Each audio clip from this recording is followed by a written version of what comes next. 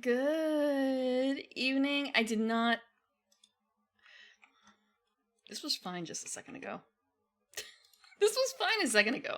I wonder if what I'm doing is in between is kind of messing things up.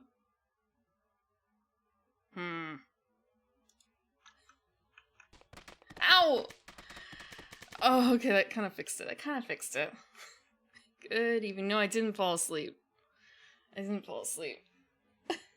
I was digging around for something last second, and it was kind of a, it has to be around here somewhere. Didn't I place it right here? And then it was a, wait, what if?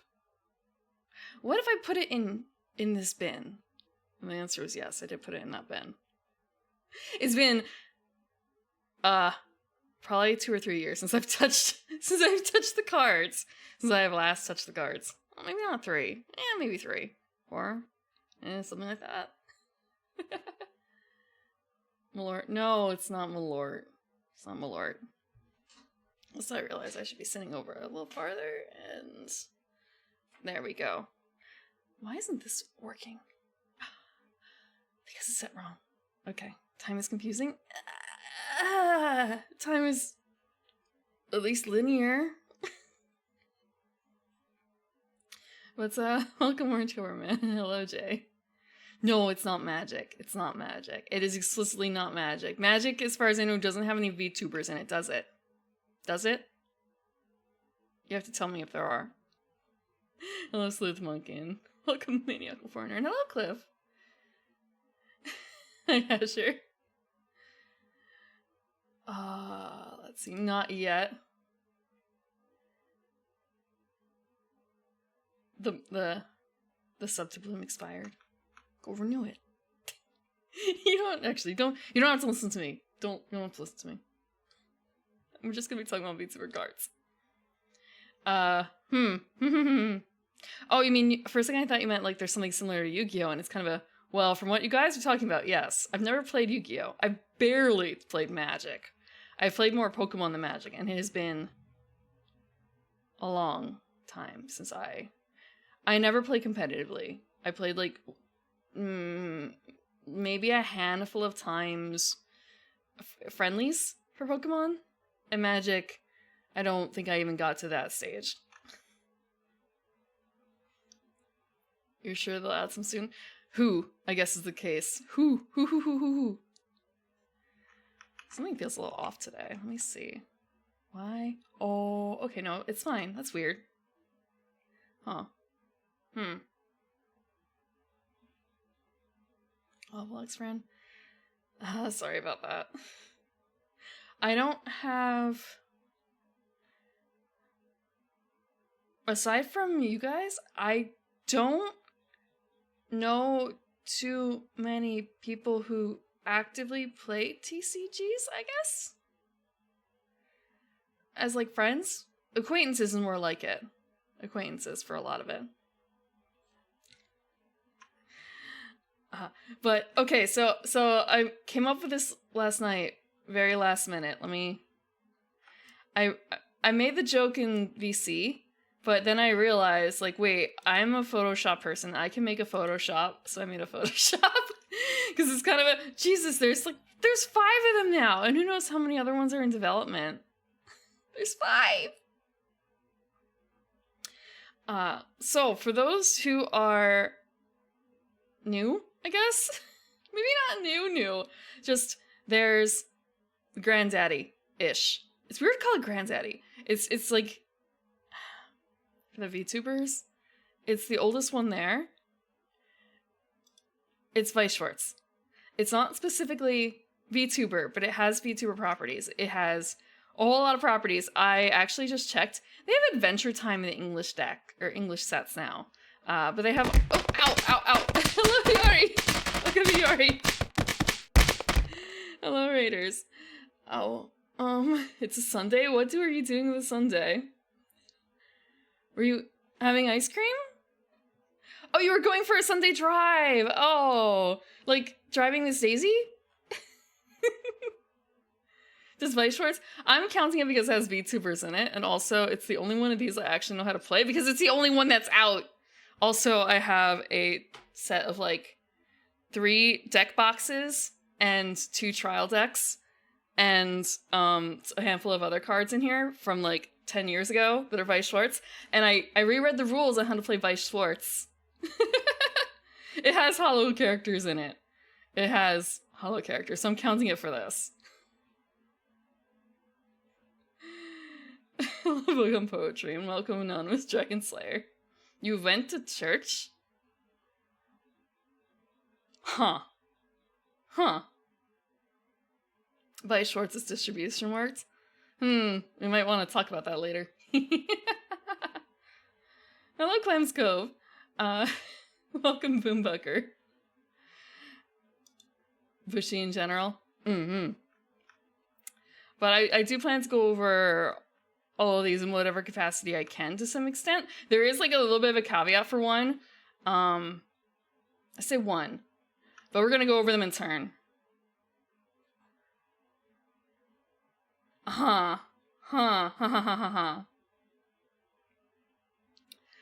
I've actually bought a sealed booster set box before. That's actually how I got. Let me check. Hold a sec. Let me open deck box 1. I have to find the right thing. I got enough of the I got enough of those like funny cards that have the stamps on them that I got a promo. So I got a Tamane promo, which I believe I can technically show on Twitch if I can find a copy of it. Tamaki Kosaka. It was like I don't know, $100 or something. And I got it from the distributor at the time. I don't remember what game it was though, and I don't have it in this. I don't think I have it in this deck box set because I actually put it on display next to my dolls. And I don't. It's not Weiss Schwarz because Two Heart 2 was not a property for that game. I think it was Chaos actually. Let me check. Chaos TCG Tamaki Kosaka. And she's like only a promo. Let's see.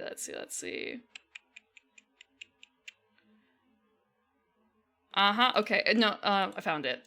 This is not my photo, but I do have this card. Let me have card. Let me have card.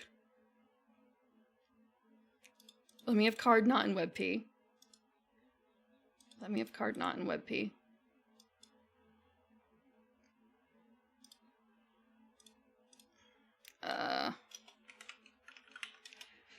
I also got a couple random promos, but I think I traded most of those away, honestly. Because they were for properties I didn't care about. So, like, some magazines, Japanese magazines, would carry Weiss Schwarz cards inside them. So I think I got a couple of Idolmaster ones at the time. I may have gotten... I think it was just that, I guess. Tamaki. Let me add Tamaki here. Tamaki is not Weiss. But yeah, this is the card I got. I have no idea how Chaos plays. But damn, I don't have Tamaki. I also have the figure that this is... I don't want to say it's based on, but like I have the figure version in like 2 formats. Yeah, she's really impressive. I have this pink outfit, and then she also has a black one. Oh wait, actually I have 3. I forgot. Okay, so I have the... Actually, wait, shit. Do I have 3? I have the black one where she has a different facial expression. Then I have the one where she has a surprise expression and her mouth isn't holding the strings anymore. The strings are free flying.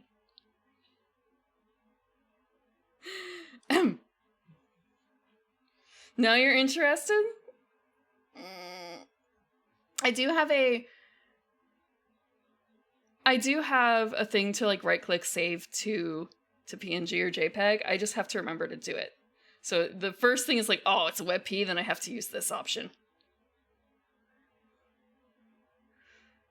So it's just that initial bit. Danny Blaine. Also, welcome Raiders. And also, if you need to hop off for dinner, I totally understand because I just woke up and it's kind of I probably need to chug some water myself.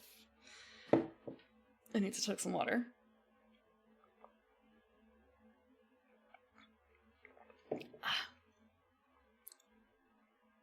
So the Weiss Schwarz, if you count it.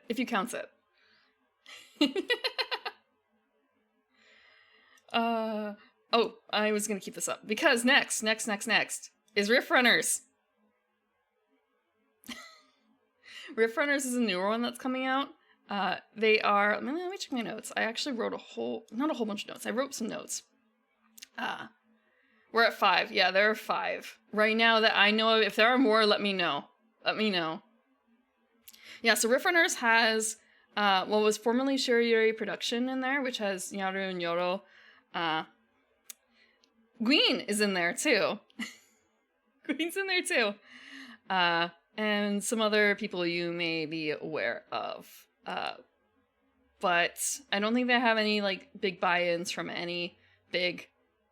Well, I guess I shouldn't even say big. I don't think they have any other corpo buy-ins aside from what was Shirayuri.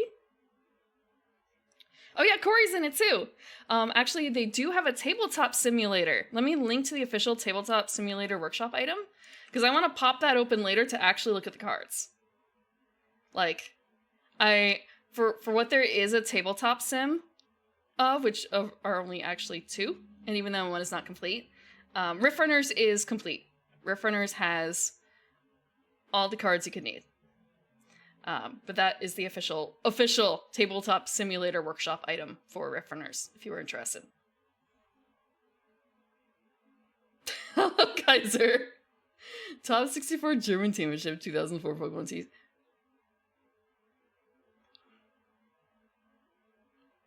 All I can think of is, wait, you were...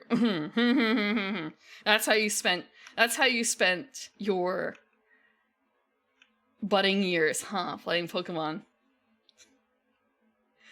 I do still have my Pokemon cards, but I don't have... There's like a deck of like 60 that are missing. Almost all Pokemon. I haven't forgotten about you. Stolen Pokemon cards. And I bought some... I say more recently, it's kind of like sometime in the past 10 years I bought a couple additional sets. Like, I remember getting an Eevee set. Oh, and I also remember buying a Japanese super shiny set. And every time I look this up, I have to figure out what the name is. But they were like incredibly shiny, incredibly cute. And they were an excellent idea to bring to my half-elf nephew's birthday party. to distribute basically a booster box between him and his cousin and me. No, the thing is though, it was more of a trading thing. Like, look at all these shiny cards. They're legit cards, and they're super cute, and people are probably gonna want them because they're all shiny. So like teaching them like, okay, don't worry about, like, don't give your duplicates to me. Keep them, because then you can trade them for other cards that you want. Because these are all shiny. Let me see. It was like shiny hearts, Pokemon cards. No, that doesn't make sense. I'm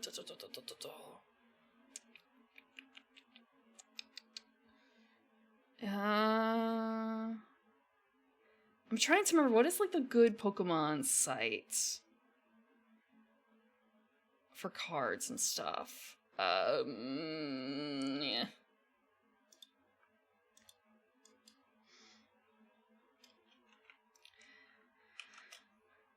Pokemon card opening?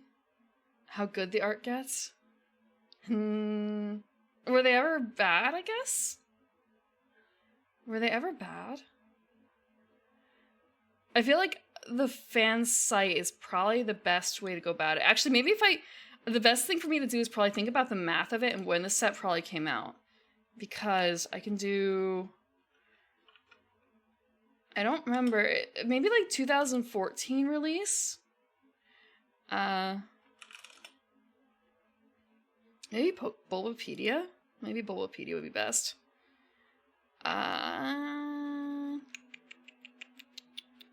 It was like a minor set that only had Pokemon in it, the releases.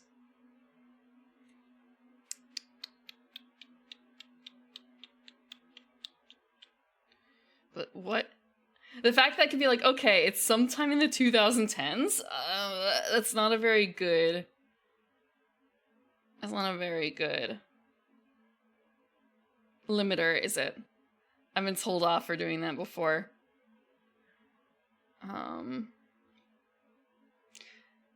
And if I look up, like, okay, shiny Snivy? I'm pretty certain it was a shiny, yeah, Snivy was definitely in there. Shiny Snivy card. Yeah, it's probably not even 2000s. It's probably 2000s, probably. This would be so much easier if I could just find the cards, because it probably says it in the card in Japanese. Oh, fuck. How many VTuber? Yeah, there's at least 5 that are coming out. Radiant expansion? In fact, yes, that was it. It was the Radiant expansion. So, Japanese Radiant expansion cards. So I guess maybe they were released in like 2012, 2013, because the English set came out in 2013. So like every single one of those is shiny. Some are like shinier than others. But if you were an 8-year-old human kid, right? 10-year-old human kid, you'd probably be going bonkers over these, huh? Especially if like they just came out in Japan and everything. Let's see. Okay, that's Poke Collector. Let's see, Radiant Collection. Let me grab a picture of the Growlithe because it is super cute. Let's give you an idea of just like how shiny it is. Where did you download? You downloaded the downloads, didn't you? Fuck. Okay. Here's the Growlithe. This is not my photo, it's a photo from the internet, but I probably have this card. I can't guarantee I have a Growlithe, but I probably have a Growlithe. Considering I got 1/3 of a booster box. Well, maybe not 1/3. I may have gotten less than 1/3 because, you know, I was sharing with children. I was trying to not be, you know, too bad about it.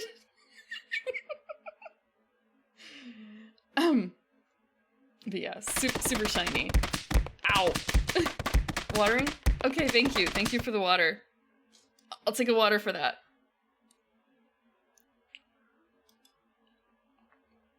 They had a bunch of different patterns on them too. Pikachu. Here's the Pikachu one. Oh god, that picture is kind of awful.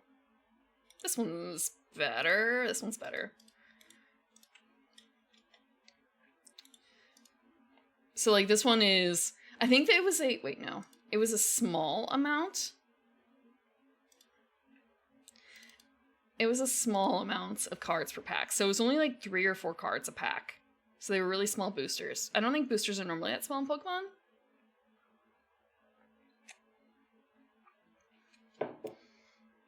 But yeah, there's like there's little Pikachus in here in the shiny portion. So they really up the cuteness factor. And I guess if you look at it from a different angle, here's another angle. I wonder if I can. Oh no, I don't want that. I just want to save as PNG. Can I just, wait, no, actually I should save as JPEG. It's an image. It's like an actual photograph. I should probably be doing this way. So like this is another view of the same card. Halloween ones are 5 cards a pack. Huh. I'm a little off track too. I'm talking about Pokemon. That's not a VTuber, as far as I know. I mean, people have made VTuber models out of it, like VTube Studio models, but they haven't officially had a Pokemon VTuber, as far as I know.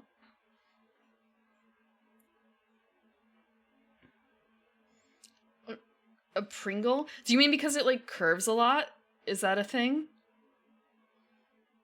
VTuber gym leader? What do you mean by that? Like someone makes a VTuber model out of a gym leader, like suddenly Erica? Oh. I feel like I should check up on my cards. To see. Again, like I actually do have some foils for the Vice Schwartz. Not a huge amount. I think I got like, I got so few. But more like, is that something I should have worried about? Because I don't, they're just sitting in a box. They're just sitting in a card deck box. They're not in anything special. They're not prepared. A streamer gym leader? Huh. Sitting in a box. Hopefully. Okay. So after Riff Runners, we have Oshi Push, which is by Japanime Games. And this one is still in playtesting. They're doing blind playtesting, in fact, on someone else's channel. Let me grab up the link for that, too. She has the most recent... I actually don't have the link for that. Fuck. Okay. I was just watching it last night. Give me a second. Akiko Otaku is like the official Japanime Games VTuber, and she was doing blind playtesting with various VTubers. So I scrounged a bit of information from the playtests. The first playtest is no longer available on Twitch, but the latest one just was Friday night, as someone pointed out, during my stream. Oops. Overlap hell. Yeah. She does seem to put things on her YouTube channel. Because, for instance, I found the pitch preview for Oshi Push, and she had just uploaded it, like, yesterday. She just uploaded it yesterday, but apparently it's from, like... The content is from, like, November. So this is also something that they've been talking about on their Patreon. And apparently if you subscribe to their Patreon, like the Japanime one, they'll be mailing out promos for Oshi Push, and I guess for other games too. And the March promo is going to be a Pippa card. It looks like it's just an alternate art card. I don't know much else about it. It's like $10. And I don't think it gets shipped out until November, so it's just kind of an, do I do this? Do I do this just so I have every single promo in a card game that's not released yet that I don't know if I want to play? Maybe. Maybe.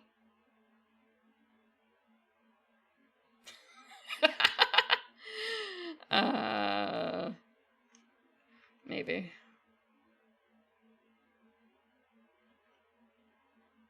Why would you say it like that? Because, yeah, it's kind of I'm a fucking sucker for this shit. It's gonna be a Kickstarter. Okay, also, they talked about it in one of the websites. This is going to be a Kickstarter in May. However, Japanime does that for, like, all their games pretty much now, I think. Maybe not all their games, but a lot of their games. So, like, I got Tonto as a Kickstarter for Oktoberfest. I guess just to make sure it meets the very minimum. But they're actually really timely. Like, they have their system down pretty good. They have so many Kickstarters you don't even know, and it's like kind of, I don't want all your mails. I don't want all these games. All I wanted is the previous game. You're not gonna sucker me in with another Dynamite Nurse, okay? I got Dynamite Nurse too. As long as it makes me happy. I don't know about that. I have piles of stuff, but it hasn't strictly... Okay, the cats make me happy. Yeah, we're in the 1,500? 1,500 collector's box gang. Represent. 1531. Those are my numbers. Yeah.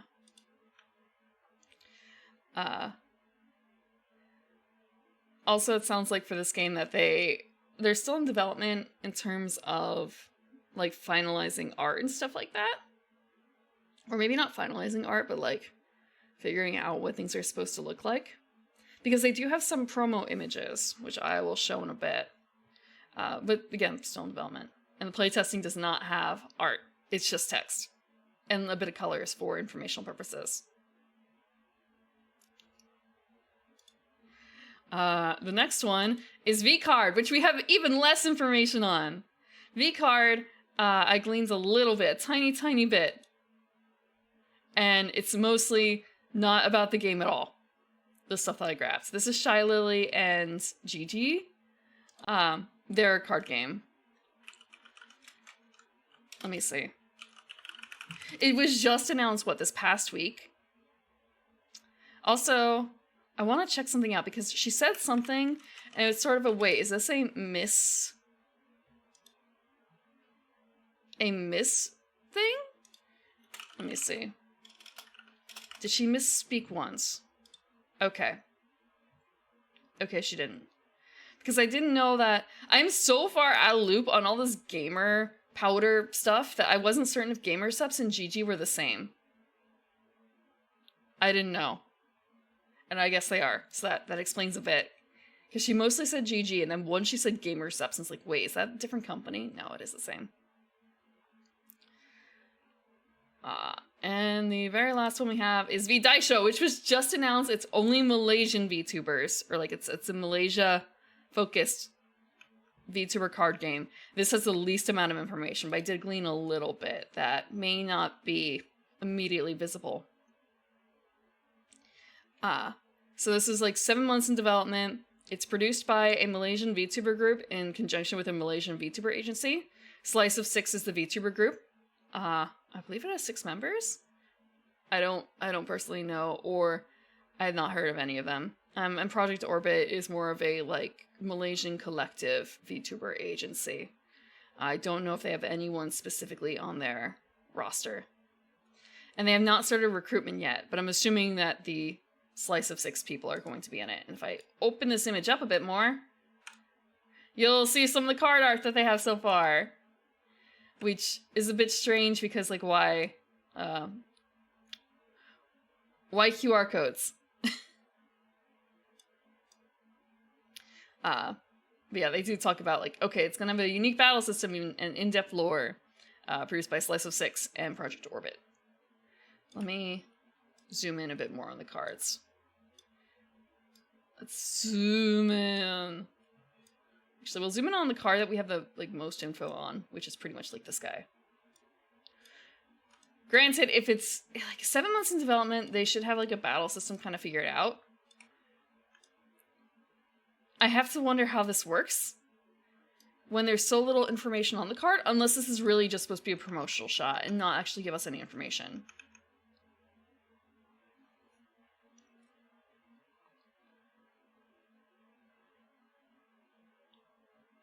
Oh, wait, so they all use the same, like, powder or something? Huh. Huh. I think that the bottom, that is actually supposed to probably be, like, reserved information for card art stuff, because that's usually what is on the bottom of a card. So I'm guessing that is... Wait, no, actually, that might actually just be an issue with this one card. Because looking at the others, they don't have that. Wait, no, that's not the bottom of the card, fuck. I'm not gonna find the bottom of a card. Okay, fighter. This... Wait, no, that's a side. Fuck. I keep getting fooled with the text on the side.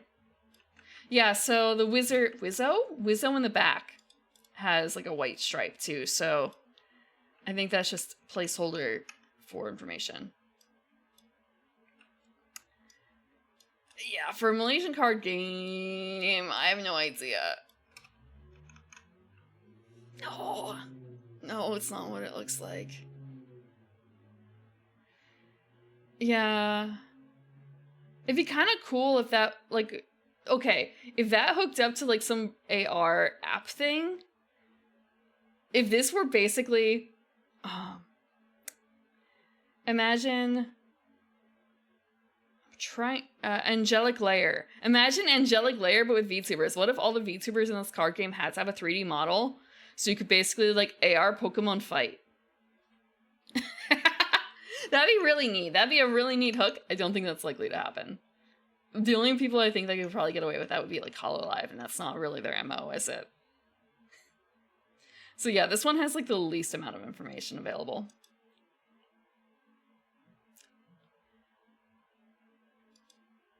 Fighting with VTubers? Yeah, that's, like, literally all of these things, aren't they? They're all fighting VTubers against VTubers, except for Vice Schwartz, who's just fighting VTubers against who the fuck knows what else. I'm gonna take a step back.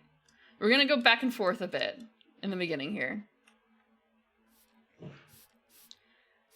Yeah, actually, I wonder if that's like a link to the VTubers page. Thank you for the water.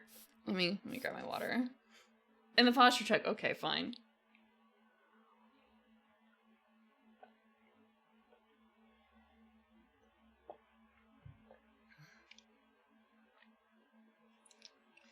Maybe I shouldn't say VR, but like AR.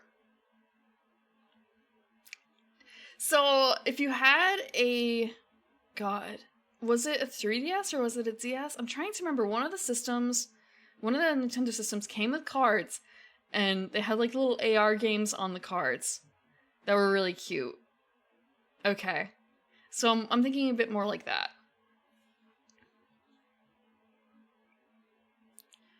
Ruling specific to it. I think that would be neat, but I don't know how. That would be extremely useful, I suppose.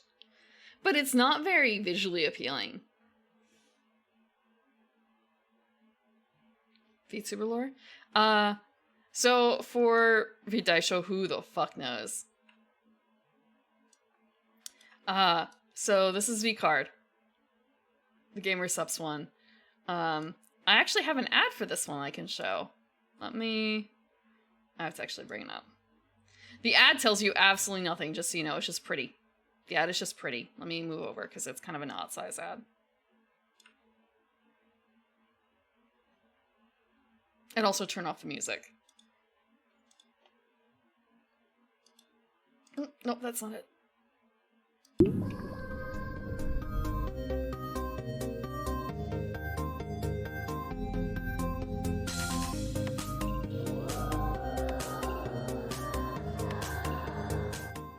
That's it.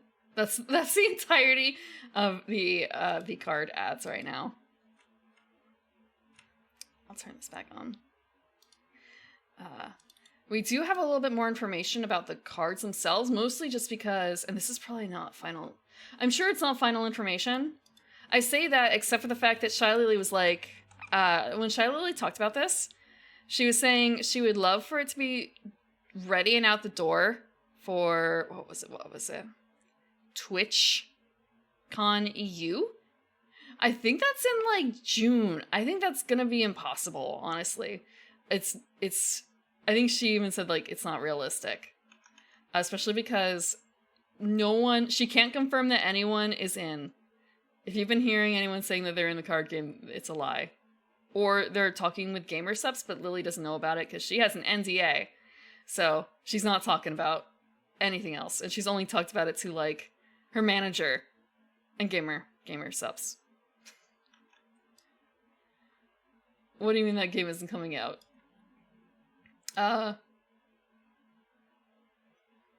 Yeah, that's what I'm thinking too, because they were talking about like people and art assets. Like people need to have art assets, and if people are waiting for specific artists to be open to do art assets, it would be like a clusterfuck of time. So, and also that VTubers can apply with their own art, but also artists can apply to illustrate cards, apparently. That's something that is going to be allowed, I guess? I shouldn't say allowed, but I'm wondering if it's a bit of a, hey, are you interested in illustrating cards? We'll like hook you up with a VTuber who needs a card illustrator or something like that. But the information that we have so far is the cards look like this, roughly. There's no information on how this plays out, but people have said this kind of looks Pokemon-ish, I guess. They have a first edition symbol already. And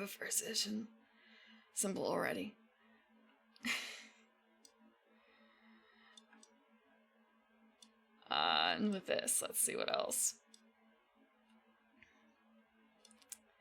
Like, there's no play information on these, and I guess it's kind of is this just representative in general of the play? Or is this really just placeholder information? Are they not wanting to reveal that much yet because it's not done yet? But also, I see like so it's Mataru. Is that Shy Lily in Japanese? Except for the fact that like it's Mataru. Metaru. And not like Shy. Kind of strange. In katakana, more so. Yeah, all there is strengths and weaknesses and then the number at the top, and I'm guessing she's a water type, and that's about it. Also, whether or not the sparkle means anything, unless that's supposed to indicate it's like a holographic card.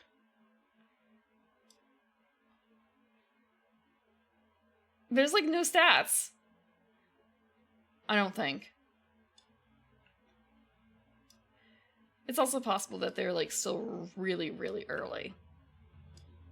And here's the last one. Yeah, that might actually be an indicator for a holo type, because like holographic card, because this one is like yellow and like that with the gold trim. So, oh, you know what? This is standard art versus full art of the same card, I guess. Which is kind of no, it's not. It can't be the full card, right? It has different art. I have no idea how this is going to be. Not a lot of info space. Yeah. Yeah. That border. That border. It's full art, but it doesn't actually go to the edges. Is that normal for a full art card? I do actually have some examples of full art cards from another series. You will never guess what series it is. Let me grab it up. Also, I guess I could just look over at my box, but then you guys can't see it. Okay. So here's a sample of the full art. Not full art. This is not full art. This is regular. This is an R card. And these are going to be kind of small, to be honest. Ha ha ha. So comparison, like, Maureen's non-full art versus her full art. No idea. You're excused, Jay. Full art is different from borderless full art. Yeah, and then there are some games that just, like, don't have a border whatsoever. So this is the, regular, like, rare card for, Marine. And then you have the SSR, which is, like, the shiny and it has the autograph printed onto it, which makes it, like, $200. I don't want to say I'm not joking there. I don't remember if it was $200, but it was kind of okay, so this is like a dollar card on the left, and the other one is way above $1. Way above $1. Yeah, Vice has a lot of text a lot of the time now. There's a lot of info on here. I actually don't really like the full art, or the SSR look, because it's really hard to read in English, with the outline being the way it is, but I totally understand why they do it, because you can see more art. But who's actually gonna play with this? Who's gonna play with this card? No one's playing with that card.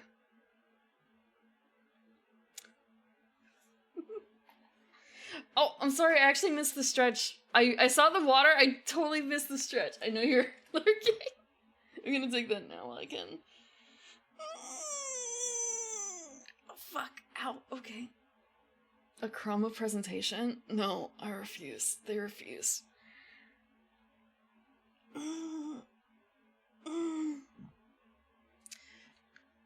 Vice is a bit difficult because they're locked into a template they created back in, God, like 2010? No, earlier than 2010. This game has been out for a while. And it spans a bunch of IPs, so I don't know how much they want to change incrementally. Also, it's Japan. Not gonna lie, Japan's graphic design is a bit wonky a lot of the time. Some of this might also be because it's a representation of a holo card, so it might look a little funky. It might look a little funky. But yeah, like, full art versus not full art. Like, they got rid of the interior border, which is nice. They also changed the placement of these, which I don't super like in between the two. But I guess it is what it is. Were there any other notes on this one? Yeah, they need artwork. And this is like one of the only pieces of imagery that we have for this game. I'm gonna double check that I don't have anything else for this game. Yeah, I got the card examples, I have the ad, and I have the video ad. That's it. They don't even have like a standalone logo thing yet. I am not showing off my collection because I don't have any VTuber card game stuff. All I have is Weiss Schwarz. I have Weiss Schwarz Madoka, Weiss Schwarz Evangelion. I have Weiss Schwarz, I may or may not have some Bakemono, and some other stuff. Yeah, I don't have any yet, I guess. Because the only one that's out is Riff Runners, and honestly, reading Riff Runners, that is not my kind of card game. That is not my kind of card game. I might have some Idolmaster too, let me check. I have an Idolmaster deck box. Chihaya. Let me... Oh, this is where this is! Excellent! I was wondering, hold on. Oh, I have some Shinchan! I have some Japanese Shinchan, Weiss Schwarz cards. I don't know why. What the fuck? Do I also have Pokemon cards? No, these are not Pokemon cards. These are just placeholders. Yeah, Crayon Shinchan.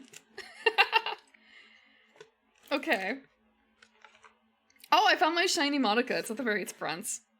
Wait, there's more Why do I have more crayon in here? Huh. Interesting. Unless they just slipped. I don't think they slipped, though. I'm getting my dirty fingerprints all over this Homura. It's a shiny Japanese Homura. But it's not... Oh, you know what? It is very slightly curling, I think. Let me check compared to, like, another card. Yeah, it's got a little bit of a curve to it. Damn. Like, the top and the bottom are curving back. The top and the bottom are curving back. Foils be like that. But yeah, what I was so happy to find is the 2000... Wait, oh shit, this is in Japanese. I can't use this. Give me a second. I'm gonna find the other one. Oh, Kari-Chari. There we go, okay. An English copy of the rulebook from like 2012 or something like that. I wanted to see how different it was compared to what's currently published on their website. Like, what has changed? What has been added to the game since that time frame? And now I can actually do a comparison. I remember looking at the rulebook for Weiss and thinking, oh god, oh no, what am I supposed to do here? Why is it so big? It turns out, when I reread it, like, oh, that's right, it wasn't that bad. It was an interesting card game. It's just the upfront presentation is really, it really looks detailed. Let me see.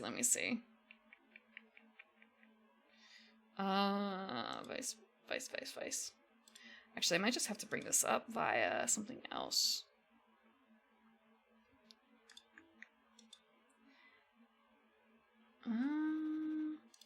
When I say detailed, like, you guys are probably gonna smirk at this because it's not that bad.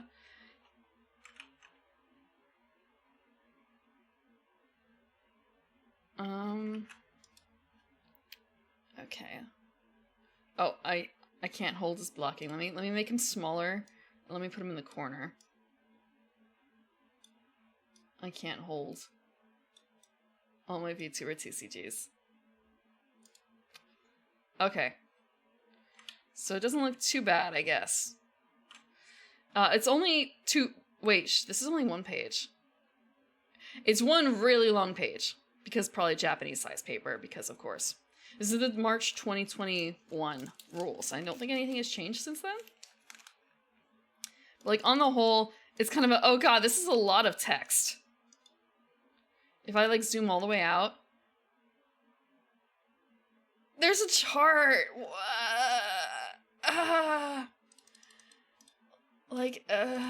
It's a little rough. It's only 2 pages, yeah. Yeah, but it's kind of a, oh god, like the diagram? How much of the diagram do I have to pay attention to? And the answer is, fuck it. I think this makes it feel a lot more complicated than it is. Yeah, this is not the comprehensive. This is the quick manual. This is the quick manual, not the comprehensive rules. That's the thing. This is the quick manual.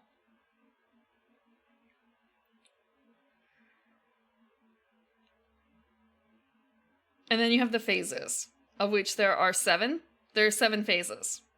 But one of these phases, actually 2 of these phases. So you have the main phase, which is broken up into like 4 actions, and the attack phase, which has its own breakdown into steps, which is kind of a little horrific, I guess, seeming. But again, like a lot of these are really simple. Like one of the phases is just untap or tap. Or they're optional.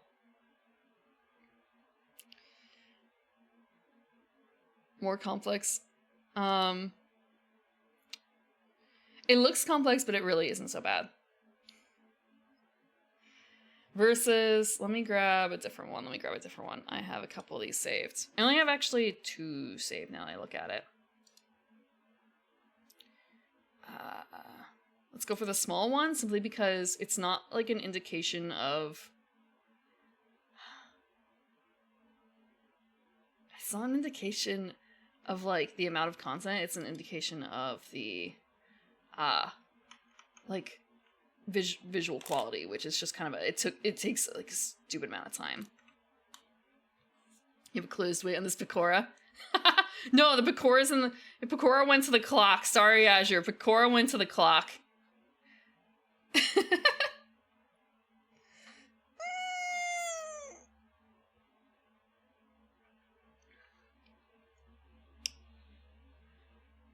An hour and 20 to play the game?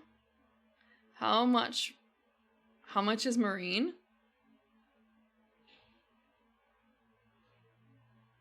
Yeah, like Magic, I've heard I've learned the basics.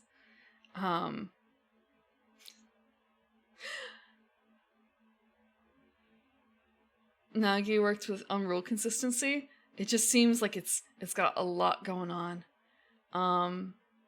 And part of it is like the size of the text. For this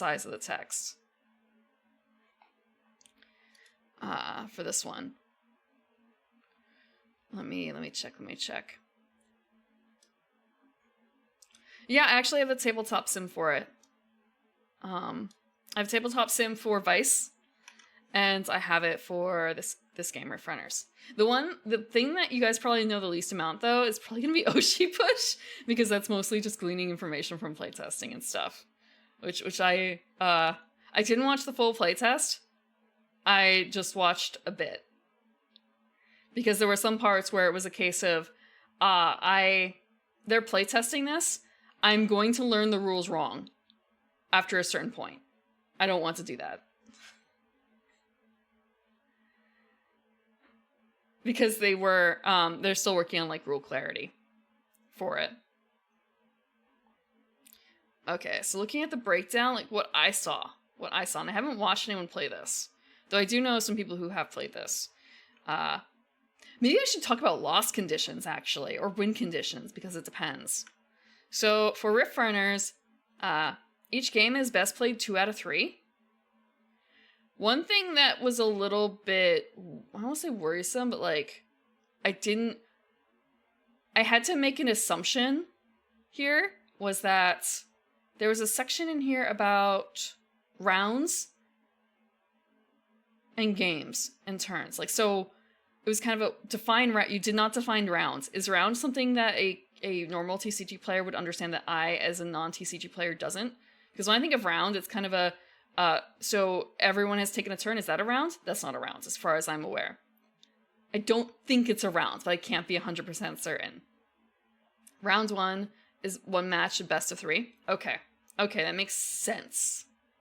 There was one other thing that it was kind of why don't they define it this way?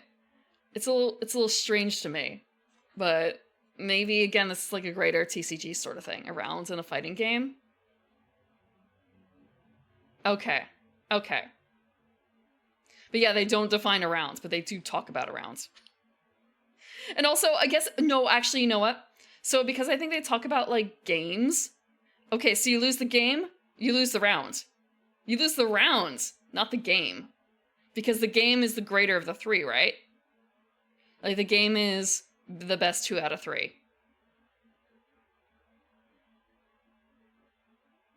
Yeah. So I think that was a bit of a, they could be a little bit more clear on that. If they're introducing rounds. So yeah, win condition. Running out of hit points, you start with 100. Running out of cards, if you're required to draw and you have nothing to draw. From the main deck, you lose. Fodder deck doesn't count. There's multiple decks here. Or you can just surrender. There are technically 3, or they say that there are 3 decks. I would argue that there are actually 4 decks, and they do not define one of them as a deck. There is a main deck of 40 to 60 cards. There's a fodder deck of 9 to 15 cards that have a requirement of they must be a certain type of card, or cards that say they are allowed to be in the fodder deck. There's a backup deck, which only is something that you can switch between rounds of competitive play. So it's kind of that means in your best 2 out of 3, you can swap out cards in between those. Is that the correct assumption? And then this is not one that they call a deck, but I would argue that it is a deck. There is a classification of card, or there's a card type that is a Rift Monarch. You can swap between those per round. You can have up to 5 cards to select from. I would count this, Rift Monarch. It's a similar type of deck as the backup deck. They don't call it a deck, but it is effectively a deck, I think. The same as backup. Or similar to backup. Sideboard? Okay. I am not a TCG person. This is me delving through stuff as a VTuber. And a board gamer, I guess? Although I do have some blanks when it comes to board games. 5. There, you can have up to 5 as 5 Rift Monarch cards. It's a very small deck, but you have a selection of 5, up to 5. So why should not be a deck?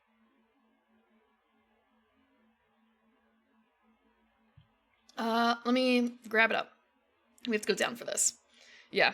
Backup monarchs. You can bring a total of 5 monarchs into a game to choose from. Only 1 is used per round. You can change between rounds at the beginning of the rounds.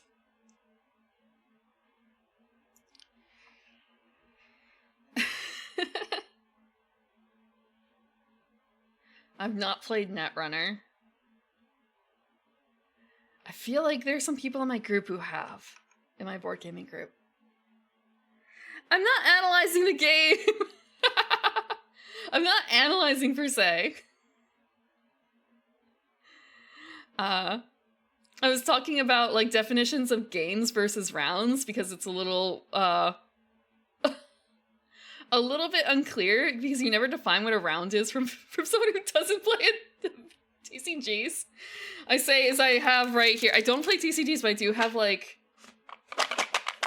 boxes of Weiss Schwarz lying around. They're like 10 years old.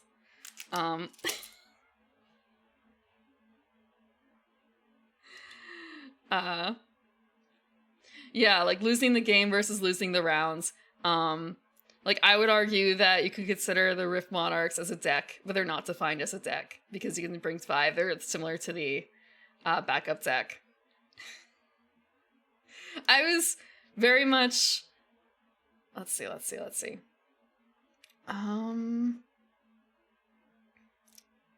you have the lost conditions.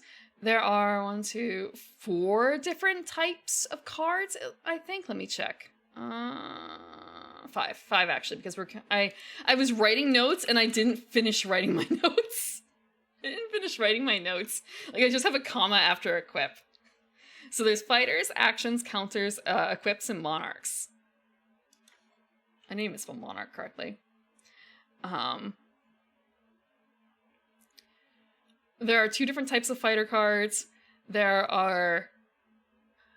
2 different types of fighter cards. They each have a class and an element. They have a tier, and they have attack and defense stats. there's actions, there's counters, there's equips, of which there are 2 different types, armor and weapons, and they can only be applied to certain types of fighter cards. And then there are Rift Monarchs, which exist like on the sideboard. And they determine field layout. This is not my first time looking through the rules. I looked through them a few weeks ago too, I think. I remember I didn't understand what a round was, so I was thinking about it in terms of D&D. It's like, wait, after every like basically pair of turns, you can change your Rift Monarch? That seems way overcomplicated. And then figuring out, wait, round has got to be a larger set. So that must mean that you change it like once per game or once per like once per 3? Yeah, Tabletop RPG brains. Yeah. Well, it's not just like Tabletop RPG, but like board games too. A round in a board game. Things happen in rounds. You don't often go for best of 3.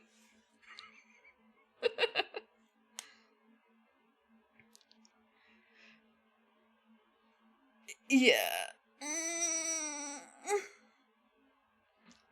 Well, you have three loss conditions.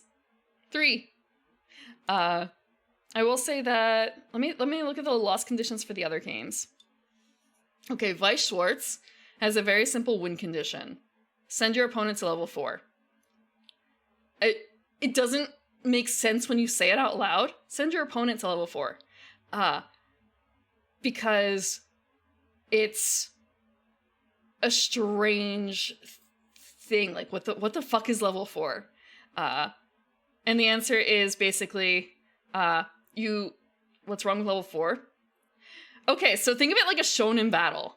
Think of it as a shonen battle, because that's basically what it is. Every time you level up, you get more powerful, but after a certain point, if you take too much damage when you're level 4, or like when you're level 3 and you take too much damage,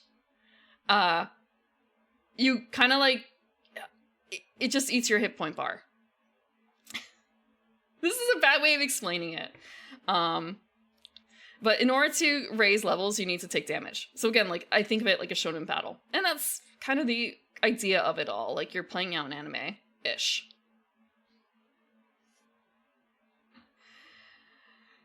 So, again, you get more powerful the higher the level you are, but the more dangerous it is, because if you hit level 4, it's over. You're done.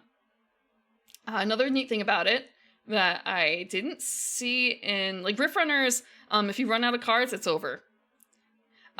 If you run out of cards in your deck in Weiss Schwarz, you get to reshuffle, but you add a card to your clock. Your clock is your timer for your levels. So 3 is the maximum you can have in your clock before it gets too much. Like, once you flip over that 4th card into the clock, you're level 4. You're dead. There's some additional mechanics when it comes to the clock, which also help with the power-up. Also help explain why you want to limit your colors.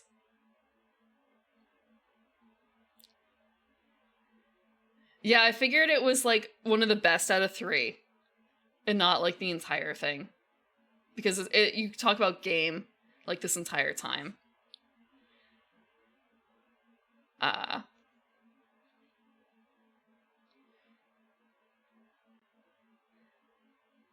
Yeah, it doesn't... The life... Like, there are powers on a Weiss Schwarz... Oh, this is not something... No, it's Pokemon!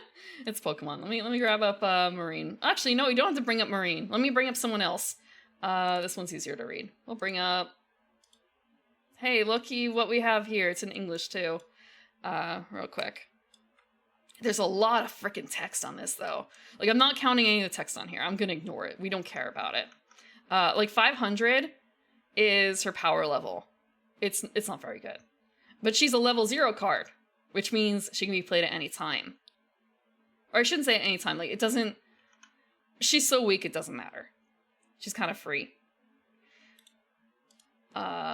Let's see who else we have. I don't know if this one... Okay, this one's level 1. She's level 1, so you can play her when you have at least one card in your clock. She has a slightly higher power level.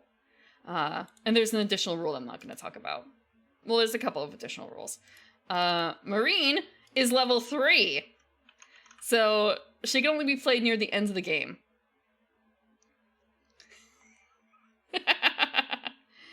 She has a really high power level. But it's not like you're attacking the other person's hit points with your power level. The power level is for for fighting against other characters. Is that... No? You're wrong. You're wrong. I think we already passed that one. This one is what you're talking about, Azure.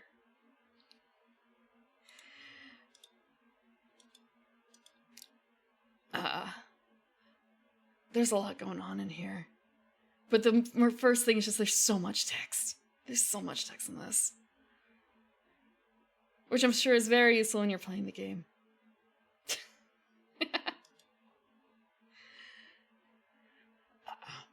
But yeah, so there's a clock mechanic for, like, win condition, which counts damage, but more as a group of damage. Versus counting hit points. Or running out of draws.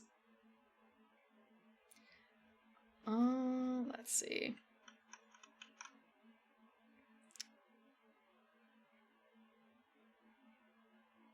Idle Showdown? What is Idle Showdown?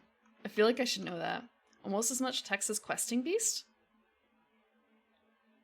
What is Questing Beast? What is Questing Beast? Give me a second.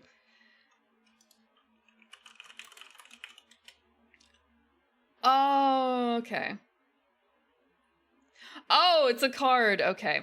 It's a card. I see.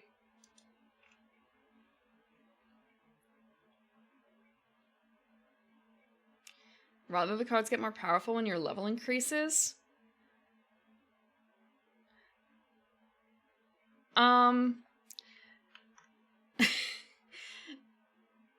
There is mechanics to help, like, you can, let me check. I didn't really count too much about the, like, how you can spend cards to bring out higher power cards. But yeah, there's no way to, like, directly upgrade a card that's already on the field. You just have to play, like, something that's more powerful.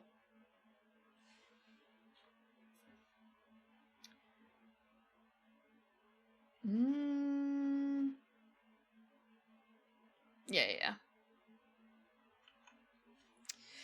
I think part of it is also that they have a lot of cards that will showcase the same character, but they have different descriptions. And I think that because they're based on properties, a lot of those properties don't necessarily have, like, items to upgrade. But if you do want a game that has upgrades, there's Rift Runners, which has the equipment that you can attach to characters. And then there's also Oshi Push, which has... Let me look through this, Oshi Push. I might as well bring up the logo for Oshi Push while I'm talking about Oshi Push too. For Oshi Push... Let me check. The win condition is hitting 1 million subscribers. Or at least that's the current playtest. The current playtest win condition description. First one to hit 1 million subscribers wins. It's a battle for online popularity. There are personas, upgrades, platforms, content, and actions, which are instants. In terms of what kind of cards there are. I believe that there is... I could be... Wait, no. Personas. Persona cards are things like Pippa, Pipkin. I do actually have an example of this. Give me a second. I do have examples of cards. Let me grab this up. Let me bring this down. Oh, it's big. It's big. Oh god, it's huge. Oh god. Japan may thank you, but also... Why? Why? Okay, you know what? I'm gonna do this. So I believe that these are all Persona cards. Oh wait, no, they're not. Okay, so we have examples of a couple Personas. And they have a couple upgrades. But I don't think we have any... Wait, we do. We have Rinko, and she has a upgrade. I'm gonna focus on that real quick. Nope. Let me crop more. I don't really know Phase Connect. I do not know Phase Connect. So this is gonna be me talking about people I don't know. Actually, I cut off a bit too much there. How did I... Ah, okay. Okay, so for this, we have the Persona card of Rinko. Is she called Rinko or Ashelia? She's Leah? Oh, okay, frick. Wait, I should call her Leah? Yeah, so this is, I feel like this one probably is the, like, maybe the weirdest in terms of design. And maybe that's because it's by someone who does, like, more board gamey stuff than trading card gamey stuff. It's not necessarily a bad thing. Ashelia died? Okay. Leah. There's a Persona, an upgrade. So Personas are associated with a color and a genre. I don't know if that's represented here, honestly, but it was represented in the playtest. So, for example, Pippa was, I believe she was red and Zatsudan. I could be wrong. Zatsudan could also be not the genre, and it could be instead a special ability. Again, it was just text. And there were some additional things here. Ah, okay, I can see. So, in this case, I'm wondering. They may have changed it since. In the playtesting, there were 2 numbers on each card. One was influence and one was funds, and green was funds, like money. It makes sense. Gotta get the green. So I think that in this case, gold is probably the money, and the blue number is still the influence. They have clash rewards, potentially, which may or may not be the special abilities. And upgrades can be placed on top of a persona to improve it. So that's kind of how they include additional versions of include upgrade. I shouldn't say upgrades to the persona.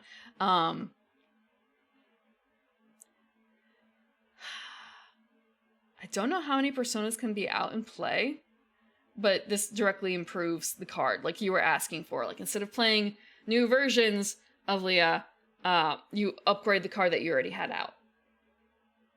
Which was what you were looking for, right? It's what you were looking for.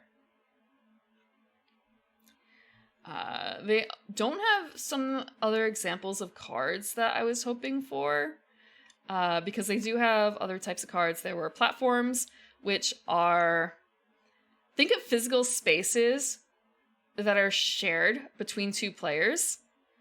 They are literally tilted on their side, and people place their cards on either side of that dividing line, on your half of the dividing line, to show that this is the spot that you're in. This is the space that you would be clashing over. You will be clashing over. Then there's content cards, which might represent like a mukbang ASMR, or there was like a piggyback thing. There were some weird content cards in there. They're supposed to represent the content that's being produced. And some content cards can only be played with specific personas. Like, I think the piggyback one was Pippa only. I don't watch Pippa, so I don't get it. Level mechanic? Yeah. Maybe there's something that allows you to replace cards directly? But no, they consider each card an independent actor on a stage in Vice. It is very stage themed. Like, the discard pile is the waiting room. It's got front stage and backstage as well. And there were some other things and some other mechanics that were very kind of like theater or like drama themed. Oh, right, the climax cards. Right. I'm trying to remember the name. There's a board game that has a mechanic that reminds me a little bit of this game. I'm trying... Smash Up. It's Smash Up, isn't it? So, let me double check.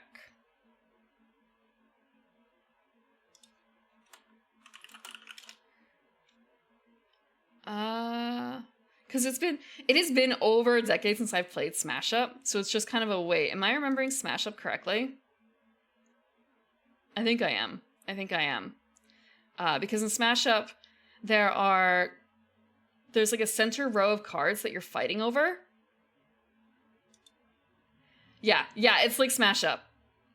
Think of this like Smash Up a little bit. Which is kind of weird for a collectible trading card game, right? At least in terms of like the layout. And everyone, let me check. Right. So the decks in here, there is a persona, which is not a deck, it's just one card. There is a draw deck, which consists of any cards that match persona's color or genre or both. I believe that was it. This might be wrong. I may have gotten like the information slightly wrong.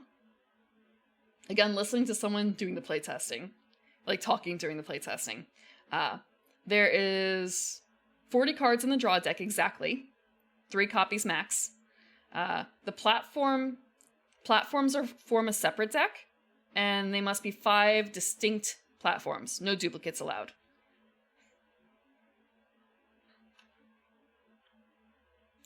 I mean, when you look at Smash Up and how it has so many additional decks and stuff to it, like, they printed so many fucking Smash Up expansions. It's kind of no wonder that some of the concepts kind of have made their way potentially into this game. It may or may not be an actual influence on here, but that's the very first thing I thought of when you're fighting over a platform. When you're fighting over it's a digital space, but really it's also kind of a physical space too, isn't it?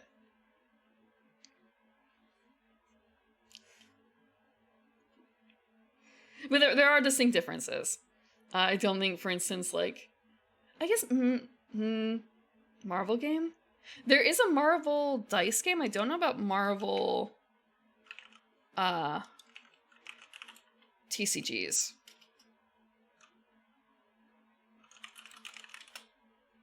Unless I'm thinking of are you talking about Dice Throne? Oh, no. Okay.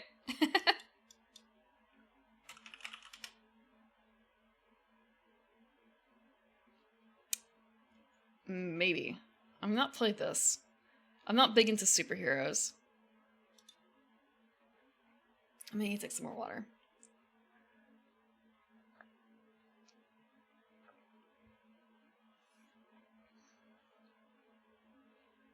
So we went over personas. There are also actions, which are single-use cards, pretty standard. So Rift Runners and Oshipush have instants. Let me check. I don't think Vice Schwartz has anything like an instant. Events. They have events. My bad. They have events. I didn't really see a whole lot about events specifically.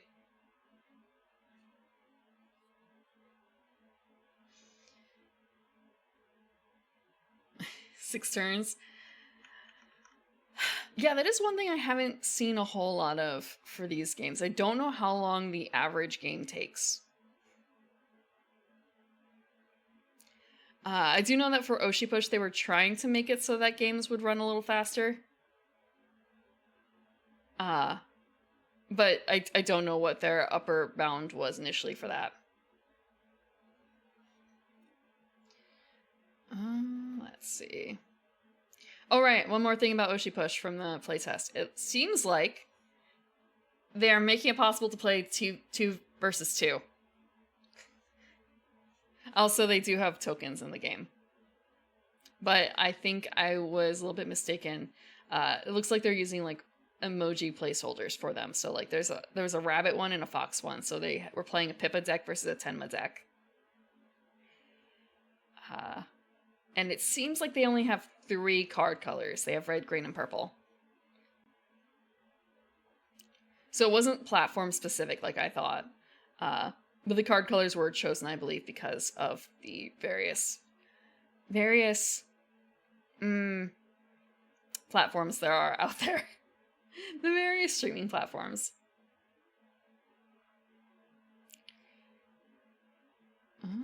Let me see. But the basic gist of the game seems to be playing personas and cards down onto the platforms in order to win them over during a clash to get stuff in terms of influence, money, but in the end game, the only thing that really matters is subscribers. And I believe subscribers are tied to the platforms, of which there is no example here.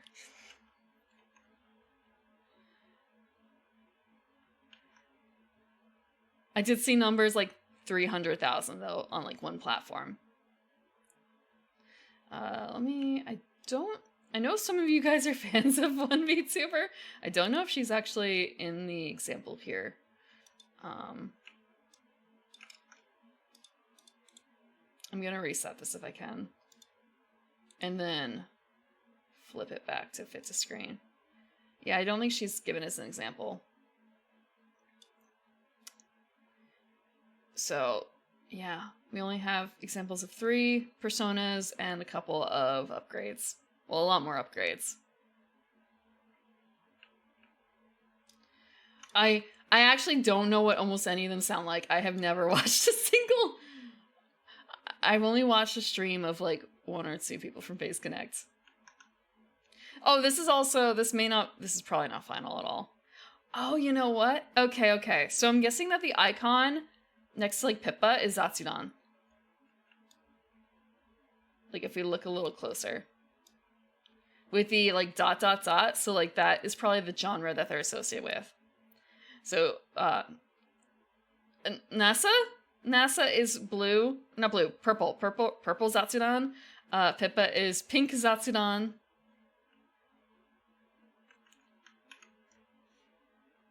Old phase merch. It makes sense though, because the decks are 40 cards, and from the applications for VTuber cards, they were asking for, let me check.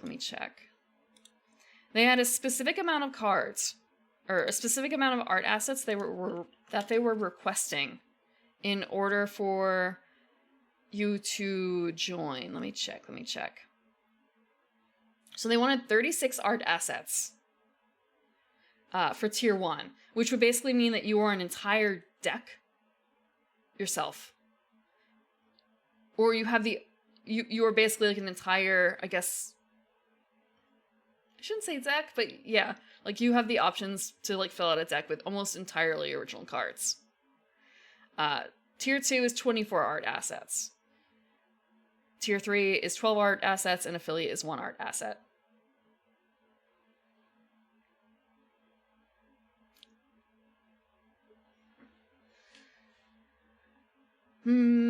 Maybe. That might tie into some stuff later, for all I know.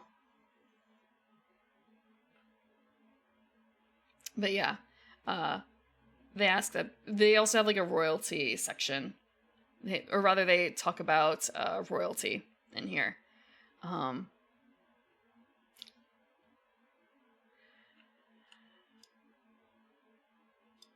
I think this also was supposed to make it like probably quicker to produce because everyone is supposed to provide their own art. And at least for the phase girls, they should be able to do that, right?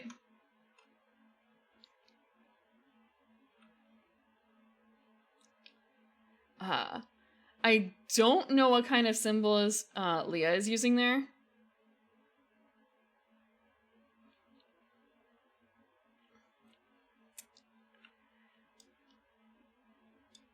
And none of the rest are... Wait. Aha! Okay, we have another icon. I'm gonna reset this again. I'm sorry. Actually, can I? Can I just, like, re-shigger this a little bit? Yeah, I can. We're gonna zoom in. We're gonna zoom in. So we have, like, a little gamer symbol for Michiru. I'm wondering if she's, like, a gaming type of VTuber, if that's the implication there. And for Tenma, it's a heart? I don't know what kind that's supposed to be. Oh, maybe it's idle? I don't know. Are you going to tell me? What? What are you trying to say? Apparently, she didn't mention that they were working very well with him. with the fishman. Okay, she's not an idol? Okay, go in. I don't know what kind of... I don't know what heart represents in this context. I'm sure if I had the text for it. She's a gamer gremlin? I didn't have a chance to see deeper into the playtest as to, like, what the text was. Because, again, I figured out ... was Zatsudan because they talked about that. And they had that card hovered over for a little bit. Sex pest? No, surely not.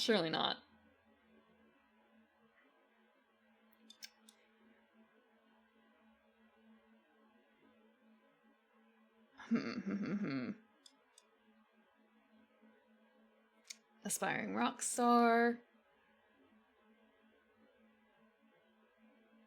Yeah. And there's a couple of phases during the game too. I heard about the platform, content, clash, and refresh. There may be more than that I did not listen to. A pencil marker? Yeah, for Uraka, it looked like a pencil. But for the heart, ugh. Ugh. No idea. She caresses them on stream. That's not super weird, is it? Yeah, I figured it's probably some sort of art thing, but I don't know enough about these people, about these VTubers to say one way or the other.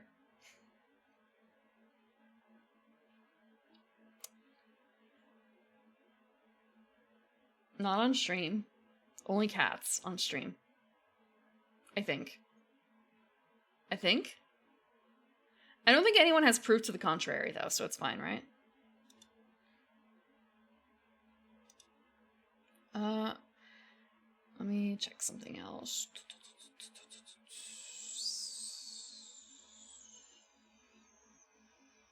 Okay. Actually, I didn't grab this up. I'm going to...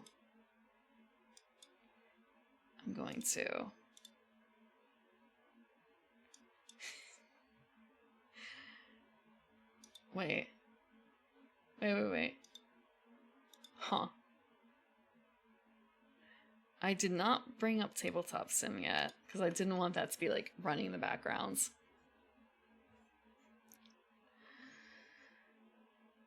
Yeah. Thank you. Yeah, I have never played Yu-Gi-Oh! Yu-Gi-Oh! Was a little bit after my time. Yu-Gi-Oh! Was I shouldn't say well, I guess it was after my time. I was around for first gen Pokemon. I don't think I have any, I was around for first gen Pokemon, and I don't think I have any first edition cards because I wasn't able to buy any, for a little bit. I don't remember if I was able to buy anything before the Jungle expansion came out, which I think was the first English expansion. And I don't... Magic was never my interest.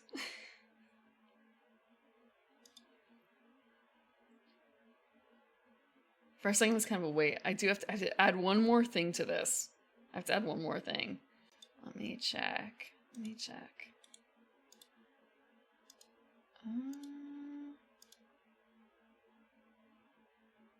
Okay.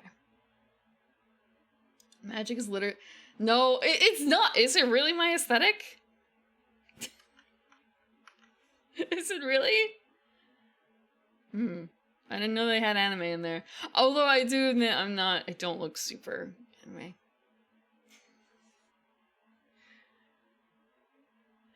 What is it? Is it Noble Bright? Is it Noble? They do now. I have heard of Force of Will, which is supposed to be like, hey, it's magic, but anime.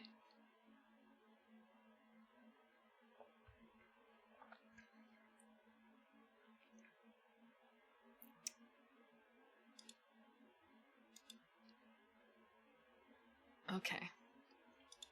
I don't know why they included this in here. Oh, actually, I'm gonna copy one thing. I will see you on the table real quick.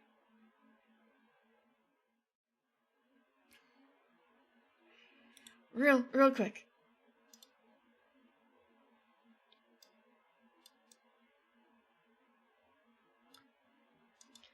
Also, I'm gonna restart the music, but I don't know what to choose for this. Wait. Real quick. I guess I do. Wait, no, they probably don't actually... Do they have... They do! Okay, I'm not gonna know any of this music whatsoever. I'm not gonna know any of this music. Oh, that's right, it doesn't work. So, there is on Tabletop Sim a HoloLive set. I'm a little disappointed that this doesn't have the playmat, so I can't like show you the proper layout because I don't have it memorized. But I can at least show some examples of some cards. Oh god, there's 287. And these are in English. Excellent. So, oh god, no, this is so... I don't want to say it's so old, but it's a bunch of things I don't know. Let's see. Subaru. Flare. Coco. Oh, they have some examples of the foils. Actually, let's go...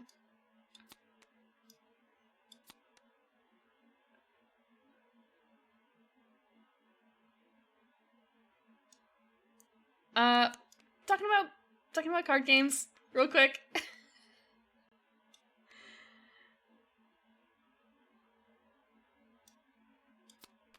Let's see, do they have many more that are, like, duplicate characters?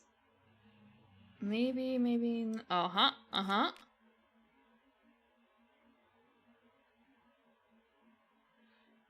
God, this is a huge deck. Here we have Marine. I have zero idea what the meta is. Zero.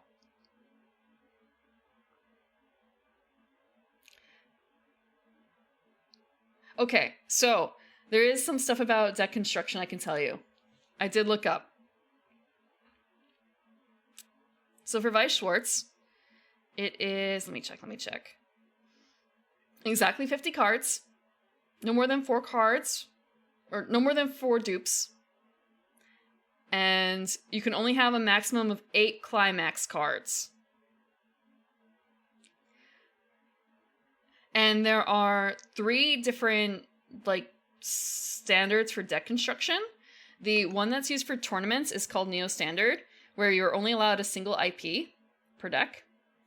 Standard is no IP or side restrictions. And side is all cards must be from the same side. And I will give you an example of sides once I can think of something that is on a different side. I have to check, because I feel like ReZero is probably going to be an opposite side, but I have to wait for it to load. I have to wait for it to load. Damn, okay. Let me actually search the... let me search the deck real quick. Give deck. Give deck. Yeah, I'm pretty certain this is opposite side.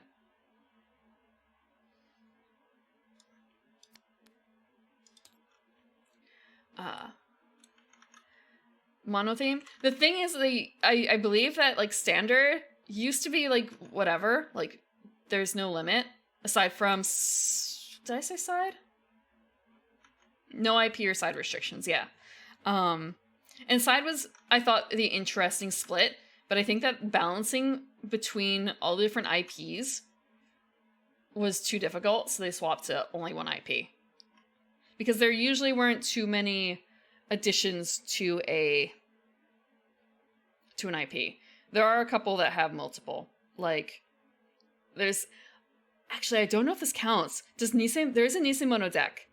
Is Nisei Mono considered a different IP when it comes to Neo Standard than Bakemono? I don't know.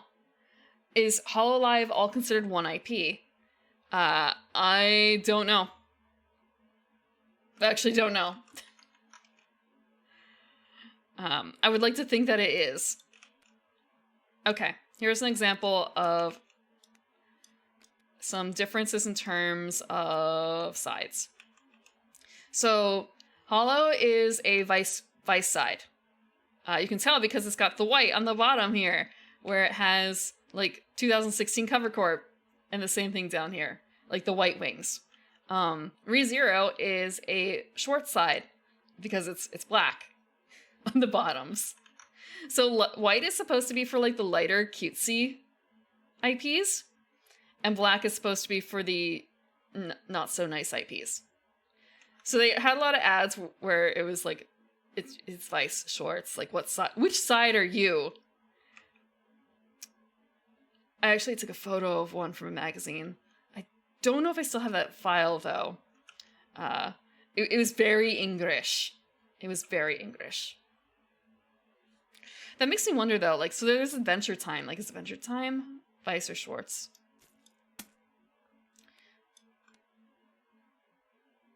It's loading. I can actually check this against the actual Bakemono cards I have. Give me a second. Oh, actually, you know what? No, I have a Nisei. I have a Nisei deck. I have a Nisei trial deck. Give me. That's no good. That's no good. Oh, snap. I found some drop mix cards in here, too. Oops. Oh! Oh, that's why. Okay. This is not actually a deck of Vice Schwartz cards. It's actually a deck of drop mix cards. That's my bad. I didn't realize that I had repurposed this Angel Beats deck box to be for drop mix. That kind of explains a little bit now that I think about it. Let's see, what's in here?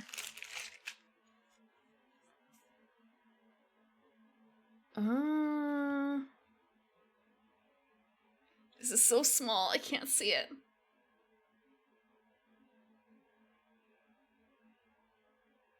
Okay, these are Nisei Mono cards.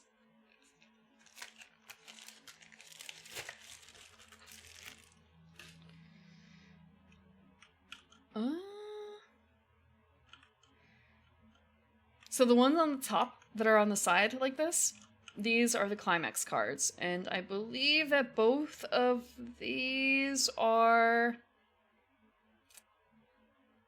I believe both of these are character cards.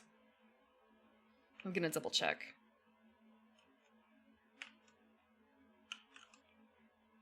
Oh geez, the hollow in this is awful. Okay, looks like I have to delve a bit deeper to find a event card.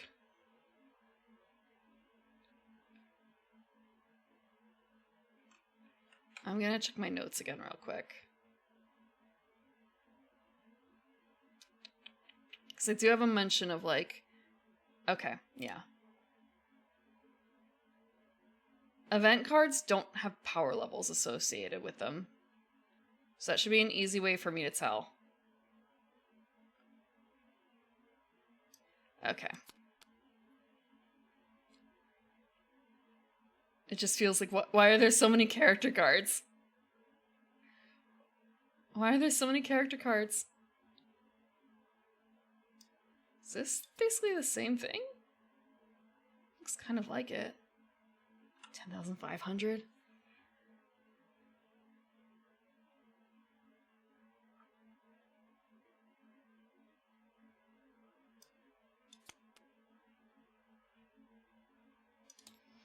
Okay, so we have technically three-ish event cards. Yeah, actually they are three. They are three distinct cards. Hold on, let me drag them down here real quick. Actually, I'll drag them off onto the side.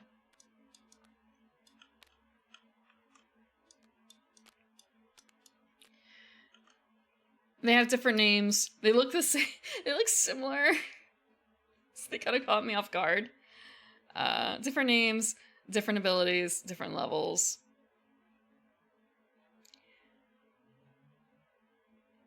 And it feels a little weird that they look like that. I'm gonna check through ReZero real quick. We have climax cards. I was expecting a bit more like this in terms of cards. Is there any other event cards I can grab real quick? No, not really. Doesn't look like there are too many event cards. I'm wondering if that's kind of like a deck limitation. Like, there really aren't. Damn.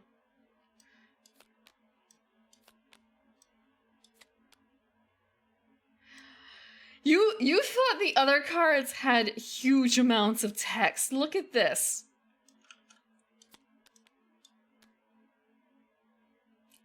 Look at this.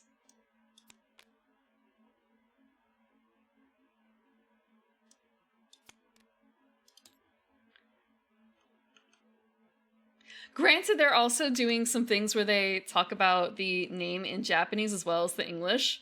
And I'm wondering if some of that had to do with some plays.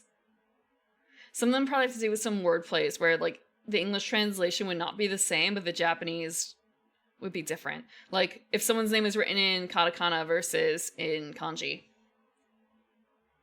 So that bloats the card a bit. A bit. Because these are basically create a combo. Yeah, that's what all these are basically.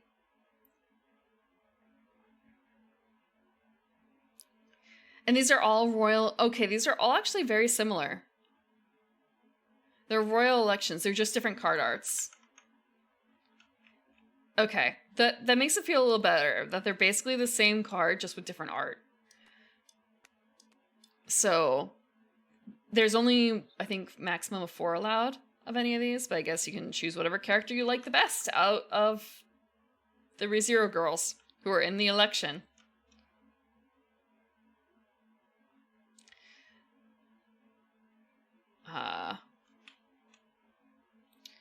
But yeah, otherwise a lot of Ice Schwartz cards are just taking screen caps and placing them as the card backgrounds. So in terms of level,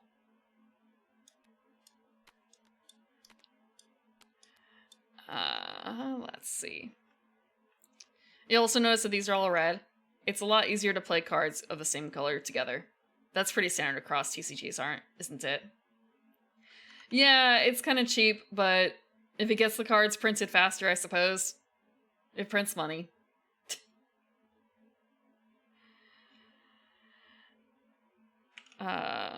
Hololive doesn't suffer from that, I suppose, because they have other promotional materials to use.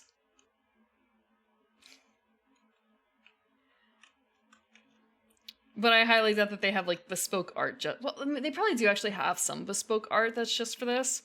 But otherwise, I imagine a lot of this might be like clips from videos that they've performed. Or other promotional art.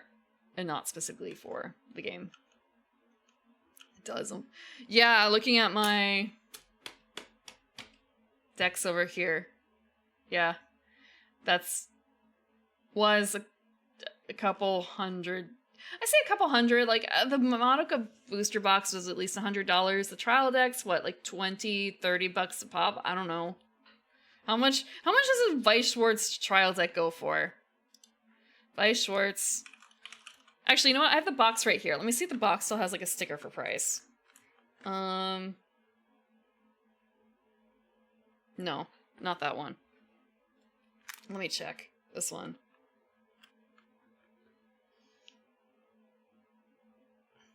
No, there's no MSRP.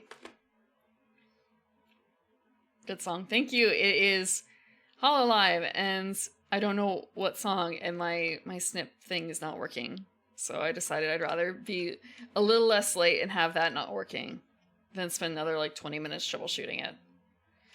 Let's see. Trial deck cost. How much does a trial deck cost? If I go to the Bushy Road, oh, they're like $20 at most. Yeah, that's not so bad, right? So, like, 200-ish or something like that. Some of the old ones are expensive.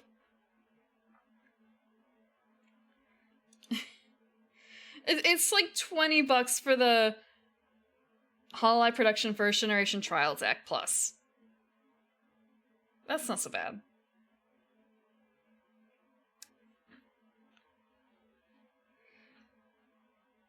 And they have a bunch of different trial decks, depending on, I guess, what set you want. Okay, these are just different generations. Fine starter decks. I feel bad. I don't really pay attention to that necessarily, unless it's like ludicrous. For instance, Flork is setting up a VTuber corporation, and he's selling lanyards for like $18, I think. Like, okay, that's a little overpriced. And then the shipping was killing like everyone. It was like doubling the order or something like that. It was crazy. Maybe it was mostly like European people, but it's just like $18 plus the shipping cost. That's spicy. That's spicy. Granted, I'm sure if I were a diehard Flork VTuber Corporation fan, I might shell that out anyway, just like I'm thinking about shelling out $10 so I can get a promo card for a TCG that isn't even out yet. But I got nothing. Time to go. I don't know what else to say about Weiss Schwarz without delving into an actual game, to be honest, because like we could talk more about like clocks. But every time I talk about clocks, I'm really worried that it's not going to be clocks. Yes, apparently the Flork VTuber Corporation thing is real. They have a hag. And they also bought their hag a weapon, apparently. Or rather, they bought their talent a weapon, but they only confirmed that they have a hag. At least one hag. I have no idea how many talents that they have in the back. Clocks are everywhere in Sunshine City. Sunshine City. Actually, there is one more thing I can do. I can bring up the rule set, and we can kind of like fake set it up. Let me grab it up. Because I did say like, oh god, it looks so complicated, but when you actually do it in real life, it's not so bad. Let me see. Where did I put it?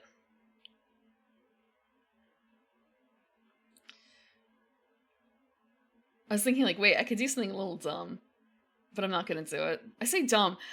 Remember when I did that Spyro overlay? I could do that again. I could do a stupid overlay. And I won't. That might be a bit painful.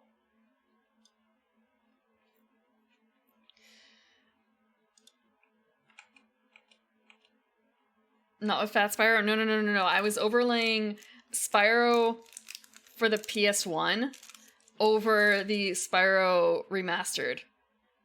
I wasn't able to move them in time, but I was able to get a few shots where they were like directly over each other. Let me take a look at the old playbook. What has changed?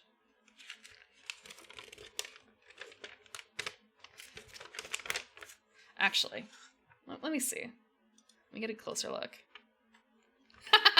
Okay, so this is the rules as of November 2013 on my paper copy. They've got Miku. Oh, this smells a little funny. Not bad funny, just like, it's got a smell to it. That smelly smell, this paper. It's over 10 years old. Huh. There's Miku. There's the girl yellow twin. I don't remember her name. Rin? Rin. It's Lan and Rin, right? And then another Miku card for their examples. And their examples for the bottom set, where they start actually showing you how to play the game, are Fate, I believe, Fate Zero. It looks like Fate Zero because it's got Saber in her suit. And I have no idea what this is, like this brand. Maybe someone else can name what it is. What the hell is this? Oh, and at the very bottom it's Madoka. For the attack phase, they start showing Madoka cards for some reason. Yeah, I don't know what this property is. With this like girl in a hoodie. It's the same property as girl over here. Oh, is that Date Alive? Alive? I don't know what the name of it is. If I like zoom in more. So small. I can just barely read it. Okay, it is Date Alive because it's Dal. I see. A SNES game. But yeah, at the bottom, do they swap? I'm gonna guess this is still Date Alive at the bottom here if I zoom back in. Like for these characters. So they actually stick with one game the entire time instead of swapping between 3 or 4.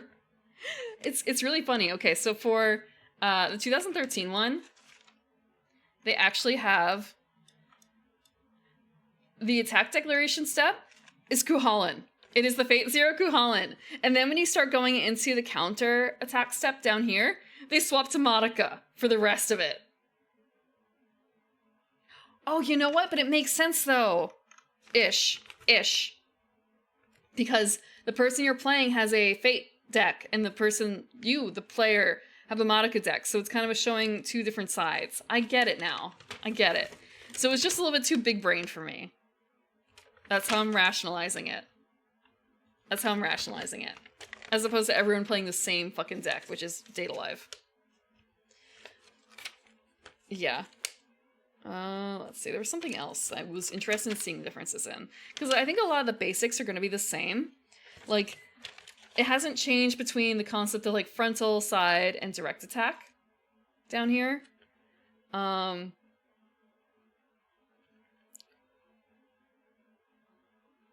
Like, looking at this, nothing has changed.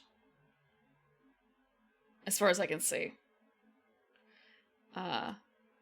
And probably the same up here, too. Like, there's still 6 steps. Encore at the end.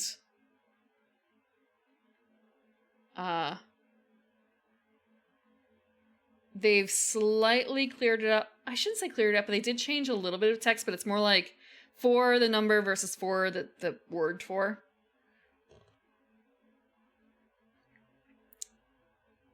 And they started bolding some sections, which is actually really nice in here versus previously.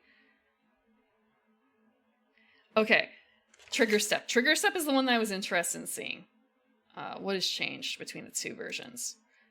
I wish I still had... I don't know if I still have the rules digitally for this. more so thinking like I used to have like PDFs for some older versions of TCGs that I had lying around, but I don't think I kept it for Vice Schwartz. Hello, XIV. Oh god, this is so tiny. I should be just zooming in, you know? I should be zooming in. And not doing this.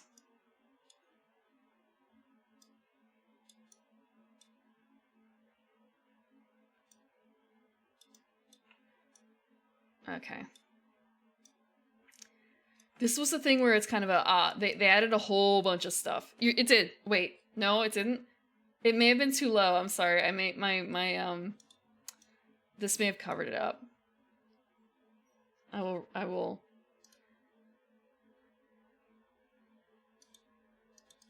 Let me. Oh god. This is what I get for not clearing out my redeems.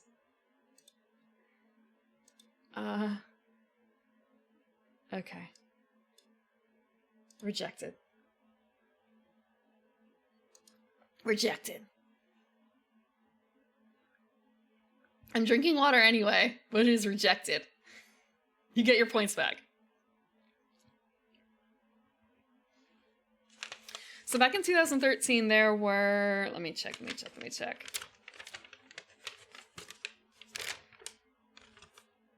5 icons in this set. There were 5. Increase your character's soul points by 1 by the duration for the turn. Okay, soul points are actually the thing that you attack the other player with to cause damage.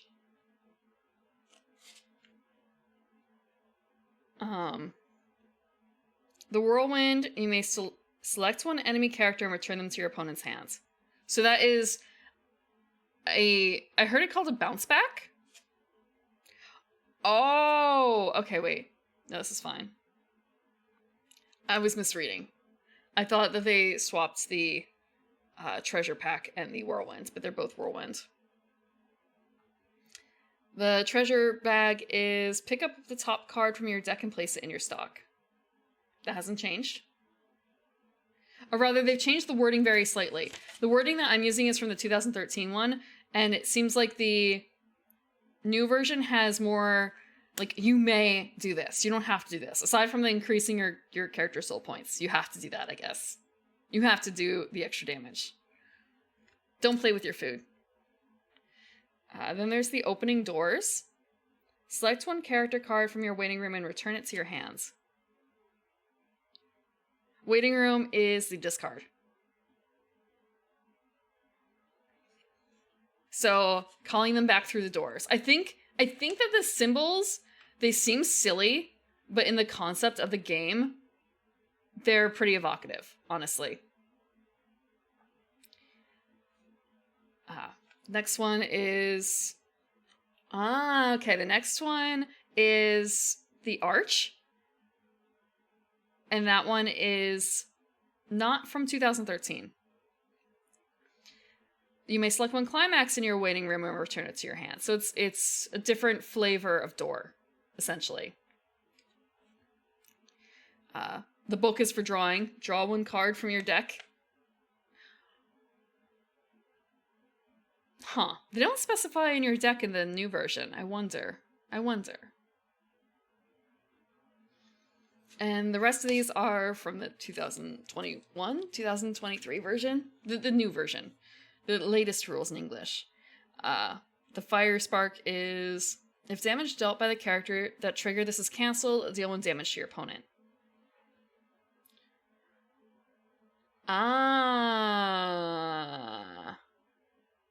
Huh. You know what? Okay, this one is a card that is... What is the word for a trap that you set? It's like a trap card, sort of.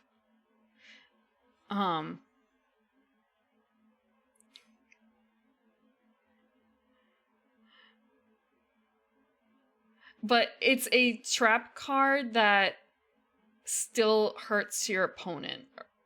A trap that you set? No, okay, no, I'm trying to. There's a word for this where like. I actually thought of this a little wrongly because I was thinking this was like the defender is dealing damage, like a counter attack sort of thing, but it's not actually a counter attack. It's simply dedicated damage. But there is a section where you do damage, and there is actually a chance that your damage is going to be negated, because if you draw, you basically start flipping over cards in order to determine your damage, and they get placed in a specific place.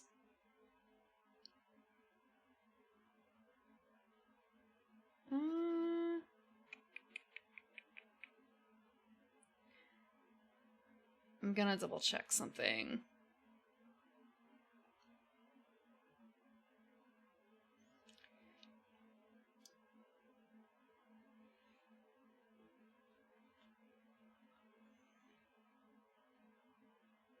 Okay.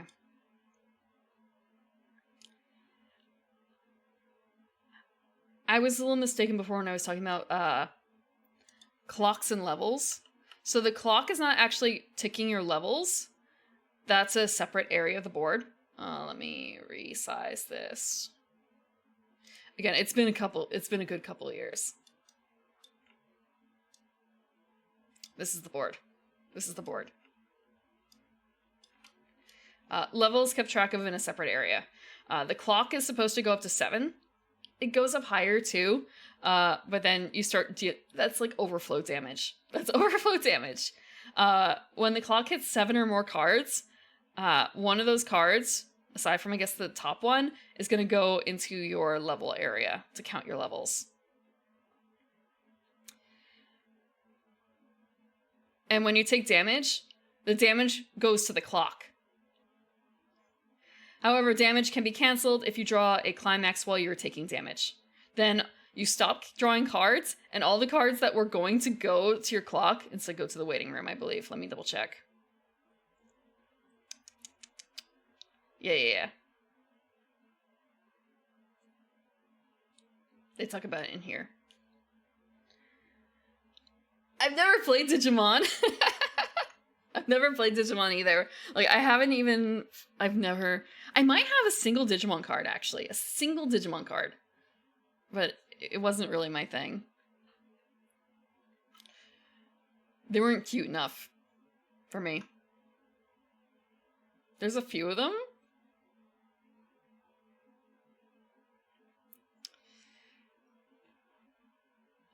So, in the case of the triggers, though, that little spark basically means if something was meant to be cancelled, it isn't. Or rather, I shouldn't say it isn't. You still do at least 1 damage. You're guaranteed a damage. So it's kind of a consolation prize. The bricks. Return this card to your hand. You may put the top card of your deck into your stock.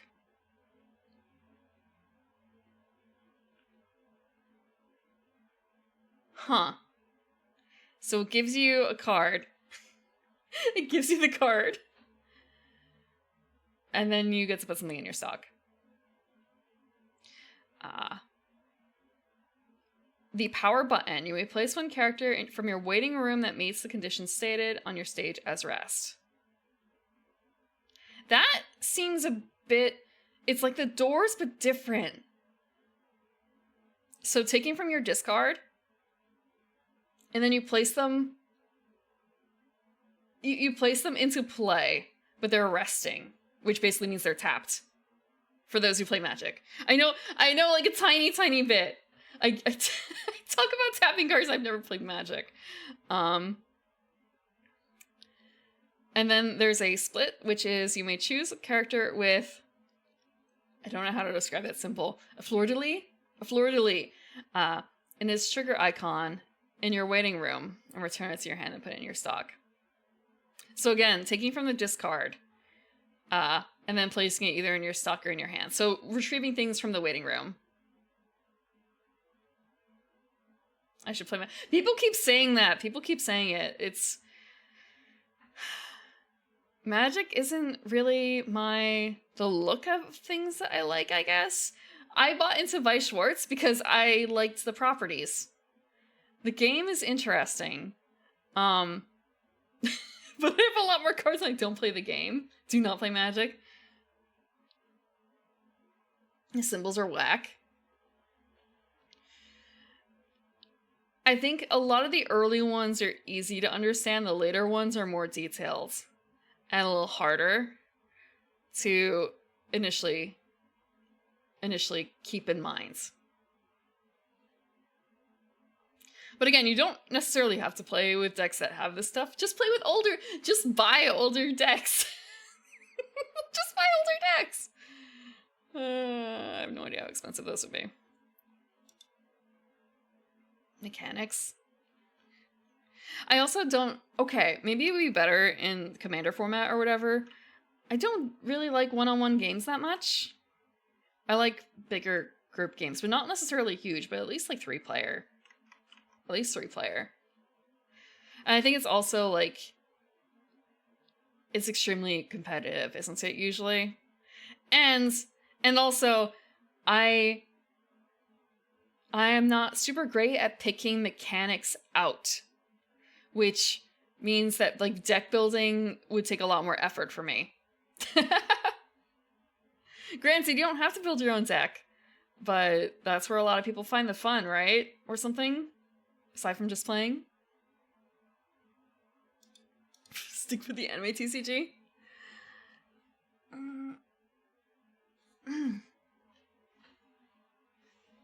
Okay. Also, there's actually a bigger playbook. The bigger playbook for this game from 2013 is 21 pages. It's a tiny little book. When I say tiny, let's see. Okay, if you have a stream, you probably don't have a stream deck. It's the size of a stream deck. Like a regular stream deck. It is about like 1.5 Post-its in terms of size. And mostly in the height. It's 1.5 Post-it notes. To give a better idea. Actually, maybe in comparison to like my phone, it's about the size of an iPhone, like a little wider. Pick a theme you like and grab someone else's deck list. I've been told like green for me, but that's just based on my color. I don't know about playstyle, because I do know that they have different playstyles, right? Let's see.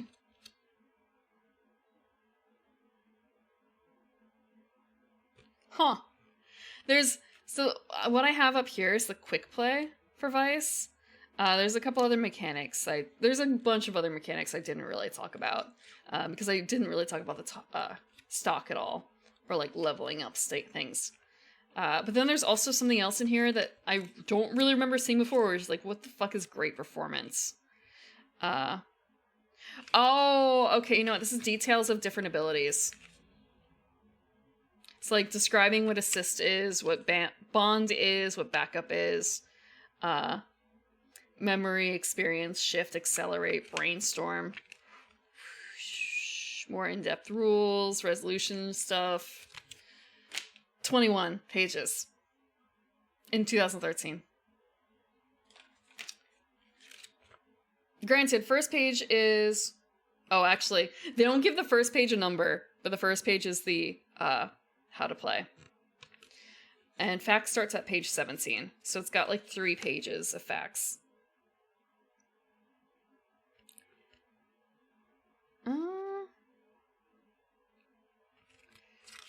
Like clarifying that if they have the same name, you cannot have more than 4. It doesn't matter if they have different text, like special ability. If the name is the same, they count as the same card. And like some of these facts. Okay. Here's the last question in the fact. What do I need to be careful of when shuffling my deck? Thank you for the water. I'll take it.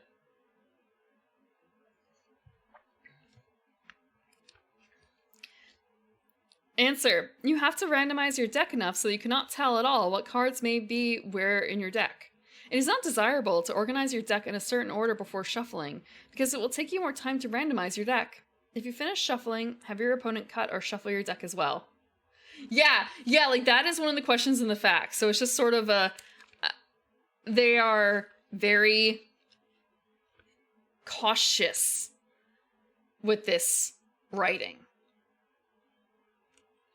To give you an idea, like they're trying to make things super clear in a way that cannot be construed otherwise.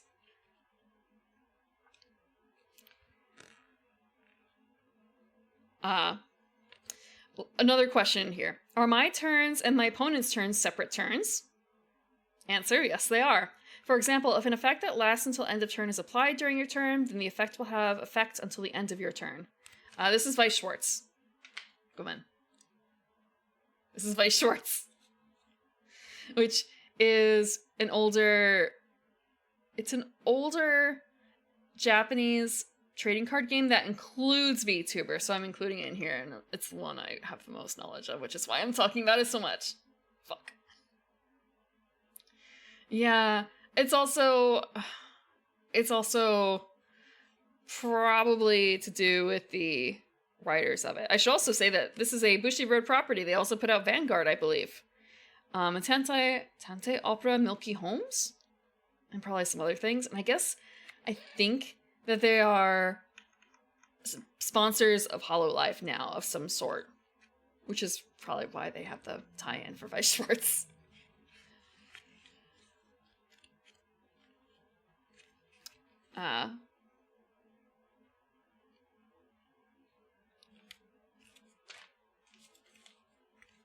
Let's see about the map real quick.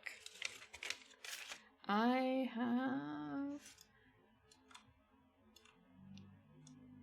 highly doubt this has changed over the course of like 10 years.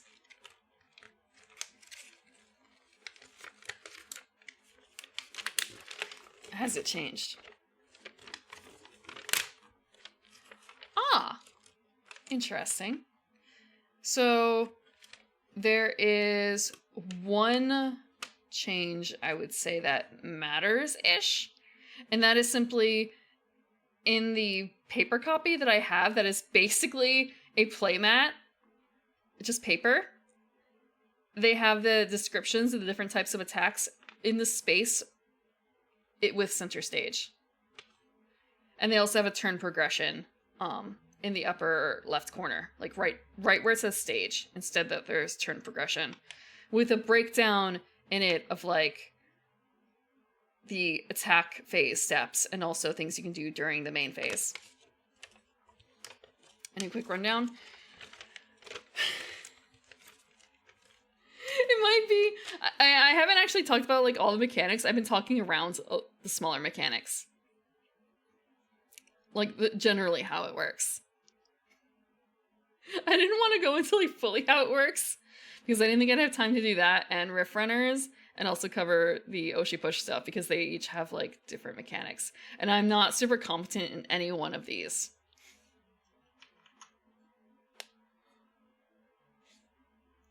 But the basic gist of the game is that you are supposed to cause your opponent to go to level 4. Levels are tracked in slot number 2 here. And the way that you increase levels is by putting cards in your clock. When you have 7 or more cards in your clock, one of those cards gets put into a level slot. There are a few other ways to add cards to your level as well. Actually, there is one thing where it was sort of a, how bad is this? How bad is this? Okay. Not as bad as I thought. You can, when you take damage, you add cards to your clock. There was one more thing. When you... There's a certain phase during the game where you can add cards to your clock, or a card to your clock, that allows you to draw more cards. So basically you're damaging yourself in order to give yourself a bonus. Again, I said this is very shonen. It feels super shonen. Let me see, there's something else. Right, when you have to shuffle. When you have to shuffle, you also add a card to your clock.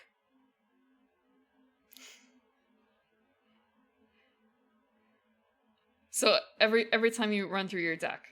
It's also slightly different from a lot of other games I think I've seen. Or rather, maybe I should say a lot of other games. A lot of games that I've played, you draw, or you shuffle when you need to draw a new card, and there is nothing to draw from. In Weiss Schwarz, you shuffle immediately when you run out of cards. You do not wait for the need to draw.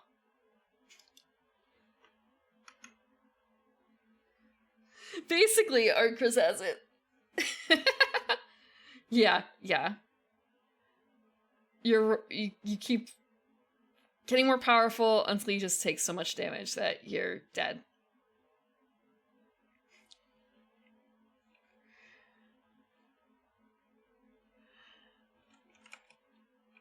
But as we talked about before, adding levels means that you can adding levels to your level area means you can play more powerful cards. You can play cards with a higher level. So there's like 0, 1, 3. And you can see like the value difference between these two corones. Between level 1 and level 3. I don't know if we have a level 2. Yeah, it doesn't look like it. And they also have cost to play too. Corona and Cooler Corona. Except for Cooler Corona is level 1.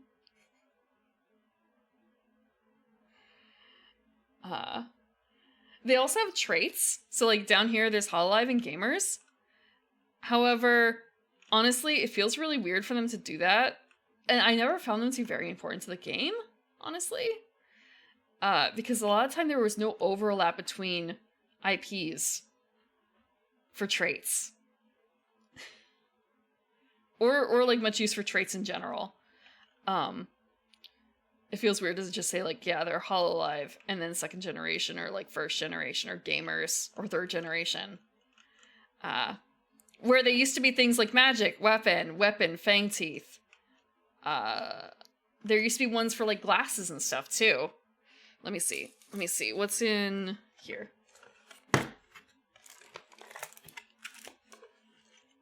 Shin-chan. These are in Japanese. I can't read Japanese. Fuck. That would have been really good. So like, I have Sayaka's Confrontation. It's magic and love for its traits. That's in Japanese. That's in Japanese. That's in Japanese. Fuck. That's in Japanese! It's in Japanese. That's in Japanese. That's in Japanese. That's in Japanese. That's in Japanese. That's in Japanese. Fuck.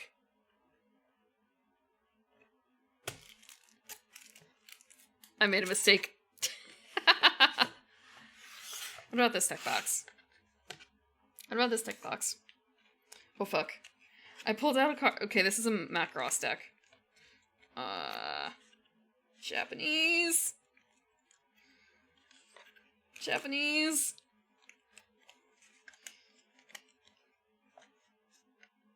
Japanese. Japanese?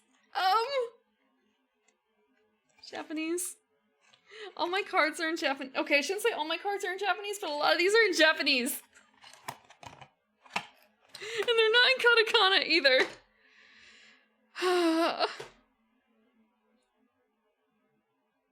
Okay. Here's another one. So this is a Disgaea card. This is a Disgaea card, and it is for Elite Red Mage, and it has the type of magic. There's Genius Magic Knight, who is Weapon and Magic. Superhero Autumn is brave and god. Middle schooler who fell to Hades Fuka is Prinny and death. Raspberry and Sapphire are demon royalty. Like 2 separate tags. For a second I thought I saw Hollow in here. Can't be. Celebrity of Suganoki Second Middle School, Karen Araragi, is strange in sports. Secret Conversation Mayoi Hachikuji is strange in spirit. Loves Kimono Skihi Araragi is strange in Japanese clothes.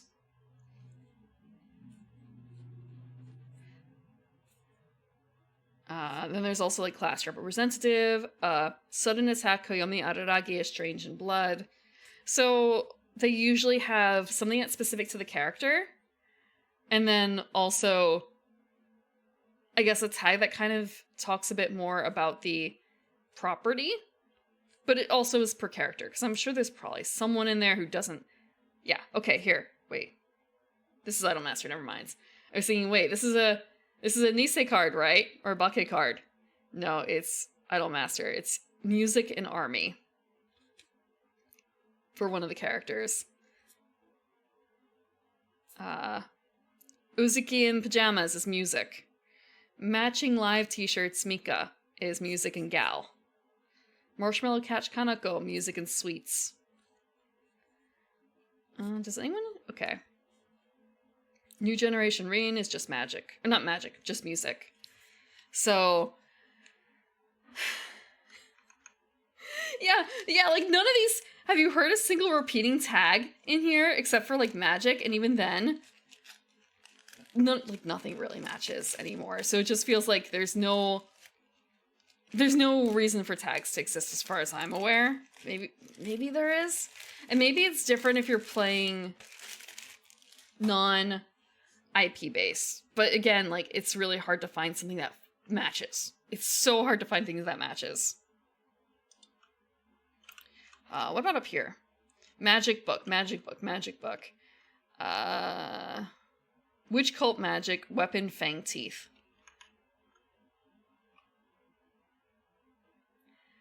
So ReZero seems to have some options available, but I don't know how old the deck is. It feels like something that they could have done a lot more with, but since they decided to go with sticking to a single IP as the format, it's fallen apart a little bit.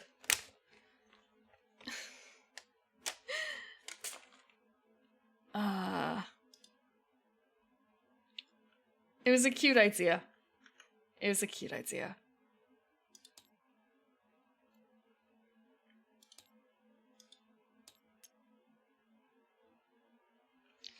Okay, I feel like I should swap away from the HoloLive music now that I'm not doing HoloLive.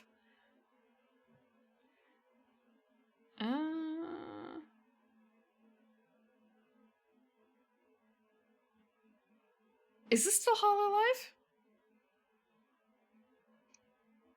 It might not be. It might be. I'm not certain.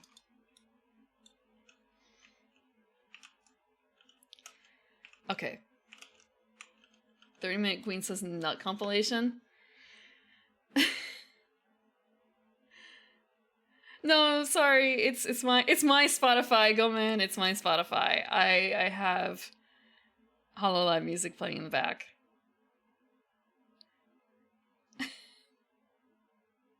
This will not be in the VOD. VOD watchers, I'm sorry? Question mark? You're missing out on some good music. You're missing out on some good music. It's nice that they have this over here. They have the rulebook in here too.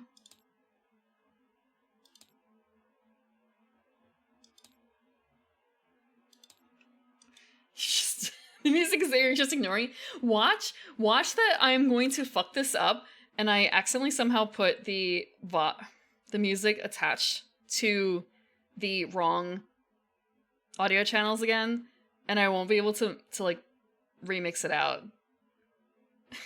I'm using all six audio channels for my VODs, for my like personal VODs. I did that for a little bit actually. I fucked up and was kind of a wait, where's it was, I uploaded like 3 or 4 copies of my Butcher playthrough to YouTube because it turned out that I did not, I put Spotify on the wrong track. I put it on the VOD track as well. It didn't get muted on Twitch, but it did get knocked on YouTube. So it took me a little bit to figure out like, oh, okay, I actually have to re-separate these out a little bit. But I had the mic and I had the board game or like tabletop sim stuff separate. The problem was that I had conflated my music along with my alerts. So like that one VOD does not have alert noises because that's tied to the music channel. Yeah, you would think so, but I don't know, maybe I had it too low somehow. It's kind of doubtful. Unless, let me check real quick. Let's look up. Maybe it is muted and I didn't pay attention. Oh yeah, it is muted. Portions are muted. How much is muted?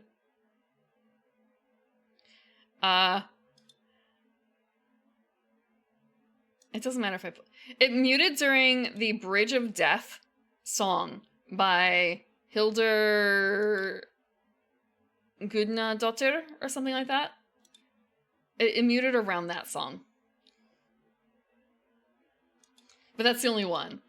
I didn't get like copyright struck or anything when I uploaded it to YouTube. It just notified me that like, hey, it detected all these songs. It's kind of, that's weird.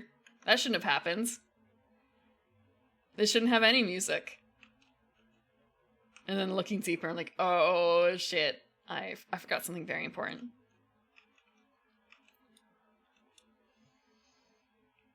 Okay. I do have a link for this. So I already linked to the... Actually, I'm just going to copy what I had here.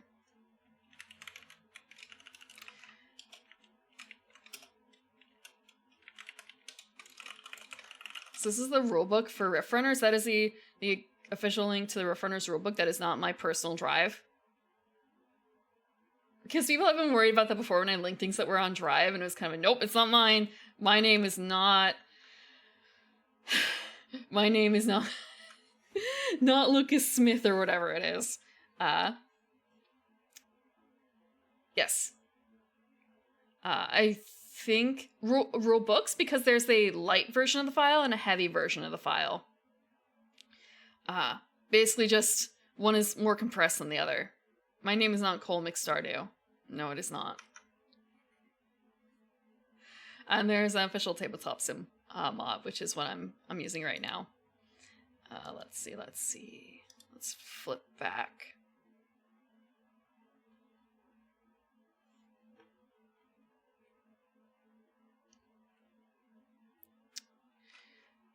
So I wonder if there's something in here for automatically, or like if they have predetermined decks. Oh, they have a rulebook per side already laid out. That's kind of nice. So infinite amount of tokens, calculators. Are calculators and stuff like that on the side of the board really common? Because that's something else I saw in the Oshi Push play test. Like she put counters, like not calculators, but some sort of counter down. Number counter.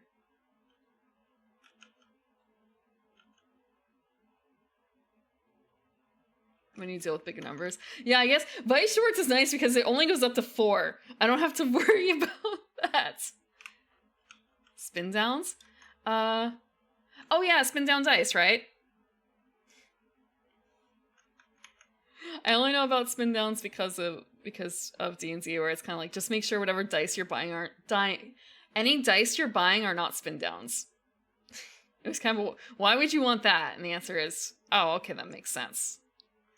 It's still kind of weird, but I guess I would be afraid of like knocking it over.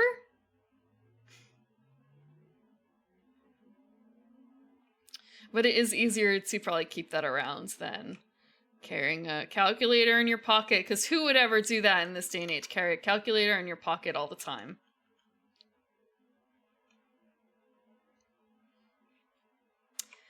Okay, we're riff runners. So we talked about deck composition a little bit. Let me check my notes again. Your main deck is 40 to 60 cards. Fodder deck is 9 to 15. They have to be tier 0 lore fighters or other allowed cards. We didn't really go into different types of cards. We can go into it here probably. Again, I'm not going to play a game, but I'm going to look through the cards a bit. I'm sure glad I learned well that math. Yeah, right. I can do basic math without relying on fingers. Wait, why are there 0 light?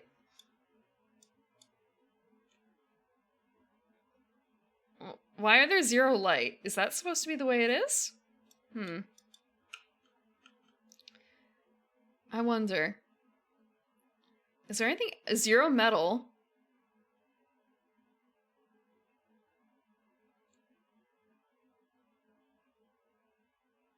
Okay. That feels a bit strange. Actually, what is this over here? Are these like... No, this is not a... Is it a pre-made deck? It might be a pre-made deck. Hold on. What the hell is this? No. Maybe that will make more sense in play. Fire and ice cards, so some other elements are lacking. Ah. Hello, Purity. I know that for Oshi Push, they did talk about...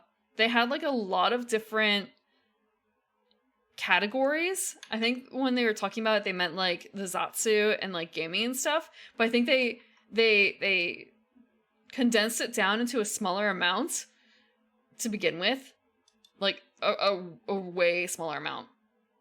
I think they might have went down to like 4 or something for the initial set, and they decided they would add like subcategories later.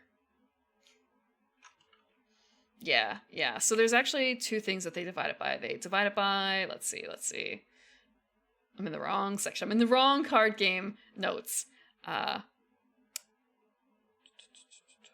Class and element. And if we look at the rule book, what? I need to re-edit this. Maybe.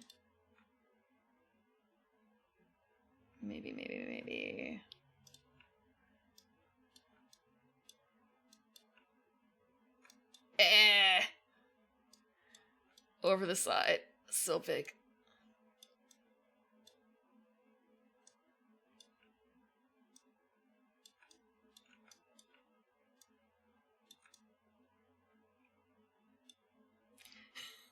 Going. I can't hold all this stuff. I can't hold all these cards. I'm just flipping through. I wanted to look up a bit more about the classes versus the elements.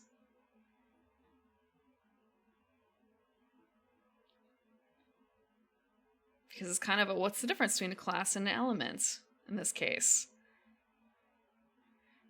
Oh, okay, never mind. I see the difference. Okay, so the classes are idle, mage, machine. Like, idle through noble are classes, and elements are dark through water.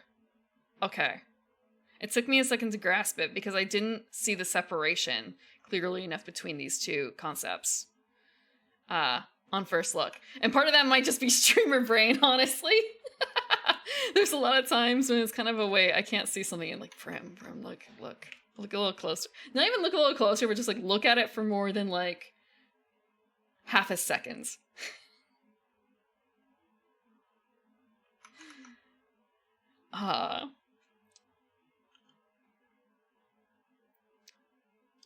So you're saying there's a lot of fire and ice.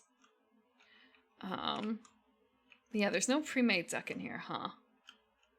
that is the thing that I'd probably be most interested in, instead of building my own deck necessarily, as someone who doesn't know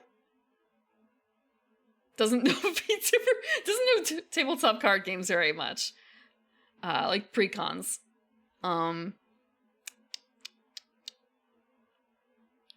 Right, so we have the field layout.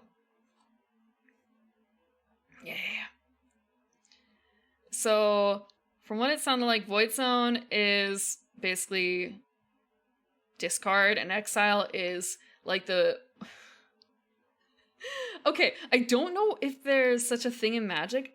So, there's a discard in Magic. Is discard graveyard, or is graveyard like a more deader discard? Again, as someone who doesn't play Magic, but I know about lands and I know about tapping. I know what Black Lotus is, but I don't know what Black Lotus does. Exile's Further Beyond. Yeah. Okay, so Exile is also a concept in... Oh! Further Beyond is the name of the title in Magic of, like, the concept of Exile? Like, Deader Than Dead? No? Okay. Oh, yeah? Okay. That's fine, yeah. So the concept is also there in Vice Schwartz, where instead of Void Zone, it would be Waiting Room, and instead of Exile Room, it would be Memory. They're in your memory, they're no longer with us. Yeah, removed from game areas, Exile Zone. It does seem like you can retrieve things. Thank you, maybe not, for the description. Welcome back to the garden. What a day. Yeah. Exile is harder to retrieve from than Void.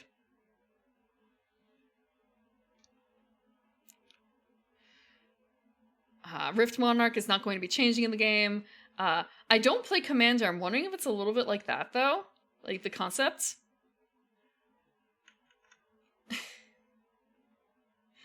And fodder deck. Like, the idea of having multiple decks is just kind of a what? What? Monarch is more like Magic's Vanguard, a different format? When you say Vanguard, I keep thinking about, like, how does... Okay, I keep thinking of the Bushiroad's Vanguard.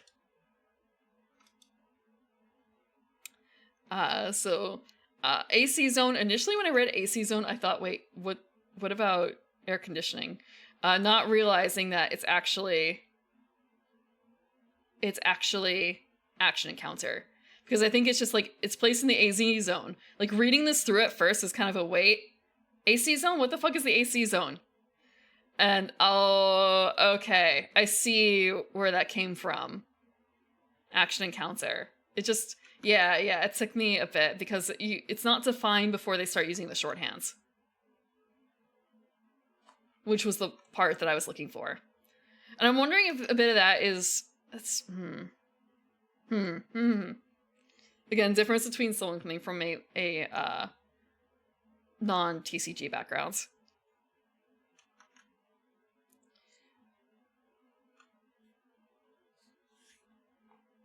First starts talking about action encounter.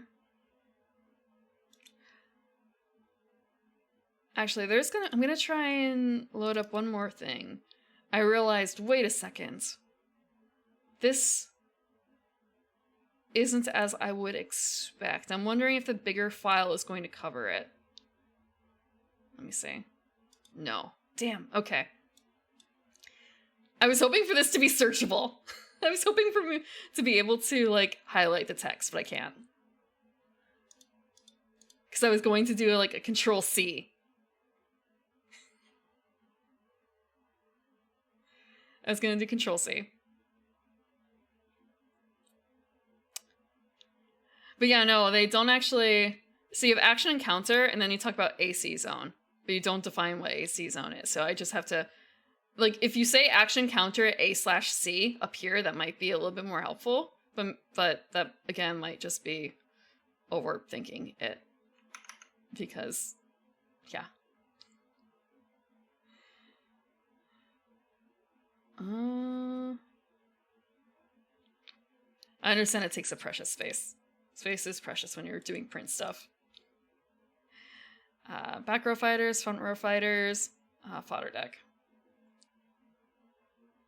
When you see the playmat, it depends on what format you're reading this in, though. I'm sure... Okay. I guess that might depend on what comes with the game, too, because looking at, like, all the paperwork I got in my trial deck when it came to Weiss Schwarz, like, I have... God. I can't guarantee these all came from the same trial deck, to be honest. I have the playbook. I have a giant... One half of this is basically an ad for the Project Diva cards and other products. And the other half is the player mat with some directions on it. Like talking about frontal, direct, or side attack. And then I have a third piece of paper that has the, like, quick rule sheet. What is this for? Oh, hi, Boniface. Which is a giant double-sided sheet of paper. Giant.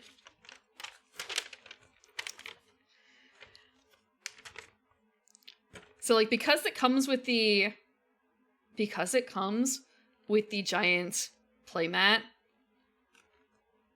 using short names isn't so bad, but they still don't actually rely on any short names for this.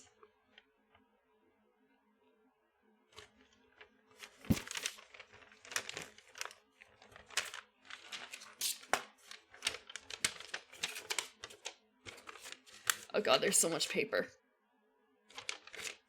And just like checking through, like, wait, there was a Blackrock shooter release? Huh, I wonder if that was a booster only or something like that. Now that I think about it, I don't know if that works anymore, because it used to be when it was just standard, and I think you could attach things. Boosters only would work, but in...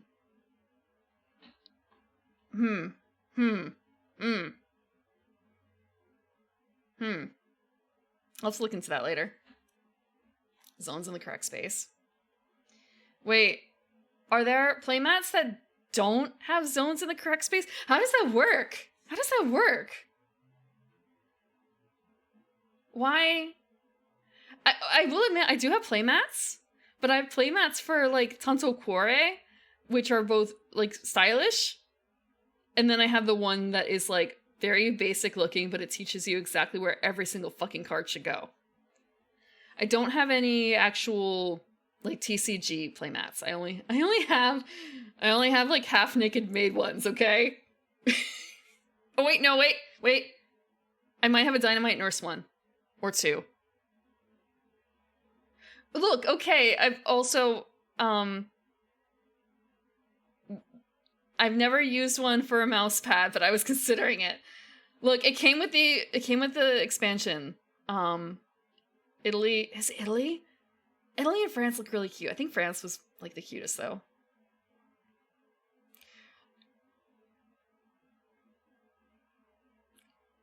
It's a pile of playmats. It's actually really a shame that they don't get any use. It's a huge pile. I don't know if there's a difference between the playmats for Tanto and the playmats for a TCG in terms of, like, sizing. When people use playmats, do they usually have, like, slots for their preferred game in terms of, like, maybe a slight whiteout? Or, like, borders like this for everything? Or are they completely blank? Aside from the, you know, like, background art. I don't know. I haven't even really... Tanto doesn't need much. Tanto, it's a center playmat. It's a center playmat. Let me check. Because I also... Oh, there's actually maximum of 5 playmats needed for... Not needed, but, like, that could be used for Tanto Cuore. Maybe it goes up to 6, but I kind of doubt it. Because there is the town layout, and then everyone's individual ones.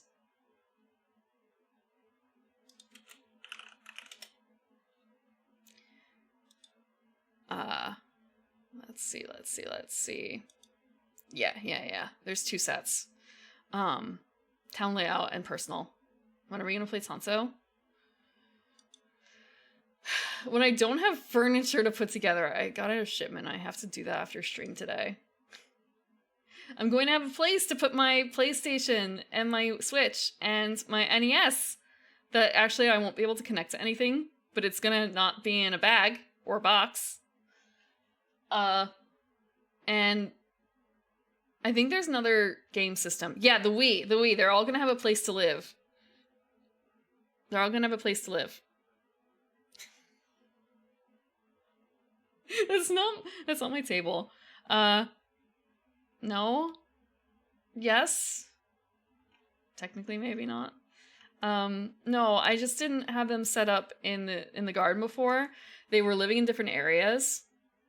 So the Switch, they were by a TV before, and I've moved them since into the garden, and the garden didn't have a place for them aside from my table. And I missed having table space. So I bought some shelving for it, and I have to put the shelving together. And right now, all that table space is being taken up by, like, Tonto boxes. Not Tonto. Weishwartz.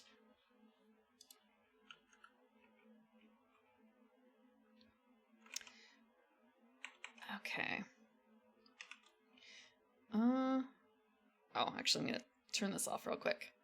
So, they said Purity said fire and ice are the ones that are the most, basically. Or, like, they were the focus.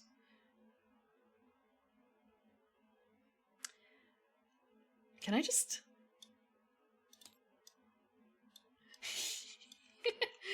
I'm gonna do something that's not playing... Oh, this is nice! The snapping! I like this. It's not everything does snapping. I wonder... Okay, that's right. This works for this. Okay, I have to adjust that later. So that I have, like, a tilt that is more of a, like, a 90-degree angle and not a lower angle. There's no point for me to really have a lower angle in most cases. I just have it to be, like, 90 degrees. But what I was looking for was... Where the hell did I put it?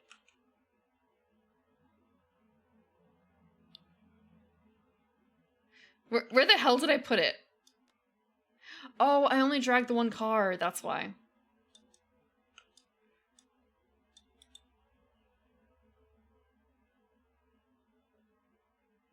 I just wanted to grab, like, the entire thing, honestly, and, like, flip them over.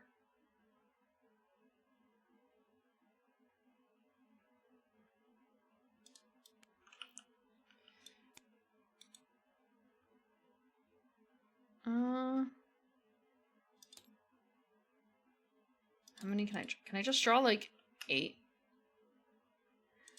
Okay, no, I can't. Oh, no.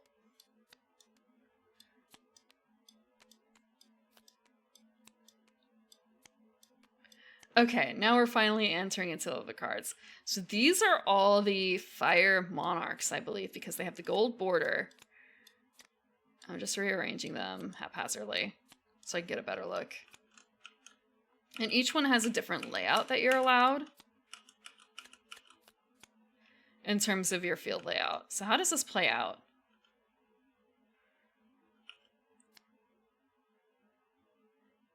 Okay, Tatsuri.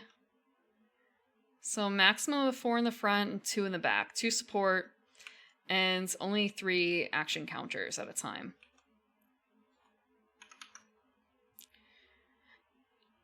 Huh.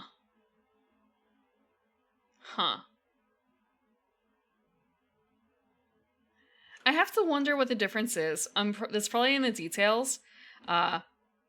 Between something where it's X'd out and something where it's just blank. I wonder. Let's take a look.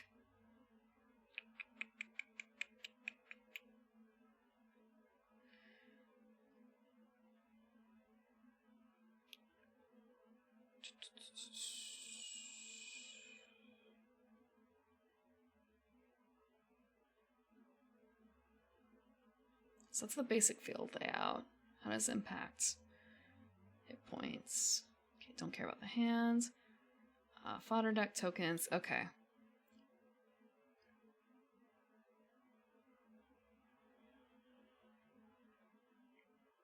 There isn't a difference? Okay. Okay.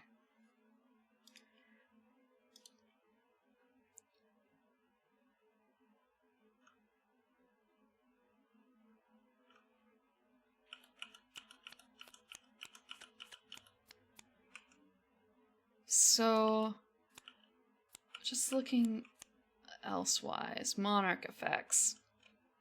Shadaru. Shadaru. When a firefighter... Sorry! When a firefighter, I'm like, wait, what? They're fighting fire? They're fighting with fire. It's the... God, what's that anime? That just... I say it just came out, and you're like, Prim, it came out like 5-10 years ago. That one Fire Force. Is it Fire Force? Fighting fire with fire. When a firefighter you control destroys an opponent's tier 0 fighter in battle, add the destroyed fighter to your hand instead of sending it to the void.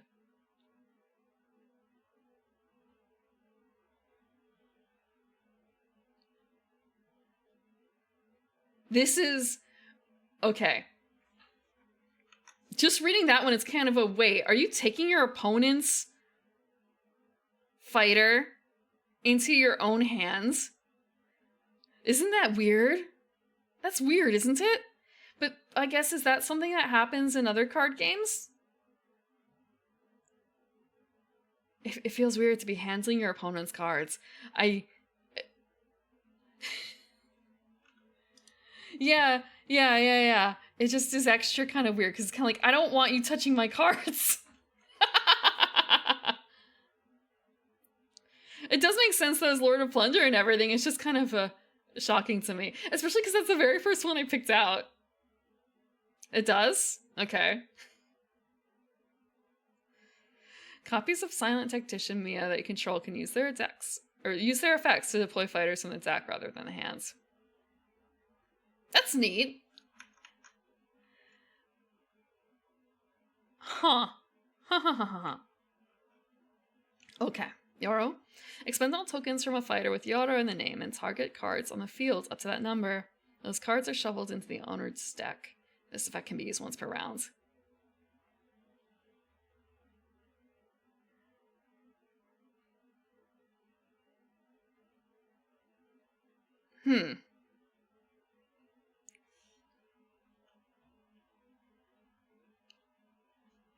That's interesting. So, actually, I have to be right back. It sounds like someone is having a medical issue. I'm going to pause.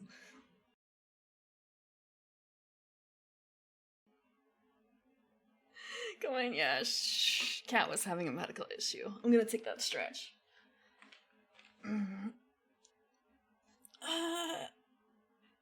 Yeah. She was supposed to have a dental, but she lost too much weight. Though it turns out that they were a little mistaken. They thought that she had lost like 2 pounds in 2 months. That's kind of a, no way. No way. Then it turns out like, wait, we didn't see you 2 months ago. How would you know that? It turns out she lost 2 pounds over the course of like a year and 2 months. Yeah. They mistook 2023 for 2024. I mean, she's still underweight, but it's kind of, okay, doctor's orders now. Here's your, like, I don't want to say double portions, but basically, like, ensure she eats more, and give her treat. Basically, how to put this? Anytime she starts being annoying, I'm gonna just default to feeding her. I'm just gonna default to feeding her. Doctor's orders. Grim. One's a skelly and the other one's a beach ball. And then the third one who's... she can eat the choo-doos. She can eat the choo-doos. The problem is that she doesn't want to eat them from hands. One cat is so desperate, he will chew through the packaging to eat it. So it's no problem to eat the... No problem to eat the choo-doos. from my hands. He just gets messy about it. The other one, you have to put it in her bowl. She doesn't like eating from hands. But she loves them too. She really likes soft food. That was pretty much the key to making her eat again. It was find the softest, goopiest puree that is a food and not a treat that she can have. Which is why she's eating like, God, 250 cans or something like that per meal. $5 of food a day for this cat.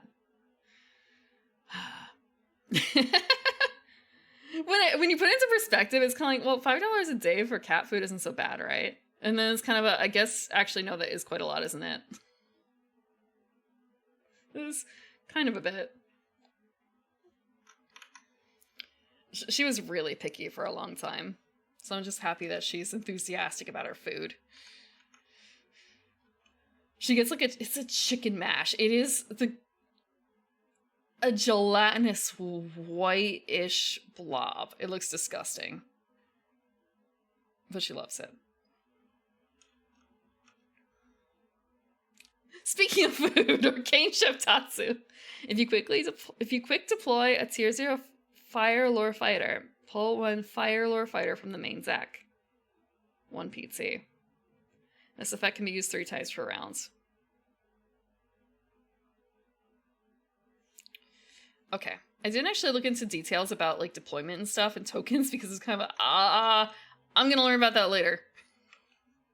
It seems like shit. I should have looked up the mechanics a bit more. Vice was basically a refresher for me. Oshi Push was like studying and then like glossing over because I didn't want to learn it wrong. And here I actually have to like delve more into the details. Because it seems like there's more intricacies involved. It doesn't help me because I don't know Yu-Gi-Oh! Yeah. So Rock Goddess Nyaru. Copies of Rock Goddess Nyaru that you control are no longer limited to using their effects once per turn. Okay, that requires me to know what Rock Goddess Nyaru cards are like the base ones. Which Mahjong VTuber? I don't know. I don't know what VTubers are in here.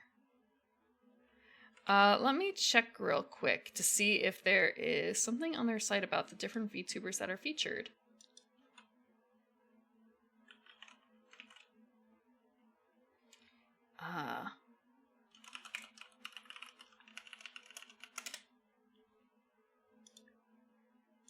Yeah, Rezul's not in, I don't think.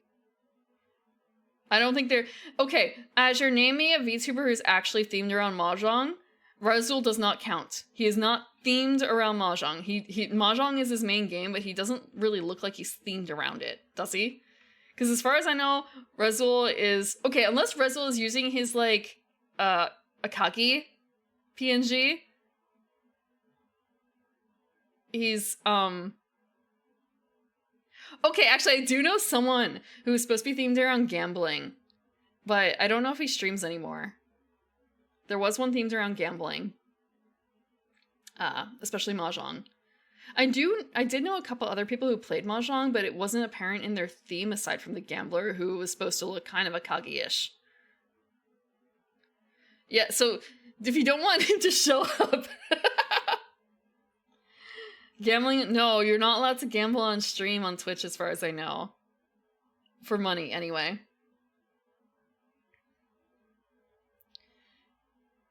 He has a script. Yeah, so if you don't want to summon Rezul...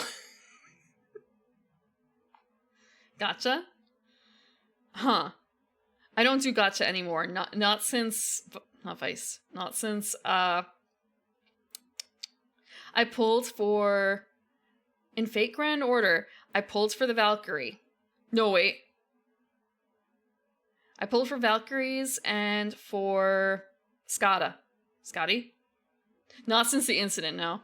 Not since I pulled for Scotty and got her. I spent money to get her, and I haven't really played since. I've not played since. And I hadn't played, like... I hadn't solidly played for a couple months before that, but I played for like a year or two. I started playing when Abigail came out because I got Abigail and I got Hokusai. Very quickly, one after the other. So I had like a really good strong against Berserkers. I basically built like a Berserker foreigner team for myself. But then I was able to run, I think, with Merlin, I think a lot. I had some friends who had Merlin. And also someone who had a level 5. I can't remember her name. If I describe her, she's the Raiko. Yeah, when Merlin was the meta, but Merlin's no longer the meta. Merlin hasn't been meta for like 5+ years or something, huh? Let's see. So I was flipping through fire.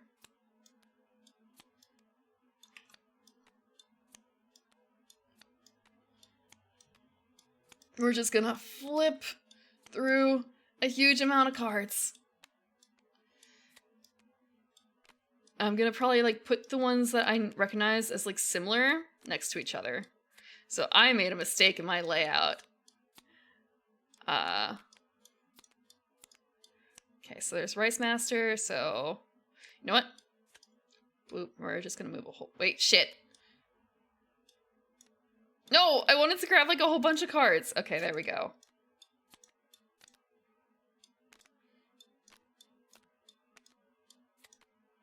Doesn't really matter if they overlap much.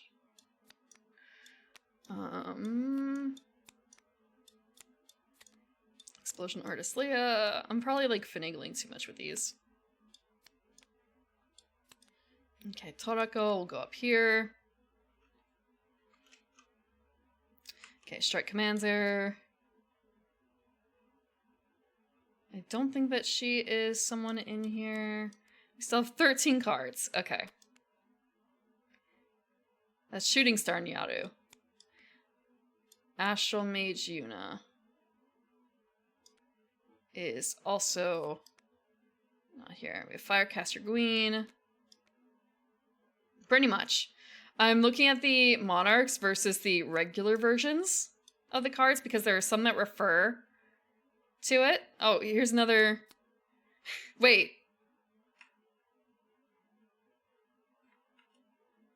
Did I accidentally draw from water? I think I did. Yeah. Cherry Bomb. So because this is supposed to be fire and ice, I figured that grabbing fire would be a good indication of stuff. Like, you should be able to make a deck out of fire. And mostly fire stuff. Maybe not entirely fire, considering it was...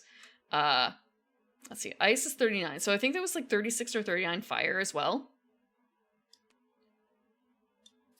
Flame Brawler Tora. She's up here. And the last one is the Kitsune Visage. So there's just... Okay, Shooting Star Nyaru. I did see a Shooting Star Nyaru. I just kind of like dropped it off to the side. Fuck. Oh, I accidentally grabbed something into hands. Okay. You can do 100% fire. That feels dangerous, though. I don't actually know how dangerous it is, but it feels like it would be dangerous. So there's Soul Huntress. Astral Mage Yuna. Did I see that somewhere up here? Flame Spectre. Smoldering Determination. I could have swore... Maybe I'm just... Oh, wait, there she is. Okay, I'm blind. Like, playing with fire? Haha! Yeah, I'm... Fire indeed hot, real. Fire indeed hot. But yeah, so, like, Rock Goddess Nyaru, what kind of effect does she have?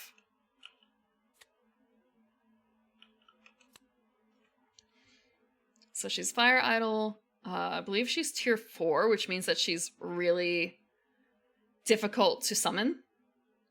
An attack of 32 and a defense of 25. So her effect. Expends a Fire Idol rally token from this card to destroy one card on your opponent's side of the field. Hard 1 point. Or 1 PT. Soft 1 PT. Just 1 PT. Okay.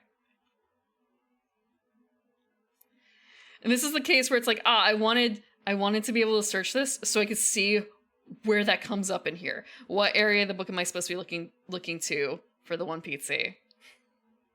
As someone who didn't fully read the rules, as someone who kind of skimmed the rules. Once per turn. Oh.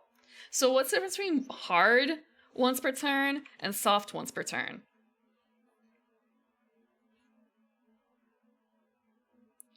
So I'm guessing hard means it's supposed to be like an actual hard limit. Except for the case of like Nyaru, where they're no longer limited to using it once per turn. So it's kind of, it's not that hard, is it? Ah, okay. Is that explained somewhere in the rules? The rules I didn't fully read? Give me a second. Okay. Removal, mechanics. Okay, once per turn. Yeah, I didn't read that part.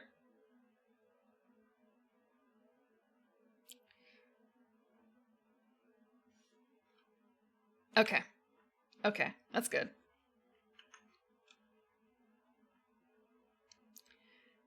For every card destroyed by this effect, your opponent takes 10 burn damage. This card cannot attack in that same turn. So you expend a fire or idle rally token from this card to destroy one card on your opponent's side of the field. Huh. They are clarifying on the card itself that it is a hard once per turn. However, Nyaru's special ability uncaps her. Her shackles are released.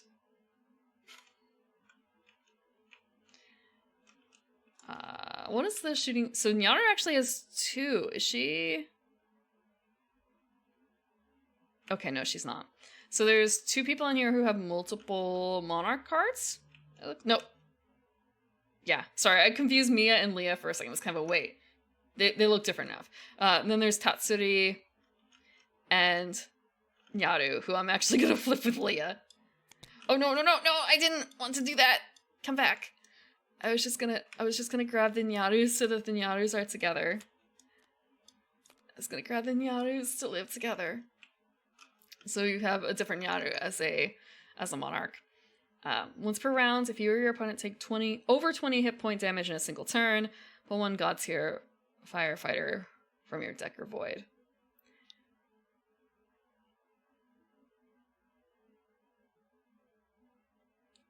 Okay, so when they say God tier, they actually mean tier 4.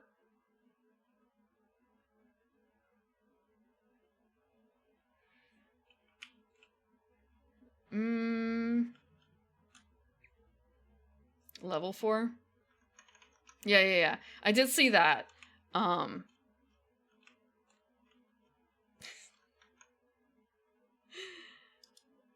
When I hear God tier, I actually like recoil a little bit because all I can think about is like cringe RP of the past.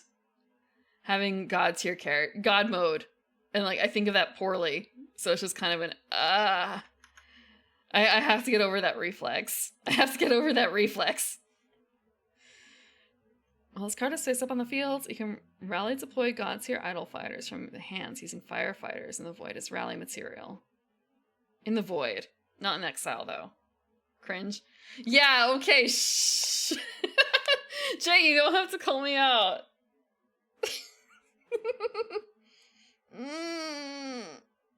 Yeah, the shrimping is stopping. It's too late. It's already in grains.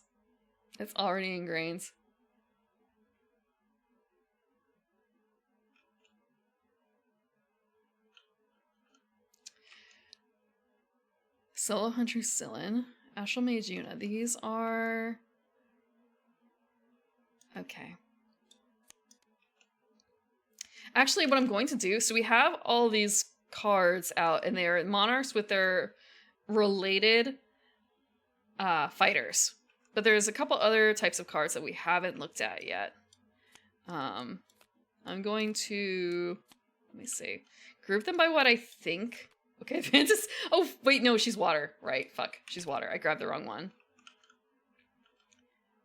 Okay, so there are actions and counters. What is that for? I forgot how to multi-select, so I'm just gonna make a deck. Thank you for the water. Here we go.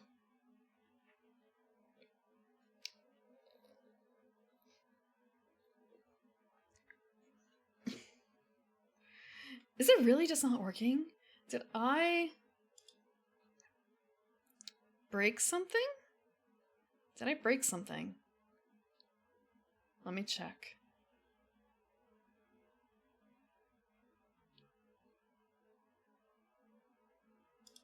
Maybe I broke something. I can't guarantee that it worked.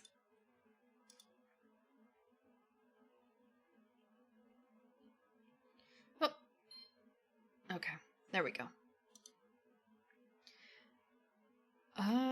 Okay, so that is one set, and then that's an action, action, action. Okay.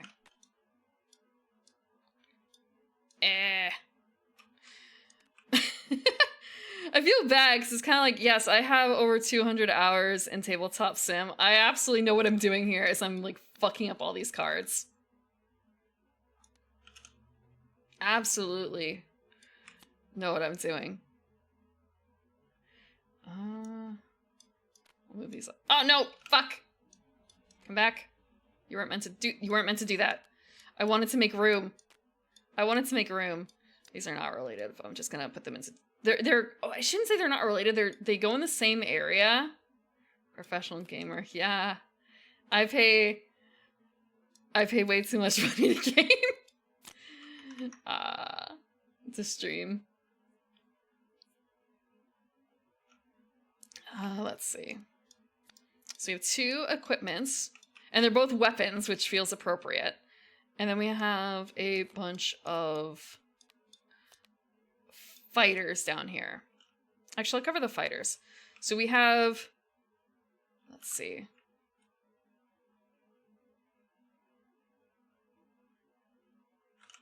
I'm wondering if I can determine off the top of my, I should say off the top of my head. Okay. Okay. So there's 2 different types of fighters. They either have an effect or they have lore. So lore, it will say lore. Effect, it will say effect. And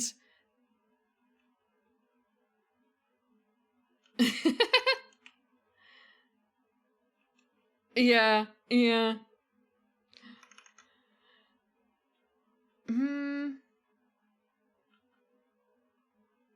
Demon Warrior? Let's see. Yeah, okay, I see. No, I see, like, here we have this. They were put under demon. Because it's the whole class versus element thing. So they went into the class and not the element. At least for Zillin.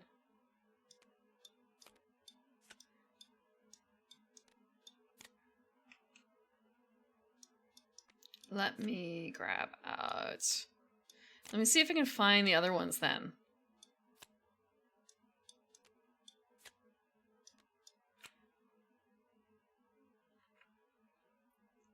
Like, I feel like Yuna is probably also going to have one. Let's see if we can find Yuna. Also, I'm going to move this one down. Yuna is a warrior, so if she would be potentially at the... Yep, she's at the top of the warrior deck. Yeah. And I feel like this one probably doesn't. I'm gonna just check Holy anyway.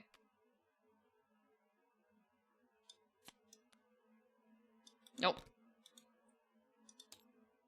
Nope. But there's another Elf of Good Tidings in there. How is this one different? Also, I'm gonna grab this out because I can.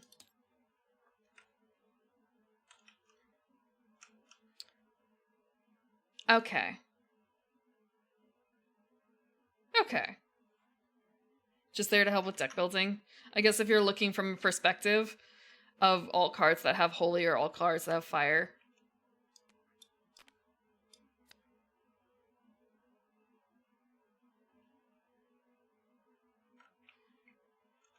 Okay, I'm going to put these guys to the side. And delete this one because it's not needed.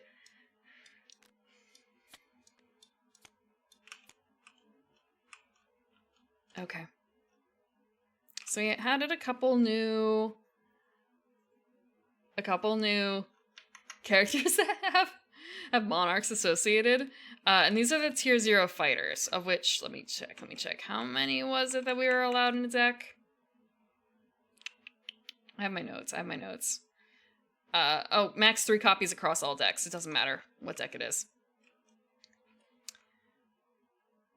And it's 9 to 15. Yeah, it's 9 to 15 for the fodder deck. And that is going to be tier 0 or other allowed cards. So these are just kind of... I understand now that they don't necessarily pertain to any one person. Although I'm sure, like... Okay, like... Kitsune Village of Flame kind of goes hand in hand with Queen. The Kitsune Fire. The Rice Revenant probably has to do with the cook. Probably, you know. The Flame Spectre looks like Shaderu. I don't know about Cherry Bomb, though, but that might be one of those things where I don't know who that is attached to. But given everything else, it's got to be attached to someone, right? Okay. So it's a Leah thing. Oh, yeah, I see it now. Okay. So, yeah. And the Elf of Good Tidings.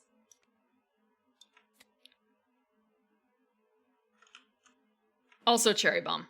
It's also her. I see it. Okay. Or rather, that would be my assumption since she's basically wearing the same outfit. With blonde pigtails, and purple eyes, and everything like that. It's her. Okay. Interesting to see, like, all... how to put this? This one does not have a monarch.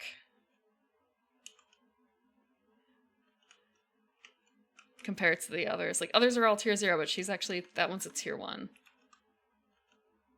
Her monarch is in neutral.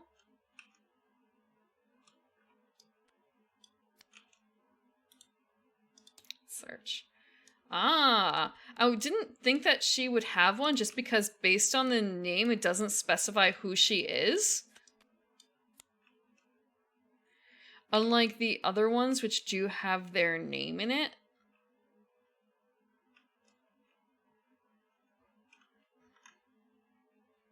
The name is credited at the bottom, but compared to everything else I'm seeing here, where literally their name is in it. It's not a... The word isn't euphemism. It's... There's a word for title, but it's not title. There's another word. Okay, I confuse this. It's not... Is it epitaph? Or is it... One of them is goes on your grave, and the other one is a... Epitaph. And the other one is a title. Okay, epitaph is not the word because that's the one if you die. Fuck. I don't remember what the other one is. Ah, frick. No, it's not pseudonym. It's not pseudonym. It's what I'm thinking of is used in a specific game, but it's like epitaph. I just need to find the game sheet and I'll be able to find it. No, it's not pen name either. It is not either of those things. Again, it's like you flip some letters in epitaph and it becomes a different word. That's fine. I'm just staring at my folders like, wait, where do I put... No, it's not an anagram. It's not an anagram.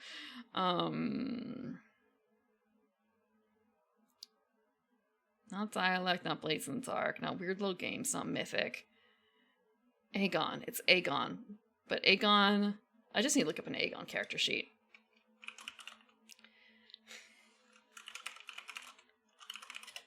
Can I spell Aegon? I can spell Aegon. I cannot spell Aegon. I can, in fact, cannot spell Aegon. Just give me an Aegon character sheet, please. Epithet. Epithet is what I'm thinking of.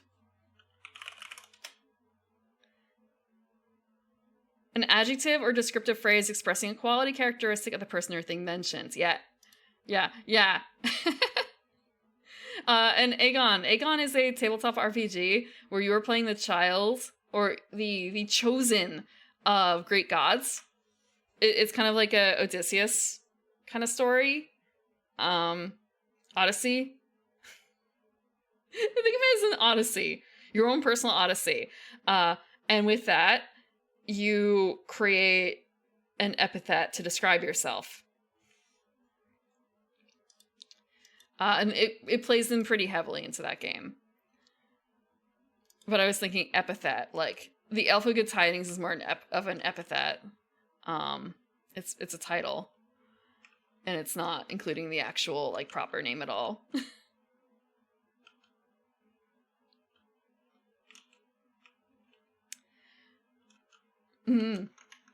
It's always nice when you. It's nice fixing online things. Just real quick. But that was the only reason why I did not initially peg her as a monarch, because like from the example shown, I'm sure if I go into other card sets, it will be different. I'm just pulling from a very limited selection here.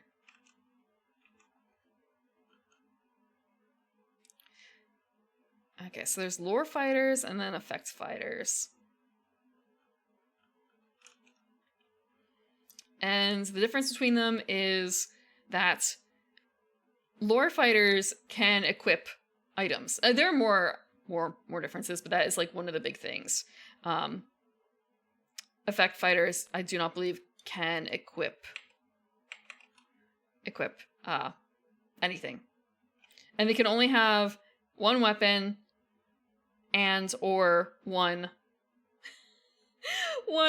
armor. You can only have one of each type. Makes sense. I wonder if, you don't have to spoil this for me, do what as a monarch? What? Do what as a monarch? I wonder if there is like a monarch or something like that who's able to dual wield, because that would kind of make sense. Or a monarch or someone who is allowed to dual wield as part of like their thing. I feel like kind of like the whole Darth Maul busting out his double-ended lightsaber. Oh, Peg. It's a perfectly normal word. It's a perfectly normal word. This is the person who spent like 5 minutes looking for epithet.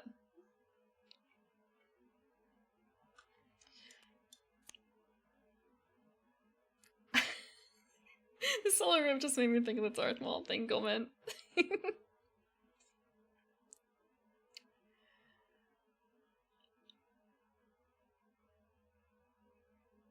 Okay. I was actually just seeing like, oh wait, there's the art is all seems to be done mostly by, oh wait, no, there's a third. Fourth. Okay. Five. 6. There's a selection of artists. But they seem to be doing it in groups. So, because I could see like there's multiple Angel Ska, but then again, it's the same. If I just move this over, like the same character that they're focusing on. Makes sense. I shrimp fried this rice. You say that and it's kind of I gotta adjust. Okay. I've adjusted. So the 2 different types of fighters. The levels of fighters, which the higher the level, the more difficult it is to get them out on the field. Fodder deck is only made up of level 0 people. You can have a maximum of 3 of a type. And then we have actions and counters, which go in the back.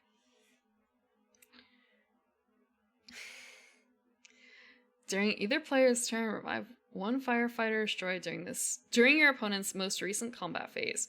This card and the fighter are linked to each other. The revived fighter gains 5 attack while linked to this card. There is one thing I'm going to look up.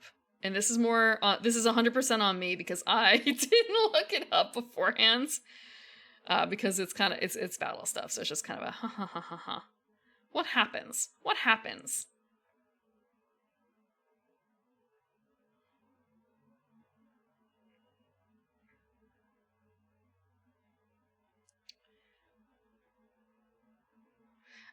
Okay, for a second I heard this voice and was kind of a wait, why is it busting out Idolmaster Cinderella Girl stuff?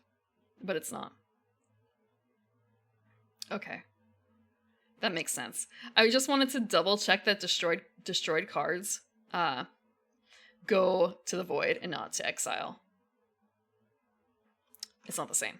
And they clarify. Like, it makes sense. The thing is, the problem is, I listened to that section of the Marine song, and I thought of very specifically I don't remember if she's 8 or 10 years old, the youngest Idolmaster Cinderella Girl. That's what she sounded like. She sounded like the one who is basically wearing a giant animal costume the entire time. That's who she reminded me of, and it's kind of no, this cannot be. This cannot be.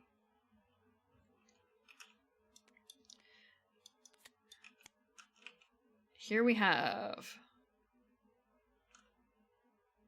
Oh, right, those are counters. That's a counter, not an action. Counter is up here. Counter is purple. Action is blue.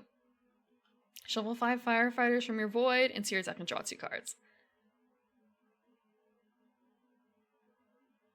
Huh. From your void. Rescuing from the void. Rescuing from the void. Crimson Lotus. Sacrifice a firefighter. Your opponent must sacrifice 1 fighter of the same tier or higher than the sacrificed fighter. If they control no such fighters, they take 10 hit points of damage. Should Marine be happy to hear that? I don't actually watch a whole lot of Hololive. I'm like a dirty tertiary when it comes to it. I know very little except a few clips, and also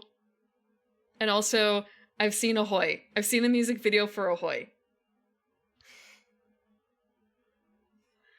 I barely even watch clips. I mostly watch things on Twitch, and also I watch a few people on YouTube, but it's mostly like watching of opportunity, if that makes sense. And yeah, things like that. I've seen the Age of 30 is in demand clip. I don't know the greater context, but I saw like the minute surrounding that. But otherwise not. Oh, and also the one where she was teasing her chat about like, you guys are older, you shouldn't be teasing younger women, you know? And then it turns out her chat was like way younger than her. And she was trying to change the subject. Treasure box? Wait. Shit. Okay, so I've actually seen Treasure Box and not the other one. I've seen Treasure Box. I've heard a couple people cover it. I'm your Treasure Box, right?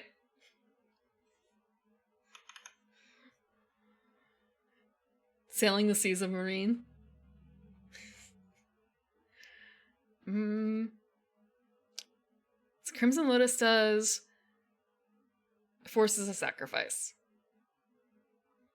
Double the base attack of 1 tier 1 or lower Fire Lord fighter you control until the end of the turn. That fighter is the only fighter that can attack during this turn. It is returned to your hands at the end of the turn. Huh. Ha ha ha ha ha. Oh, I didn't mean to flip. Although I feel like I should.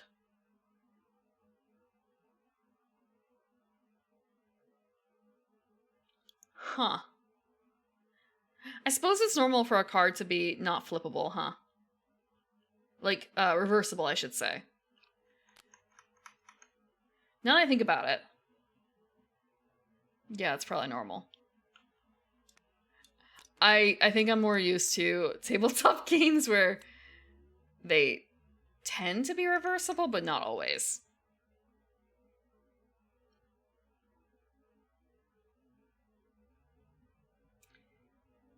Hot plate. Quick to play 1 tier 0 firefighter from your deck.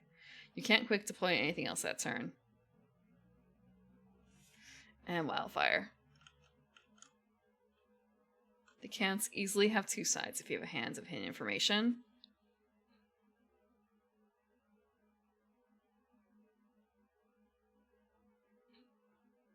What do you mean by that? Can you explain a bit more, Jay?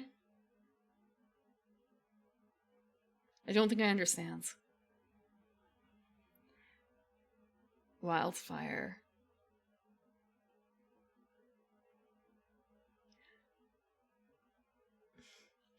Expend Firelord tokens from a tier 2 or higher firefighter.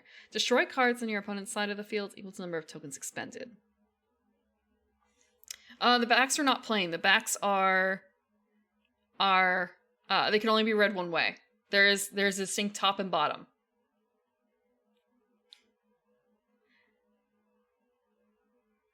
Yeah.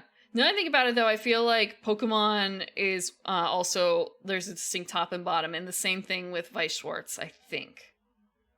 I say that as if I don't literally have, like, a box full of Weiss Schwarz right here. Give me a second.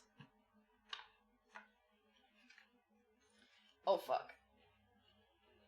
No, I pulled up a card, yeah, okay. So it is normal for them to be not reversible, or not, it's normal for them to have a defined top.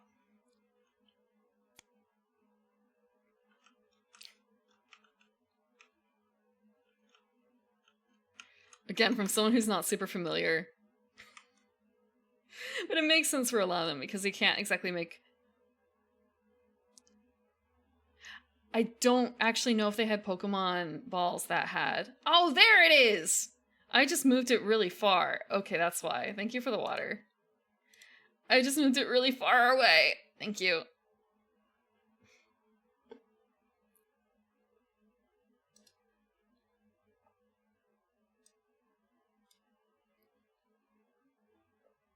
Hi, Queen.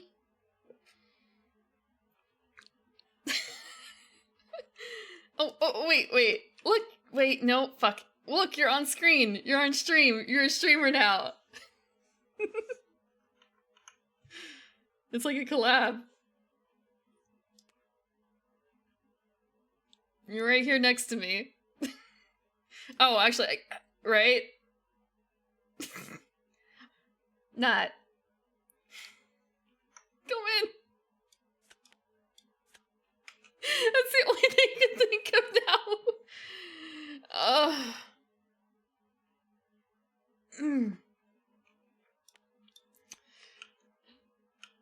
Amazing. So, again, I don't want to say I have too small of a brain to construct a deck, but I'm not even gonna try to construct a deck. I'm gonna look online for decks later for this.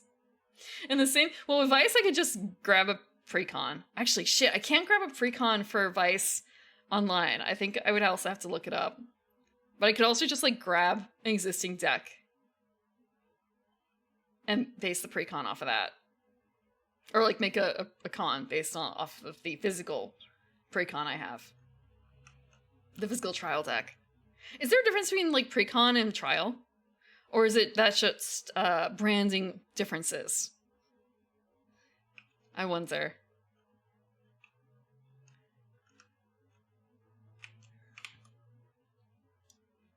What's ice like? Actually, I can't make room for it. I can't make room for it. Branding? Okay. So precon is the word for... any deck? Okay, so yeah, it is just branding.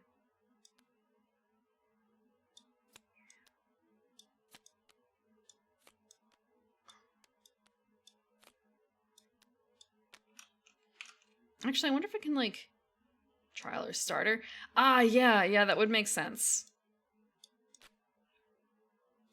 Okay, I'm gonna, like, pile these a little closer together. It's not gonna save me nearly enough space. Not nearly enough. That's just because I'm trying to do the, I don't want to say stupid thing, but, like, I'm trying to see everything all at once. Everything everywhere all at once. You saw the boss? Yeah, I see the boss. You know what? I'm gonna grab these guys and put... no, I don't want them in a hands. I don't want them in a hands. Just... Fuck. Okay, you know what? It's a deck. It's a deck now. We can deal with this. These guys can just, like, go over here.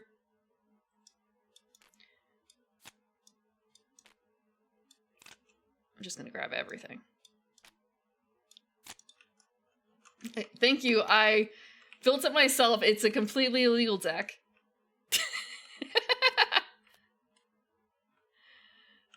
I probably will.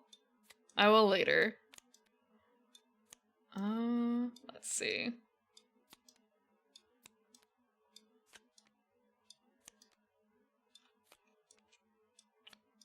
Deck doesn't fit. Fuck you, I went with the heart of the cards. I went with what I felt like doing. Are you making feelings illegal, sir? I do not believe there are. Warpath of the Ice Queen. Wait, no, wait. Shit. These are more up here. I'm wondering if there are more cards that, like, how to put it? If they have different sort of, I don't want to say play styles necessarily. Fuck. But, like, different content styles. Between, like, fire and ice. I want to say it wouldn't surprise me if there aren't, simply because they are opposites, and sometimes opposites are more similar than you would think. Ooh, what's gray? What the hell is gray? I don't remember seeing gray before. Oh, gray's equipment! Oh, they have... Oh, okay, they have a lot more equipment. Okay. Neat. More than 2. I hate that so much. I understand what it's doing, but it's just kind of an let me do my own thing. Okay, Pixie of Mischief. Ice Alchemist Lavi.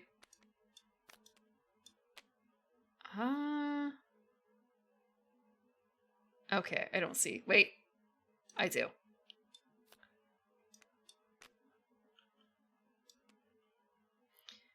Yuzu. Kitsune Visage of Ice. Mr. Tubbs? I see a lot of Cory in here. Dictator Yoro?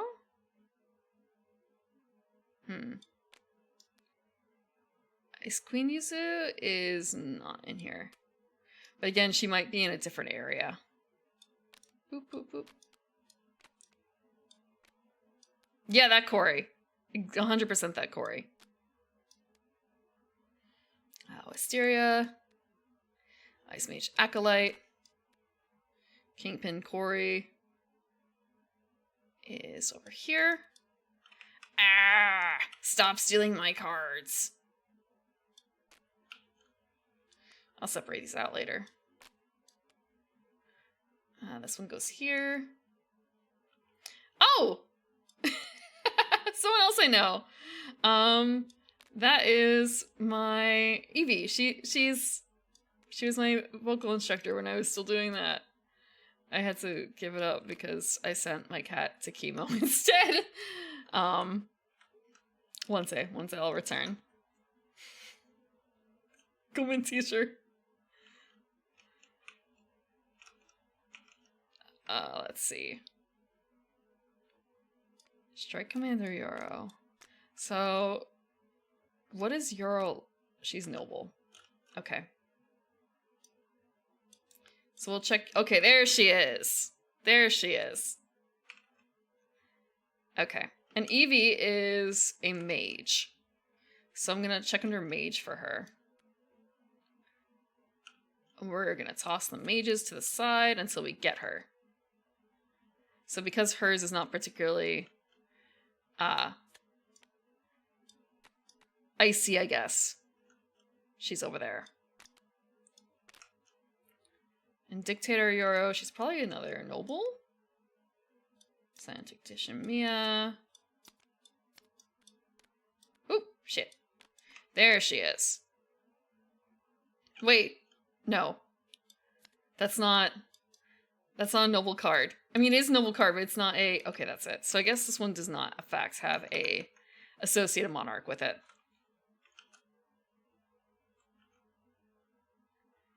Ice Mage Acolyte. I kind of... That's why I was figuring, like, same thing with the Elf of Good Tidings. Why I was surprised that one was a... monarch.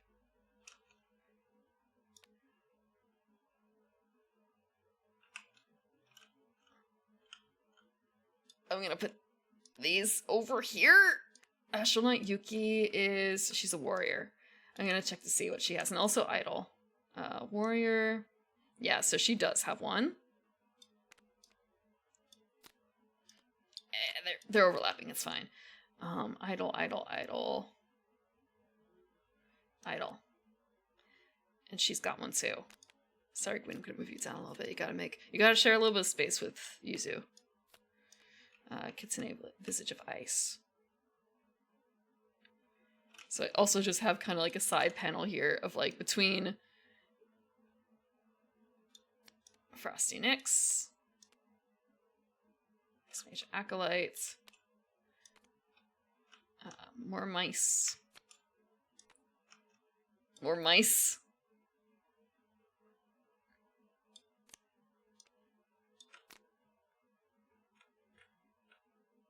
Scholar of the Cosmos, Mr. Tubbs, and the rest of these are action. So they have a lot less action control or action counter cards, but they also have a little bit more equipment. Tiara of Winter, they have more armor. I'm not making my entire board dedicated to Queen. Go, my Queen. You gotta squeeze in. Okay. Ice is a bit more permanent than fire. In general, I don't know about that. Ice is pretty ephemeral. Although, okay, I remember learning this a long time ago. Like, fire is not one of the 3 states of matter, right? It's a plasma, right? Or something like that. Like, it's another category.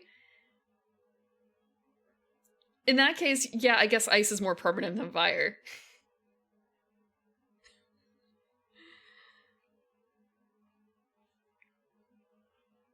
Ice has a lot with cosmic because of the coldness of space.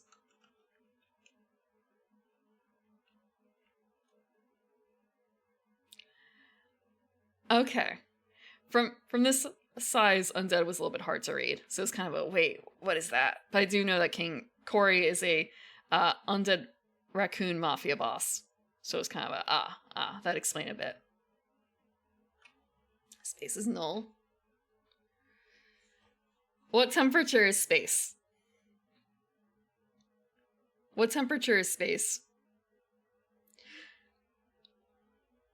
Null? No! How does it feel to a humanoid body?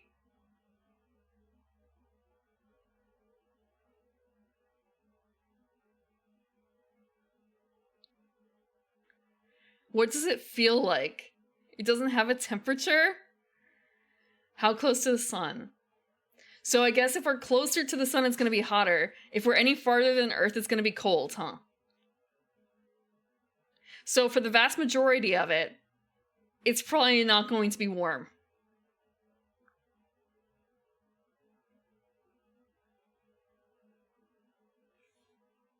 Granted, we have a very limited amount of... Temperature is the result of local matter absorbing energy. Void has no matter. But in the case of us, okay, if you have a human body in the void of space, we are the thing absorbing energy.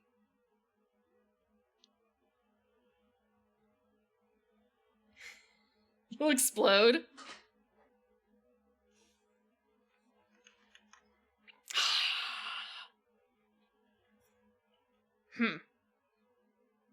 I mean, aside from... Wait, why would you explode? Pressure? I know that that's a common thing in cartoons and stuff like that. The exploding astronaut when you take off your helmet or whatever. But high pressure to low pressure. Oh right, because the pressure, the the pressure that a spaceship can sustain is like 0 to 1. Not actually, but that was the joke in Futurama. Delta P? No. I do not believe I have, mostly because I don't watch a huge amount of YouTube videos. My YouTube feed is like ASMR of cats getting groomed, unironically. Some smattering of other stuff. Is there exploding person in it? Because that's like, no. No. Bye for dolphin? I have no idea what that is. Okay, what is Eevee like? All mage lore fighters you control inflict piercing damage. Huh. I wonder how many other mages there are. Underwater maintenance, safety. No, I do not. No. I have heard the stories. No underwater. No deep sea, blah, nothing. Nothing like that. No, I don't want to see an entire human body go up a like 2-inch tube. No, thank you. It doesn't show that. ASMR cats and maybe music. I do watch some music stuff on YouTube, but not a huge amount, not since Spotify. Titanic subs? No.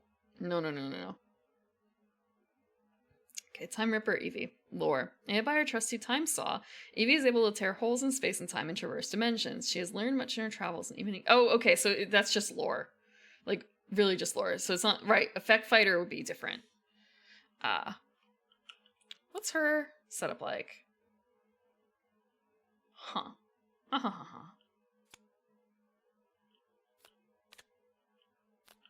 Right.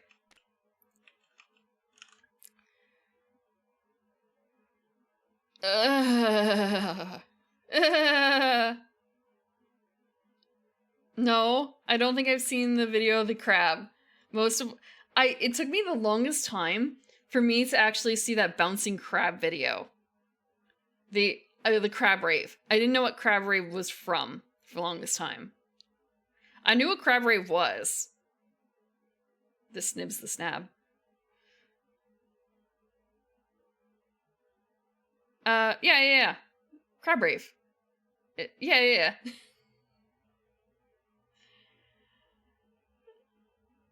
Well, okay, Hayden, that's really good. I wonder if that would work on my cats. I don't think it would, though. I don't think you're really mature for your age would work. Because they're too old for that. Fuck. I think my cats are too old to groom. I've not seen Forklift Driver Hans either. But I actually posted this on YouTube. Not YouTube, fuck. I posted on Twitter. I was playing Quilts and Cats of Calico, like free play, to get a little bit of practice in. I wanted to play it. I had a cat in my arms. He was comfy, cuddling, and then all of a sudden, something attracts his attention. He starts trying to hit the cats on the screen. I've seen him get interested in VTubers on screen before. But not so much stuff in game. But yeah, there was something about those cats on the screen that he was... There was something about the cats on the screen that he was interested in.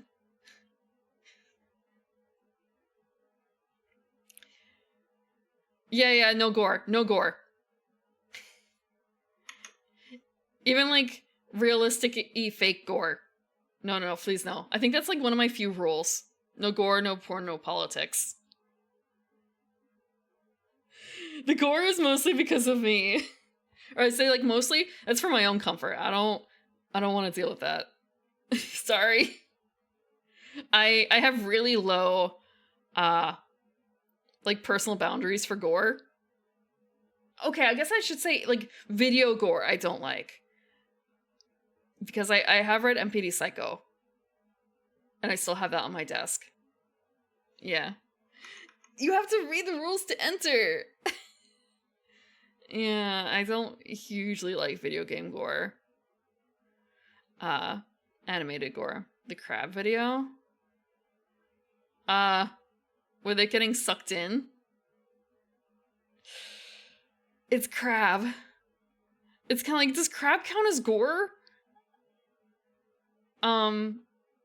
If there's like a lot of like particles floating after it, no thank you.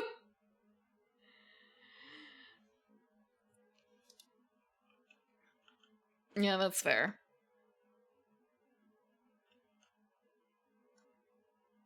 Okay, that's fair. Yeah, then no. No crab gore.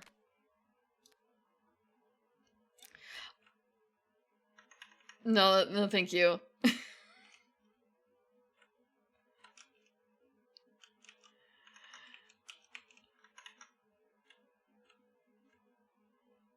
I don't even have like a backstory for that aside from, yes, when I was very, very young, I watched Celebrity Deathmatch and the Halloween Simpsons stuff. And there was something about another cartoon that had an exploding donkey. Yeah, no. These are all very cartoony things, and yet somehow, I don't remember how old I was, but those impacted me. Especially the exploding donkey. That was like a sudden recollection I had last year, where it was kind of a wait. I remember a cartoon about, oh yeah, no, I did not grow up with Happy Tree Friends, but I remember when Happy Tree Friends came out, and it was kind of a, nope, I've never fully seen it. The same thing with South Park. Like, I only recently, in my 300s, saw the episode with the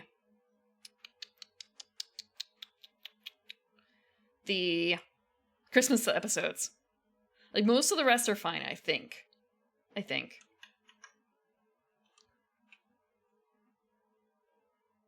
Arm scene?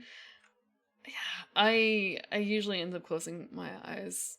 I have, thankfully, people... I watch a lot of things with... Things like that, with people who can warn me. Yes, the Evil Critters Christmas ones, yeah. Like, I've gotten a little better in my... I'm not gonna say old age. I'm not old. I'm 335 is perfectly average age. But I've gotten a little better. But it's still something I like. If I have a choice, I'm not gonna see. There's plenty of other stuff for me to look at that isn't that. I don't have to put myself through that. Yo-Yo Manian foot soldier, huh? The lowest rank cannon fodder of the Yo-Yo Manian army. What they lack in accuracy and strength they make up for in your fanatical devotion to their dictator. That's really cute.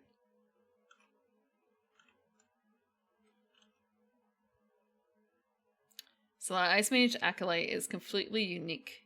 Or rather, is not attached to anyone. Whose is the bear? Whose is the bear? I'm sure I can find it if I look.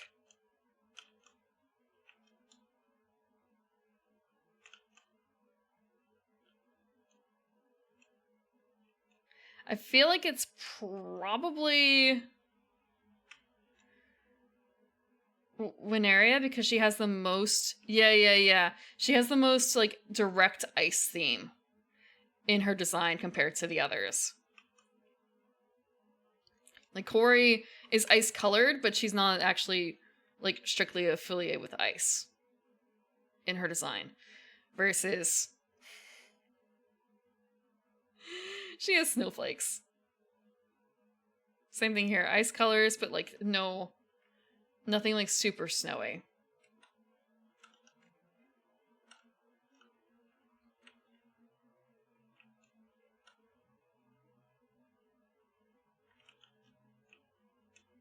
Affiliated with ice. I mean, these are all ice, categorized as ice here, but, like, she has actual snowflakes on her outfit.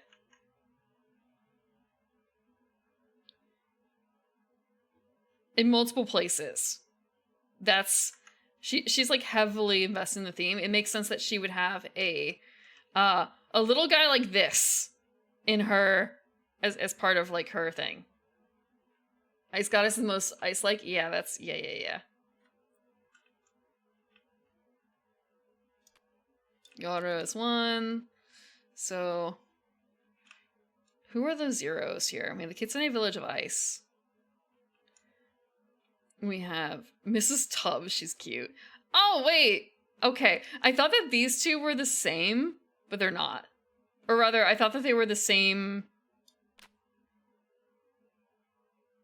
grouping.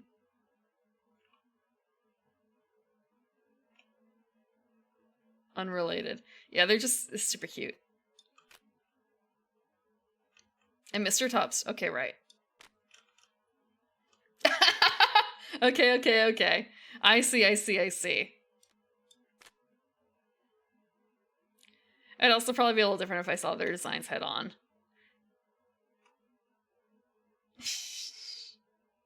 So he's another level 0. And then we have Lavi as another one. So that makes it more like this-ish.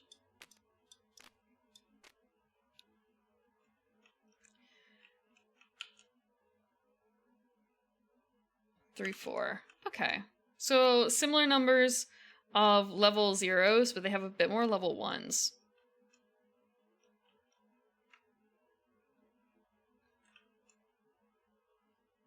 And a bit more, like one more piece of equipment, a lot more armor. It's not digital only. They actually wait, I did take notes on this. They literally, these right here, he just shipped out all the limited edition cards. And I did have notes on something else here. Let me check. Scroll. I did keep notes on like dates that people mentioned. So the official launch is May 1st. Limited edition packs just shipped. Yeah. That's why, like, if I flip any of these cards around, they say Voidwave Software LLC. Voidwave CEO is actually the person behind that. Oh, the Kori art in this one is really cute, actually. The Graceful Heist. Target 1 ACE card in your void of a different name that specifies ice fighters and add it to your hands. Hard 1 point. You can't quickly deploy it the turn you use this effect.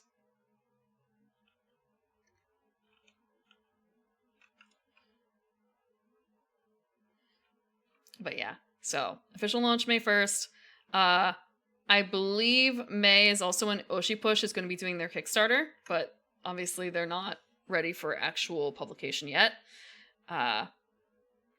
Weiss Schwartz is Weiss Schwartz. You can already buy Hololive cards if you want Hololive cards. There's more Hololive cards coming, of course. V-Card has nothing announced in terms of timeline, aside from Hopes and Dreams, and same with V-Daisho. Those ones are Hopes and Dreams.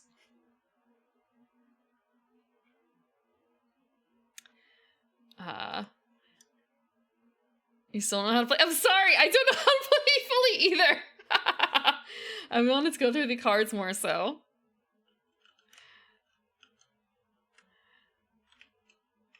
Because I need to construct a deck. But that's not going to be happening on this stream because I need to go feed some cats and feed myself. Shiley did comment on it in her stream where she announced it, in that she'd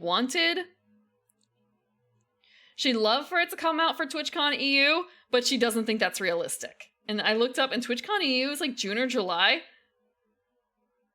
If she has a digital product by then, that would be a miracle. That would be a miracle. So I don't think that's happening. As she said, they still need artwork. So, and they also don't have any other VTubers aside from herself attached to it. Like, she would not comment any further about anyone else.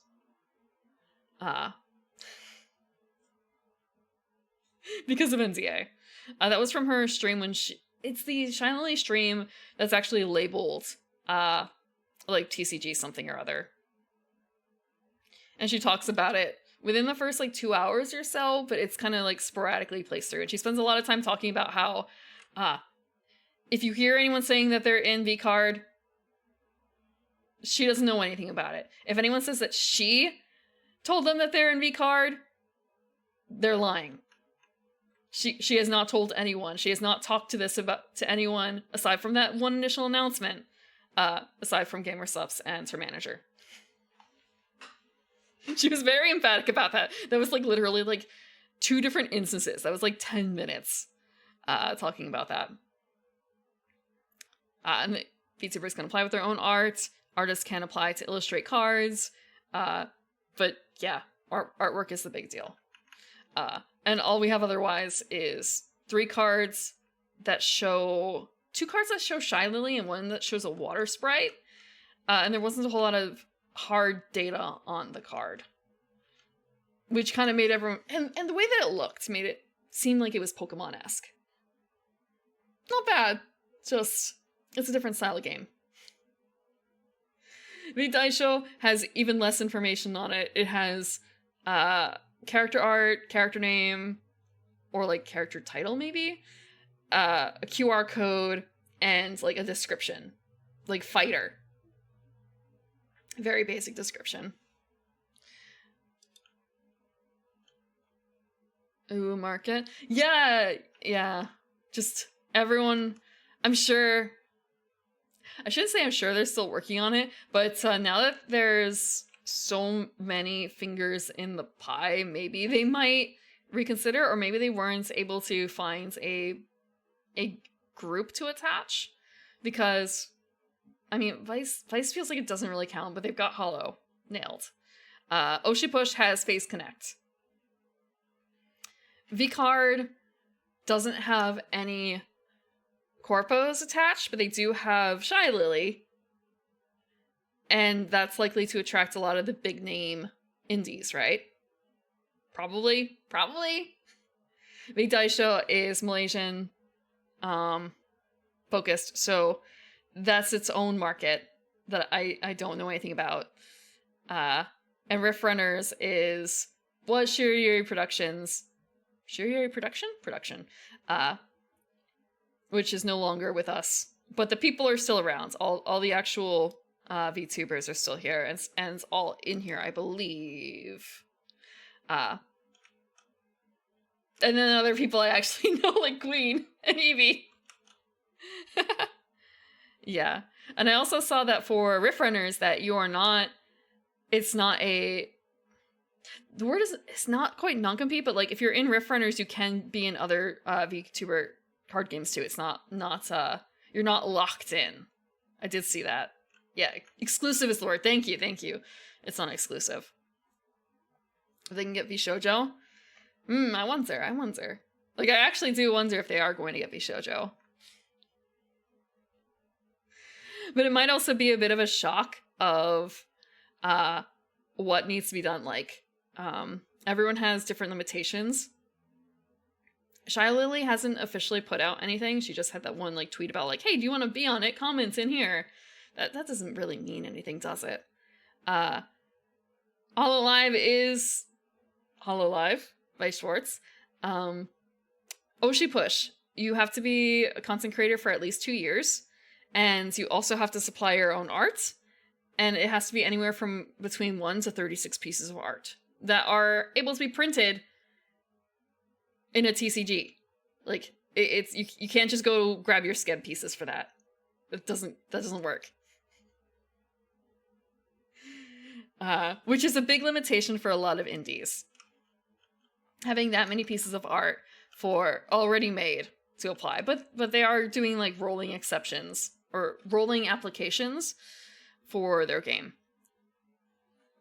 And I don't know what the applications were like for Riff Runners because I didn't actually see it until some things started coming out later. Like, I remember seeing stuff from Gween about it. Like, I think I remember seeing her art.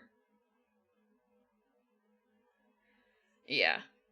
So it's also a bit of a difference. Like, I don't know. Oshipush does talk about, like, a royalty program. So I don't know how that works, but I do have a little bit about it in the application. Like, you don't have to front the art right away in the application, but I think that's just kind of a initial filter. They have a stronger filter. Yeah, that's putting a lot on yourself for like buying all the art.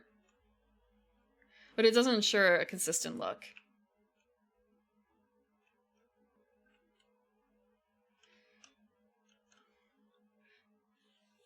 Yeah, the comments about wanting to be in it felt gauging interest. Also, there's a word for this. Content baiting? Baiting. It looked like baiting. Engagement bait. That's the word. It's engagement bait. It's engagement bait. It's a dual purpose thing. It's dual purpose. It does.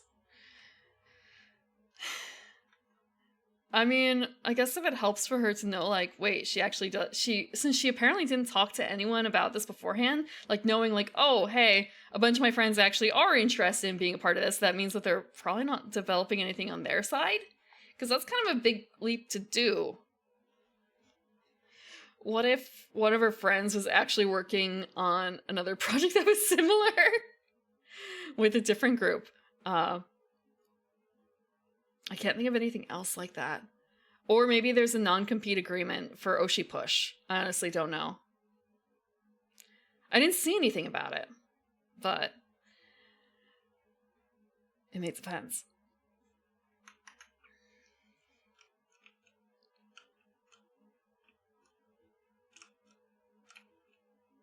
But yeah. Let's see. I'm gonna bring up the book once more. Ah, that's the wrong section.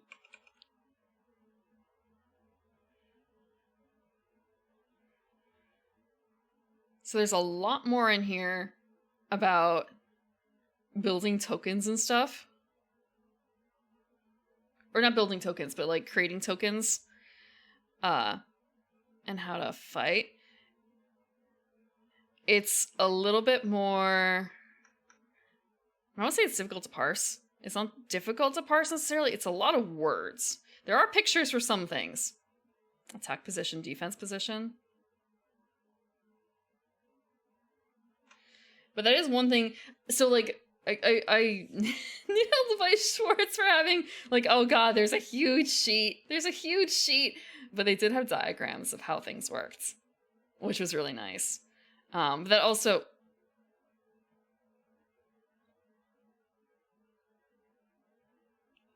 It also... It crashed! Oh, it crashed. Okay, I'm gonna refresh that one. I'm wondering if it ran out of memory because of other stuff in the background. Text bleed. It's been a long time since I've had that happen. I just refreshed my computer. I just restarted right before stream too, so it's kind of like, what's eating up everything? Surely not Photoshop running in the background with everything else. Yeah, it just crashed. It crashed on the small one too. Like, that was the small one. But yeah. How big is this file? This one in particular is only like 25 megs at most, I think. Let me check. The bigger one was like 100 and something.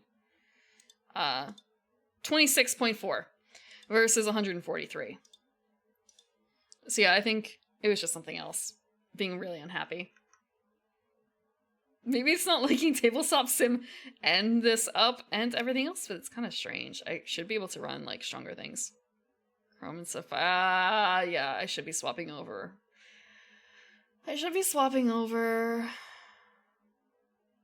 Is Firefox really... The thing is, I used Firefox for the longest time, and then Chrome was better for a long time, and I haven't swapped back. I also had notes on the turn phases a bit.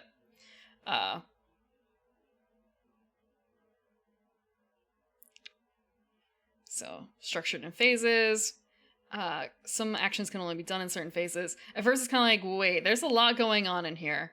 But like start is passive, end is passive. They're basically just markers for like when events should occur. Draw is pretty standard too. Yeah, there's actually instructions. Go in, they're on page 16. After descriptions of the cards. Combat phase being in between the two action phases. Oh, like action phases are the same. It's just you can do it before and or after your combat.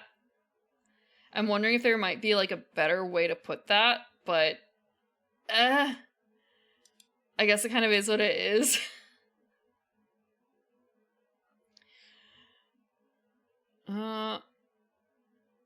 What does it say for action phase 2? Yep, it's literally action phase 2 is the same as action phase 1. But like 1 per turn limits still apply. Yu-Gi-Oh! Second main phase? Really? Really? That's common? That seems like a second action phase? I mean, that is hidden. That's basically what it's saying here, but I'm thinking that there's probably a more elegant solution to it. There's probably a more elegant solution to the organization. But then again, I'm not coming from a TCG background, so like, oh, if it's familiar to you, then yeah. I'm the outsider here. Max C? What is Max C? What is Ash?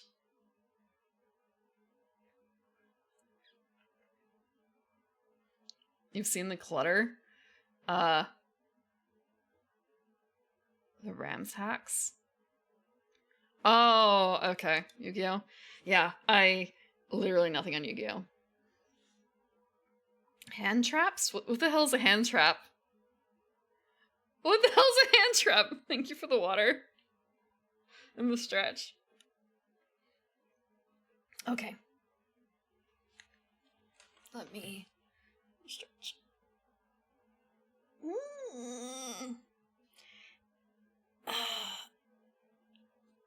Beatdown decks? What the hell is a beatdown deck?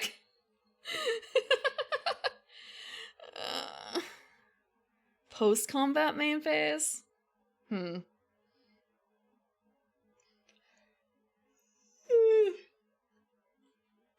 Magic, yeah.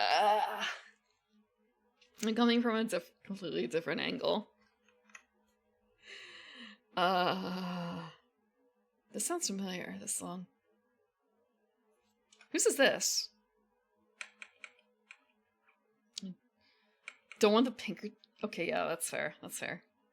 Keep those words out of your mouth.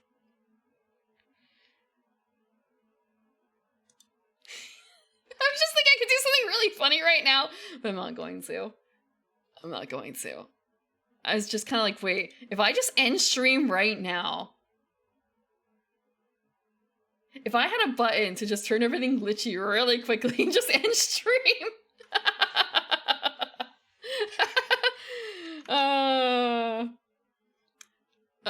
I don't want to do that though. I don't want to do that. So yeah, draw one from your main deck, draw one optionally from your fodder deck. That's not abnormal, I think. Or an emergency shut off. I mean, I could have a knocking, but wait, what do you do in Yu-Gi-Oh? If it's not called, I mean, I guess tapping is specifically magic then. So what do you call it in Yu-Gi-Oh?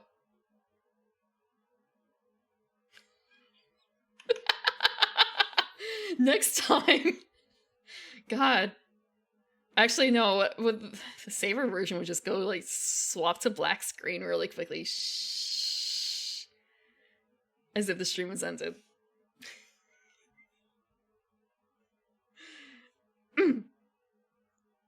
Defense mode? Ah. Okay. I mean, there is defense in here. And it's also defense position.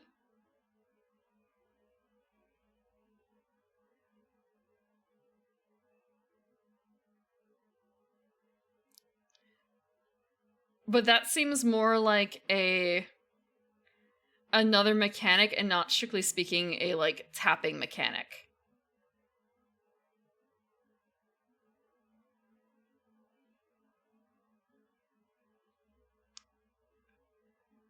Yeah.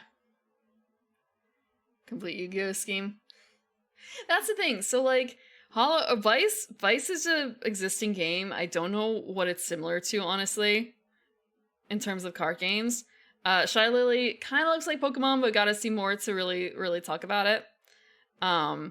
This one is getting compared to Yu-Gi-Oh! And honestly, again, for Oshi Push, the initial thought is a little bit like Smash Up, but Smash Up as a TCG a little bit, which is kind of weird. But maybe I just have to brush up on my Smash Up. Maybe I just have to brush up on Smash Up.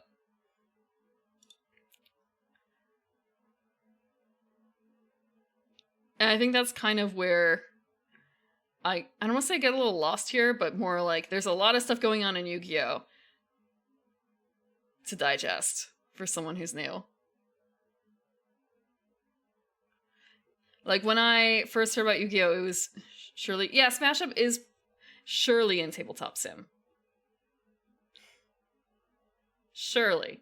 The question is the expansion that you want in Tabletop Sim? Can you play the like sparkly unicorn cat expansion? The pretty princess expansion. I'm not joking. There is actually like expansions like that. They delved deep and they delved hard. It's not okay, I should probably say it's not like about playing favorites necessarily. It's more about the appearances. It's more about appearances.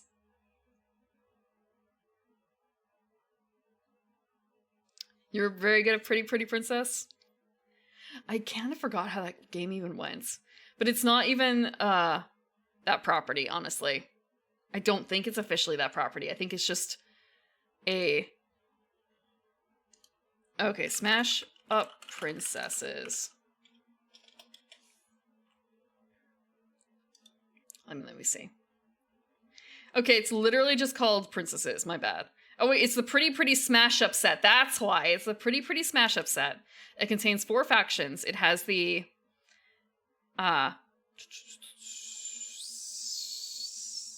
fairies, the kitty cats, the mythic horses, and princesses. Sparkle Kitty? I feel like I've heard of Sparkle Kitty, but I don't remember it.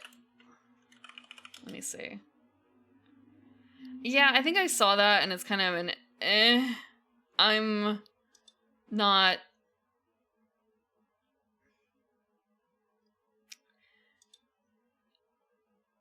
I don't know about this one, Chief. I don't know about this one.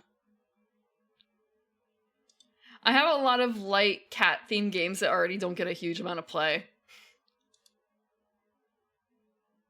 More fun Uno with fun theming. We haven't played Uno in ages and ages and ages. Granted, it was kind of teeth-pulling to get them to play Yahtzee. Like, to teach me Yahtzee.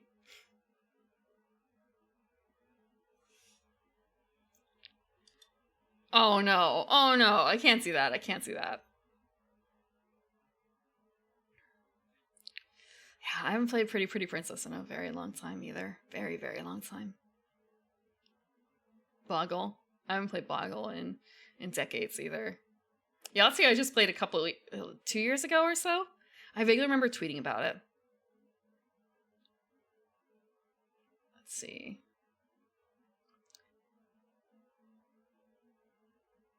So you can only usually deploy one single fighter a turn. A normal during a normal deploy. Queen likes Yahtzee.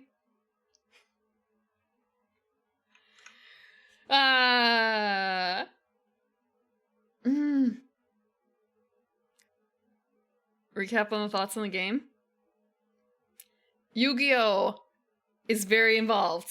Yu-Gi-Oh! Is very involved. I remember how to play Vice Schwartz, and it's kind of like, oh right, I remember it being interesting and fun. I just kind of dropped it because I didn't have anyone to play with, And also, I don't want to say I didn't have money. I did have money. I didn't want to spend it on cardboard. But like the actual mechanics behind Vice Schwartz are relatively simple and fun. I gleaned a bunch of information from Oshi Push.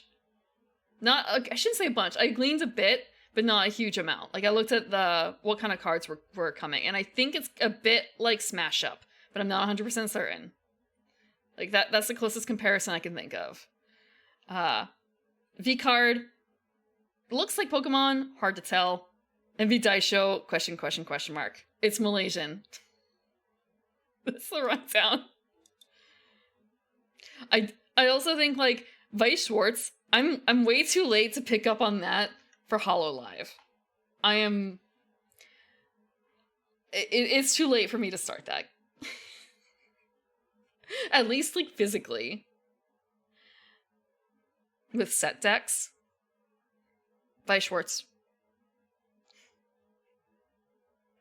I don't know what Oshi Push is going to be like, honestly. In the playtest, they were giving them pre-made decks. They gave them a Tenma deck and a Pippa deck to play with. Sodom? What is Sodom? Because I keep looking at it like Symphony of the... What? Oh, Sentinels of the Multiverse. Yes. Okay, that's what it is. Right. My bad. I forgot. Yeah, I'm really surprised that there isn't a Sentinels. Like, that would be a prime opportunity to make something, I feel like. Especially because then you would have the option to... The art is kind of... Yeah, the art is really... How to put this? I think the design is good. The execution is a little rough. Of the old one. I don't know what the new one really looks like. Guess what I have? I've never played on stream, though. I'm not a huge fan of superheroes, but I do like Sentinels. Symphony of the Might. Oh, card getting swole. Dracula Dream. Yeah, you never know. I don't know what kind of mods there are out there. Someone did a Super Mario themed Ava themed Super Mario mod. But yeah, Sentinels would have been a really good idea for like a VTuber game, I think. The problem is, again, like getting enough art, because I don't remember how big the decks are. And there are a lot of repeats, but you still need a good amount of distinct pieces of art for that. For someone's deck. And it wouldn't really be a TCG like the rest of them are. It would be a bit more like Smash Up in terms of like you would buy a pack specifically that has a character or is focused around a character or Corpo or something like that if you want to spread it out a little bit more. And all the decks do have different themes. Let me grab out Sentinels. Sentinels of the Multiverse. I also like the puns and stuff in the characters. And the characters have like a really diverse cast too. I don't know what the new one is like. This is the old... It's kind of like, do I show the old art? Just so you have an idea of what it looks like. I'll show you the old art. So this is an example of some of the old art for Sentinels where design-wise, great. Execution is a bit rough. It's a bit old-fashioned. So the other thing that's nice about it is it's a collab. It's a co-op game. So all the VTubers in that case, if we were to suppose superheroes are VTubers, all the VTubers would be fighting against a common enemy together. And I guess that would give some options, actually. Because I suppose if there are any particularly villainous VTubers, they could theoretically be included as a villain deck instead. Imagine having a Monarch, a villain, and a Monarch like, VTuber deck. Hero deck. She's the first person I come up with for, like, villain. I know that's, like, her basic theming. Giga. But yeah. I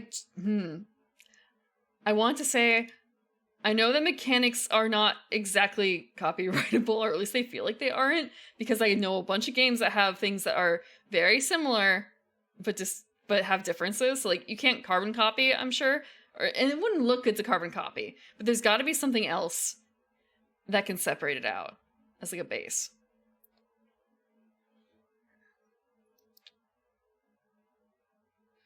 Yeah. But again, this isn't collectible card game. This is just, like, it's not even board game. It is board game, but it's a tabletop game.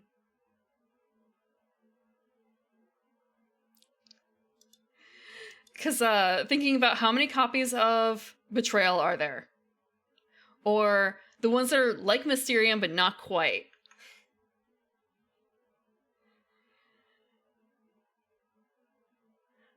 But yeah, working out so that, even if it's probably like a smaller deck, but like smaller decks versus doing a co-op game. Knockoff Betrayals? Yeah, I have one. I have the Japanime one. And then there's like Dominion. And all the Dominion knockoffs. How old is Dominion? Japanime's is lighter. It doesn't have as much replayability. I believe it's called Chainsomnia. Let me take a look. Yeah, it's Chainsomnia. How old is Dominion?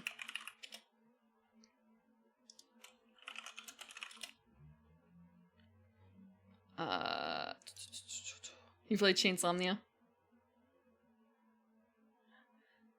2008 for Dominion. When did Tanto come out? There's no Betrayal. It's similar, yeah, so you take away the Betrayal mechanic, but it's still fairly simple. That's why it's kind of like entry-level-ish Chainsomnia. That's how I would describe it. Simpler Chainsomnia. Or simpler Betrayal. I feel like there's probably one or two. There probably are other ones out there too. If you had to compare it to a game, what would you compare? I brought this one up a couple times. The Japanese. Shit. The Higurashi board game. I say it's not officially Higurashi, but thematically it's incredibly similar to Higurashi. I love it. It's not officially Higurashi. No, it's not officially Higurashi. It's a Baka Fire game. Tragedy Looper. Yeah. Like, thematically, Tragedy Looper is Higurashi. How many other games are like Tragedy Looper? I honestly don't know. I feel like there's not really anything that pulls that off. Or even tries to pull it off. Look, Higurashi's been out since what, like 2006, 2007 as an anime at that, or something like that? Higurashi. Oh no. The person who makes games about time looping and mysterious murders and shit, his very first project, I'm going to spoil the fact that there's time loops and mysterious murders and stuff. Maybe more in Japan? Maybe. I don't know a huge amount about Japanese board games, aside from what gets imported over here. Melty Blood? Wait. Melty Blood is a fighting game, isn't it? I've played Melty Blood on arcade. A long time ago. What does Melty Blood have to do with it? Original game has a story? Wait, really? No way. No way.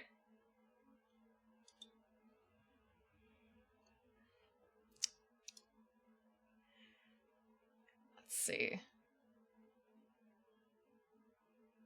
Jason, no, you look, you can't bait me into Melty Blood. I have to rebait myself into Aquapaza.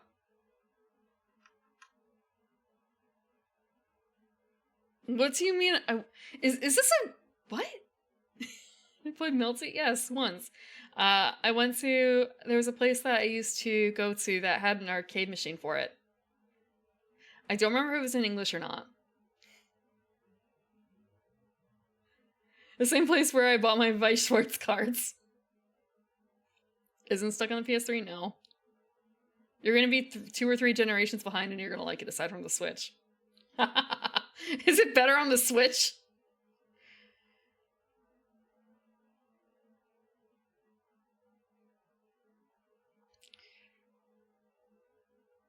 Huh. I didn't know that. FGC meme? What is FGC?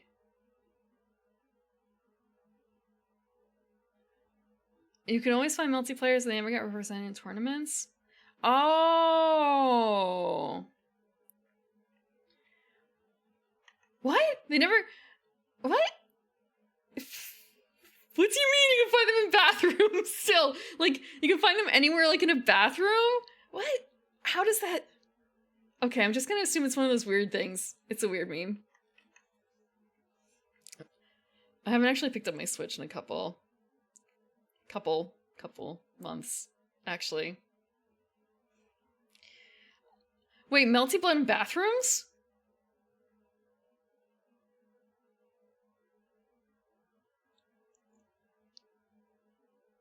Huh. I've never actually seen that. I don't really know a whole lot about fighting games. There are some places I don't really frequent. I don't frequent a huge amount of like video game areas. I know probably way more board game memes. I know way more board game memes. I don't really know any TCG memes. I had to ask someone what like there's a graphic that was going around and it has something like what's a win con, and I'm looking at it and it's like spelled really weird and it's kind of a what the hell is a win con? Is this a joke on not understanding what a win condition is? So like just clarifying. Just clarifying. Yes. WYNN-KAHN. That's a joke on win condition. Over the head. Yeah, I know what a win condition is. Not that much stays true across a lot of tabletop stuff.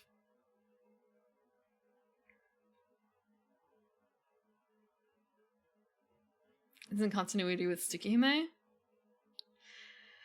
I've never played Tsukihime. I've only seen it. I've only watched it, and people will say, Prim, but there wasn't a Tsukihime anime. And like, it wasn't that bad. Surely that you're going to completely deny it. Surely. I didn't think it was that bad. Shh.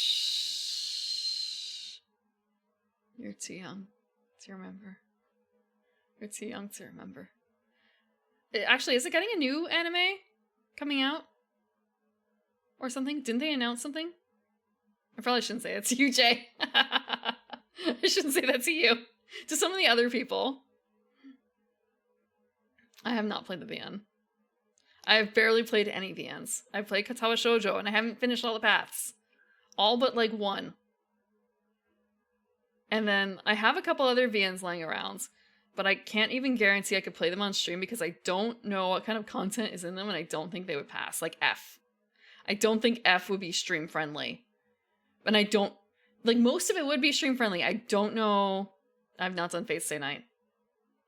I think that when Fate Stay Night came out, there wasn't an official translation, and I got, honestly, really turned off because there were some people in my community who were really into it, and they did not make it seem very friendly. What do you mean we've card revoked? You can't do that to me. You can't do that to me. Same thing, well, I guess like for some other things, just more so the people that I knew didn't make me interested in it. Especially with the way that things are written, any sort of Wikipedia articles you could find. It was not written very friendly. What do you mean you love seafood? I don't get that one.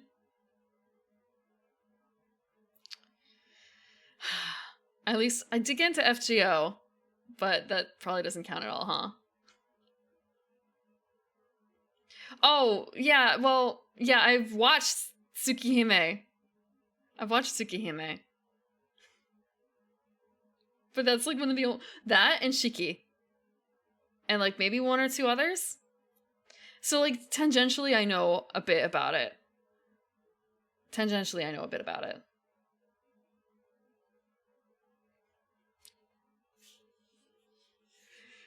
But I was gonna say I was buying VHSs before you were born, but it's kind of like I don't know when you were born, but it's entirely possible. I was buying VHSs before you were born. So shush. Shush.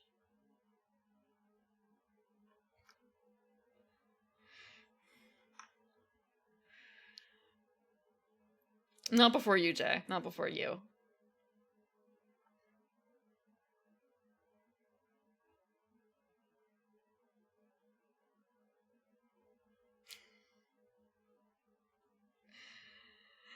I remember Anna Pike. I remember Anna Pike. It still exists, apparently.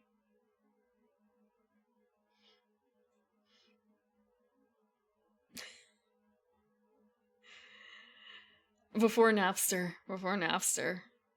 RIP.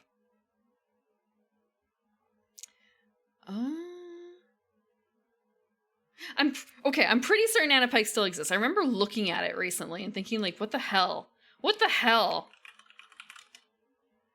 Anna Pike does, in fact, still exist. It is horrifically broken and has not been updated since 2014.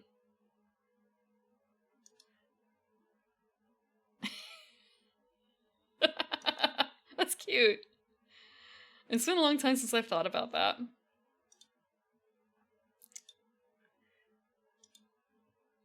Now, Circusa. Well, in the beginning there was only one choice, I believe. But I mean, I moved over. I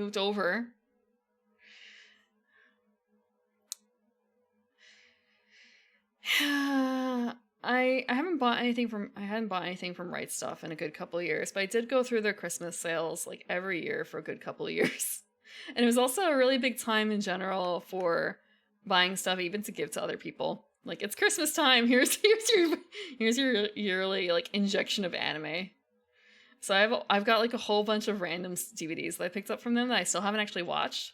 And sometimes just also some grab bag stuff, some absolute garbage trash. Like I haven't actually seen Doggy Poo, but I have a copy of that I think lying around somewhere. It's a Christmas story. And a bunch of other like small one-off things. Or I don't want to call them experimental anime. There's one about a vending machine, I think. But it's not anything like the other thing. Fuck. I don't think I have the Mermaid Boy one. There's just like a whole bunch of there's a pile of DVDs. There's piles of DVDs that I actually need to probably put in a proper space. Now I think about it. Shelving.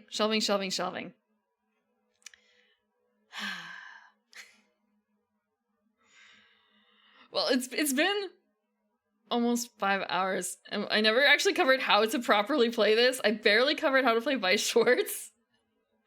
But we went through the cards. We went through the Ice and Fire cards a bit. And now you know it is the Yu-Gi-Oh card game. If you like Yu-Gi-Oh, this is the one for you. If you like Vice Schwartz, you're already into Vice Schwartz.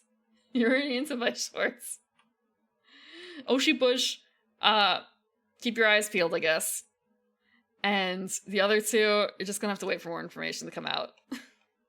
But hopefully, I wonder, since Shy Lily wanted more stuff for like TwitchCon EU, I wonder if she wants to be able to like announce more information at that point, even if it isn't actually able to come out. If she's able to like showcase some stuff, or maybe even like print a promo or something.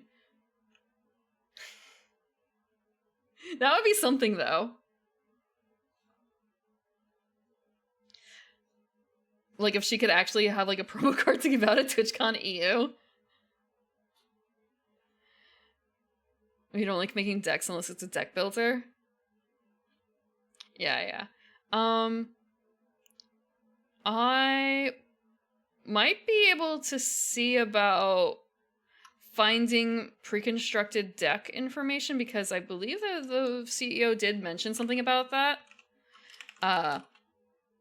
So I can post about that in Tabletop if I get them. When I get the information. It's gonna be a when I get the information. They're in Tabletop Sim? Okay. In one of the folders? Oh, wait. One of the folders? Where are the folders? I don't actually know where the folders are. Oh, pre-made decks. Okay, that's a folder. So there's a couple other... There's Dark Purity, Ice Cosmic, and Fire Nyaru. Okay. Fuck! I am covering the stream. Okay, so over here is the pre-made decks. I swear, when I initially booted this up, like last week when this was originally announced on Tabletop, ow, okay, I deserve that one. I have a check Photoshop. I wasn't looking high. I need to put that lower, in fact. I need to put that lower on my screen. But yeah, I did see this before. I didn't see it today until now. But yeah, Ice Cosmic, Fire Nyaru, Wind Water, Dark Purity. Fuck. I should have grabbed those out earlier. Let's see what's in the deck real quick. So this is the...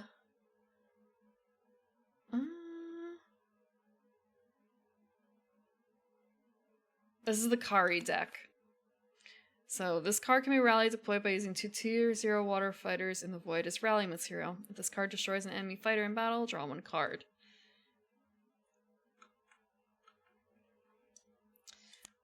So this was the Nagi Kari thing that I saw, isn't it?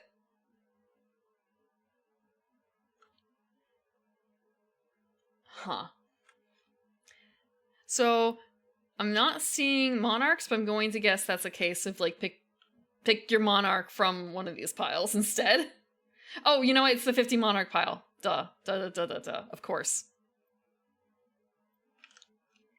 I was just searching. I was searching the bag. This is water, wind water. What the hell? That wasn't there before. Wait. Oh! Okay. That explains a bit. Okay.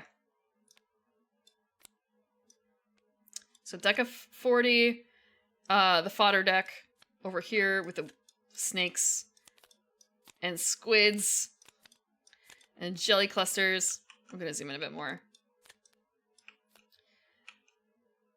Then you have the deck of 40, and then you have 3 monarchs to choose from, but it's really 2 monarchs. It's the same monarch, or same character, same VTuber in 2 different forms. Huh. Okay, they are the same. Okay. Maybe I fucked up. It's entirely possible too. It's possible I grabbed it from somewhere else too.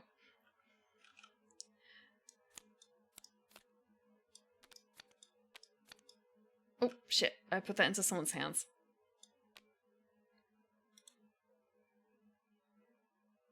But yeah.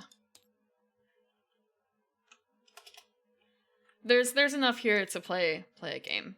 And I do know Lance was in here earlier. I know that he played, he tested out. Like, he actually did a play test. I should say play test. He did break this game out last week if you are interested in seeing I hope I get this right. If you are interested in seeing, like, a card game person play... Okay, it's just Lance Maverick. Oh no, I didn't want to raid! Fuck! I wanted to shout out! I'm sorry. Because he's not live as far as I know. No, wait, shout? Is shout not it? Is shout not the commands? Fuck. Oh, I didn't spell it right?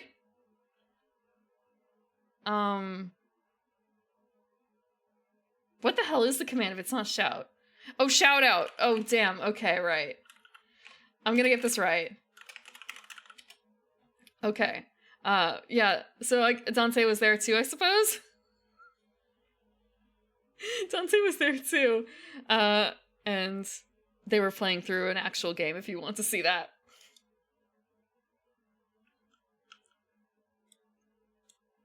Hello, Dante. Yeah, no, I don't usually do the short versions. I don't know if SO works. But shout out does work. I'm surprised that, well, I guess I shouldn't be surprised that shout doesn't work. I wonder if they're reserving that word for something else. Like, say, shout, yell, different levels. They're probably never doing that.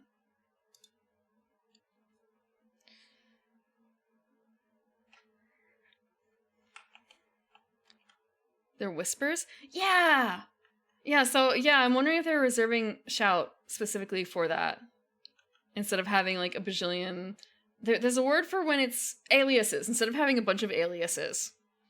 For the same thing. Like SO versus shout out. So yeah, I'm gonna have to actually try and play a game of this off stream at some point. I will have to look into my schedule about seeing about, like, doing that. Probably in the Discord or something like that, maybe? Discord is linked down below and also here. I'm sure I could also probably, like, tap Gwen or someone.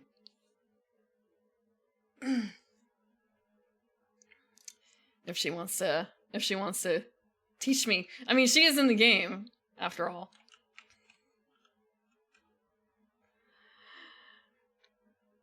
But I do have a channel about tabletop stuff.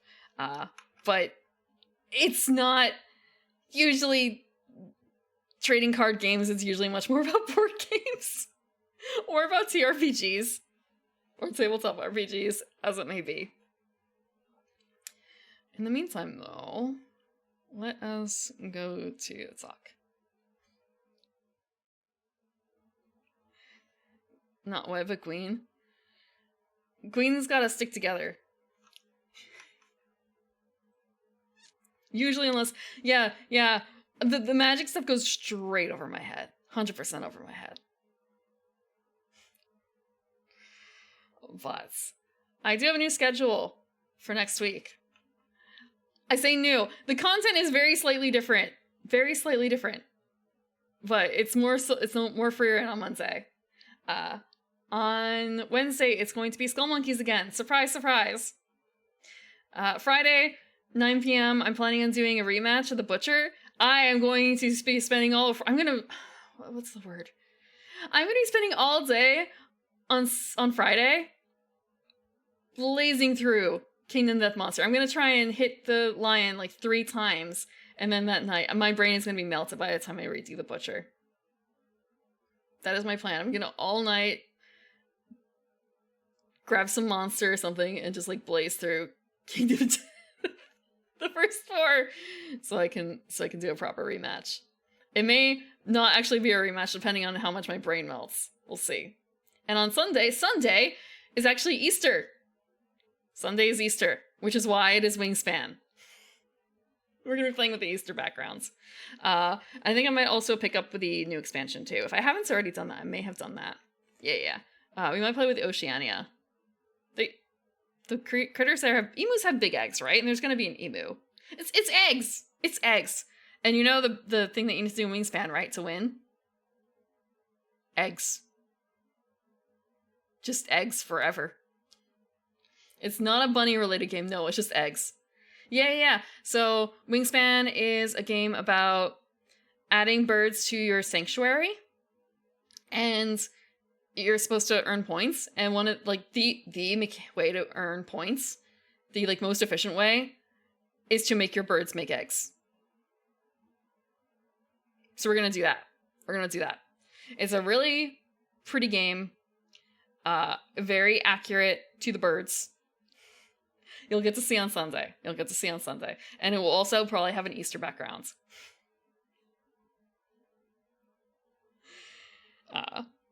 That's about it. What do you mean, huh? I guess it has actually been like a year since I played Wingspan on stream.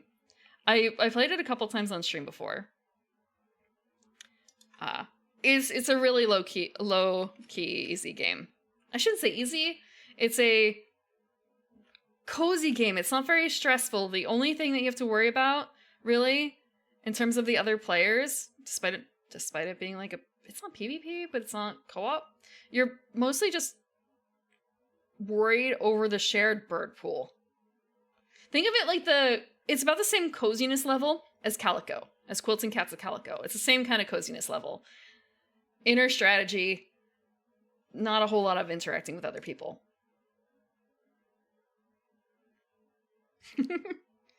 Wingspan is one of the considered good games out there right now. Like, there's nothing mechanically wrong with it aside from, I guess, like the best strategy is eggs. Like, that's pretty much like the worst thing people can say about it. Like, maybe birds boring. Okay, that's a theme problem. You like it or you don't. And it's like eggs forever. Yeah. I wouldn't have a bajillion bird cards in my library if it weren't for Wingspan. I bought a bunch of the expansions. I wouldn't do that for just any game. Okay. Is there anyone else doing anything that is kind of related? I don't know if anyone else is doing anything super related to this. So, let me check something really quickly. Let me check something. Oh god, why do I have so many tabs? It's not browser tabs. I'm not looking at browser tabs. I'm looking at different other tabs.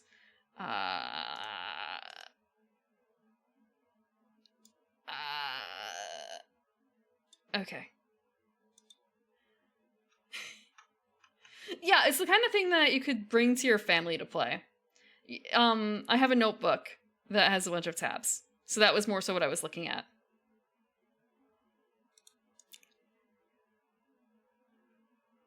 What is this? What is this? Okay, they've been... Nope.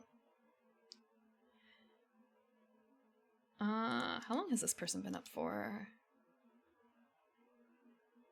Okay, I think she's gonna be going for a little while longer. Grandma, I want to play a board game? No, okay, so if you want to play a board game with Grandma... I'm sure there's a game for that. I'm thinking about it. Something that's not so complicated. Wingspan is probably not the best choice, to be honest, unless she's a big birder. How backstabby does Grandma like to be? Because I might have some games for her then.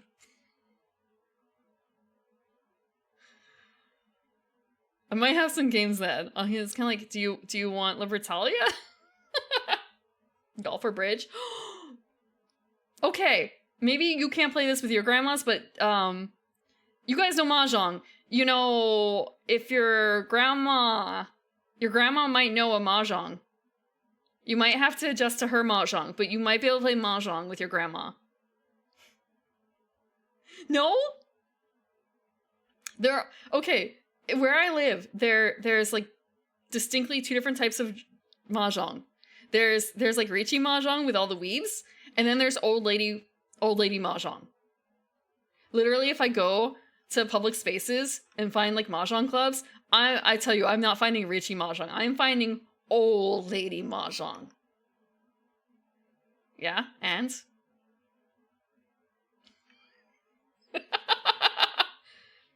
And?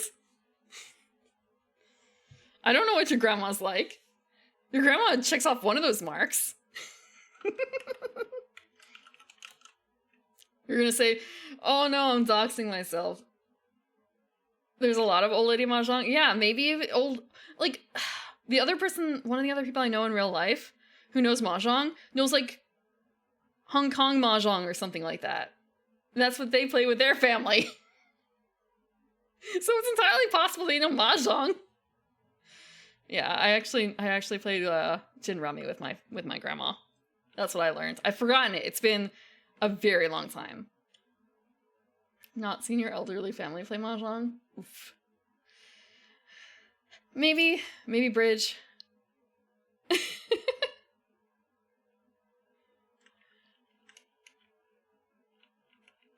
Only Yiddish while speaking mahjong. Scrabble was another fun family game. I lose. My family is too good. Or at least I lost when I was younger. Maybe now that I've got a couple more years in me. Maybe. I might be better at them. I kind of doubt it, though. They've added years, too, after all. But we are going to be raiding into Lobotomy Bunny. She is doing art right now. She is a cute bunny doll VTuber. More so on the doll, less so on the bunny. She does have ears. Like, bunny ears. And a giant nail through her head. But it's cute. It's cute. It's like, it's a very sickly sweet style. Raid message? We don't need a raid message? I don't have a default raid message, to be honest. Let me grab an emoji really quickly. Oh, fuck.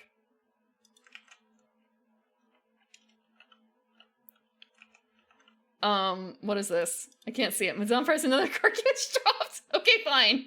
Okay, fine, yeah. That really is what it is, because it's just kind of like bringing it up the other day to you guys and like, holy shit, there's another one. There's another one.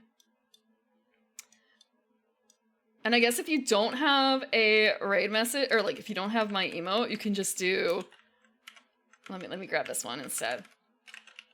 There's no time, there's no time. There's no time. Something kind of like that. I don't know how many you guys are really do. But thank you very much for joining me and have a good time with a Lobotomy Bunny. Have a good night.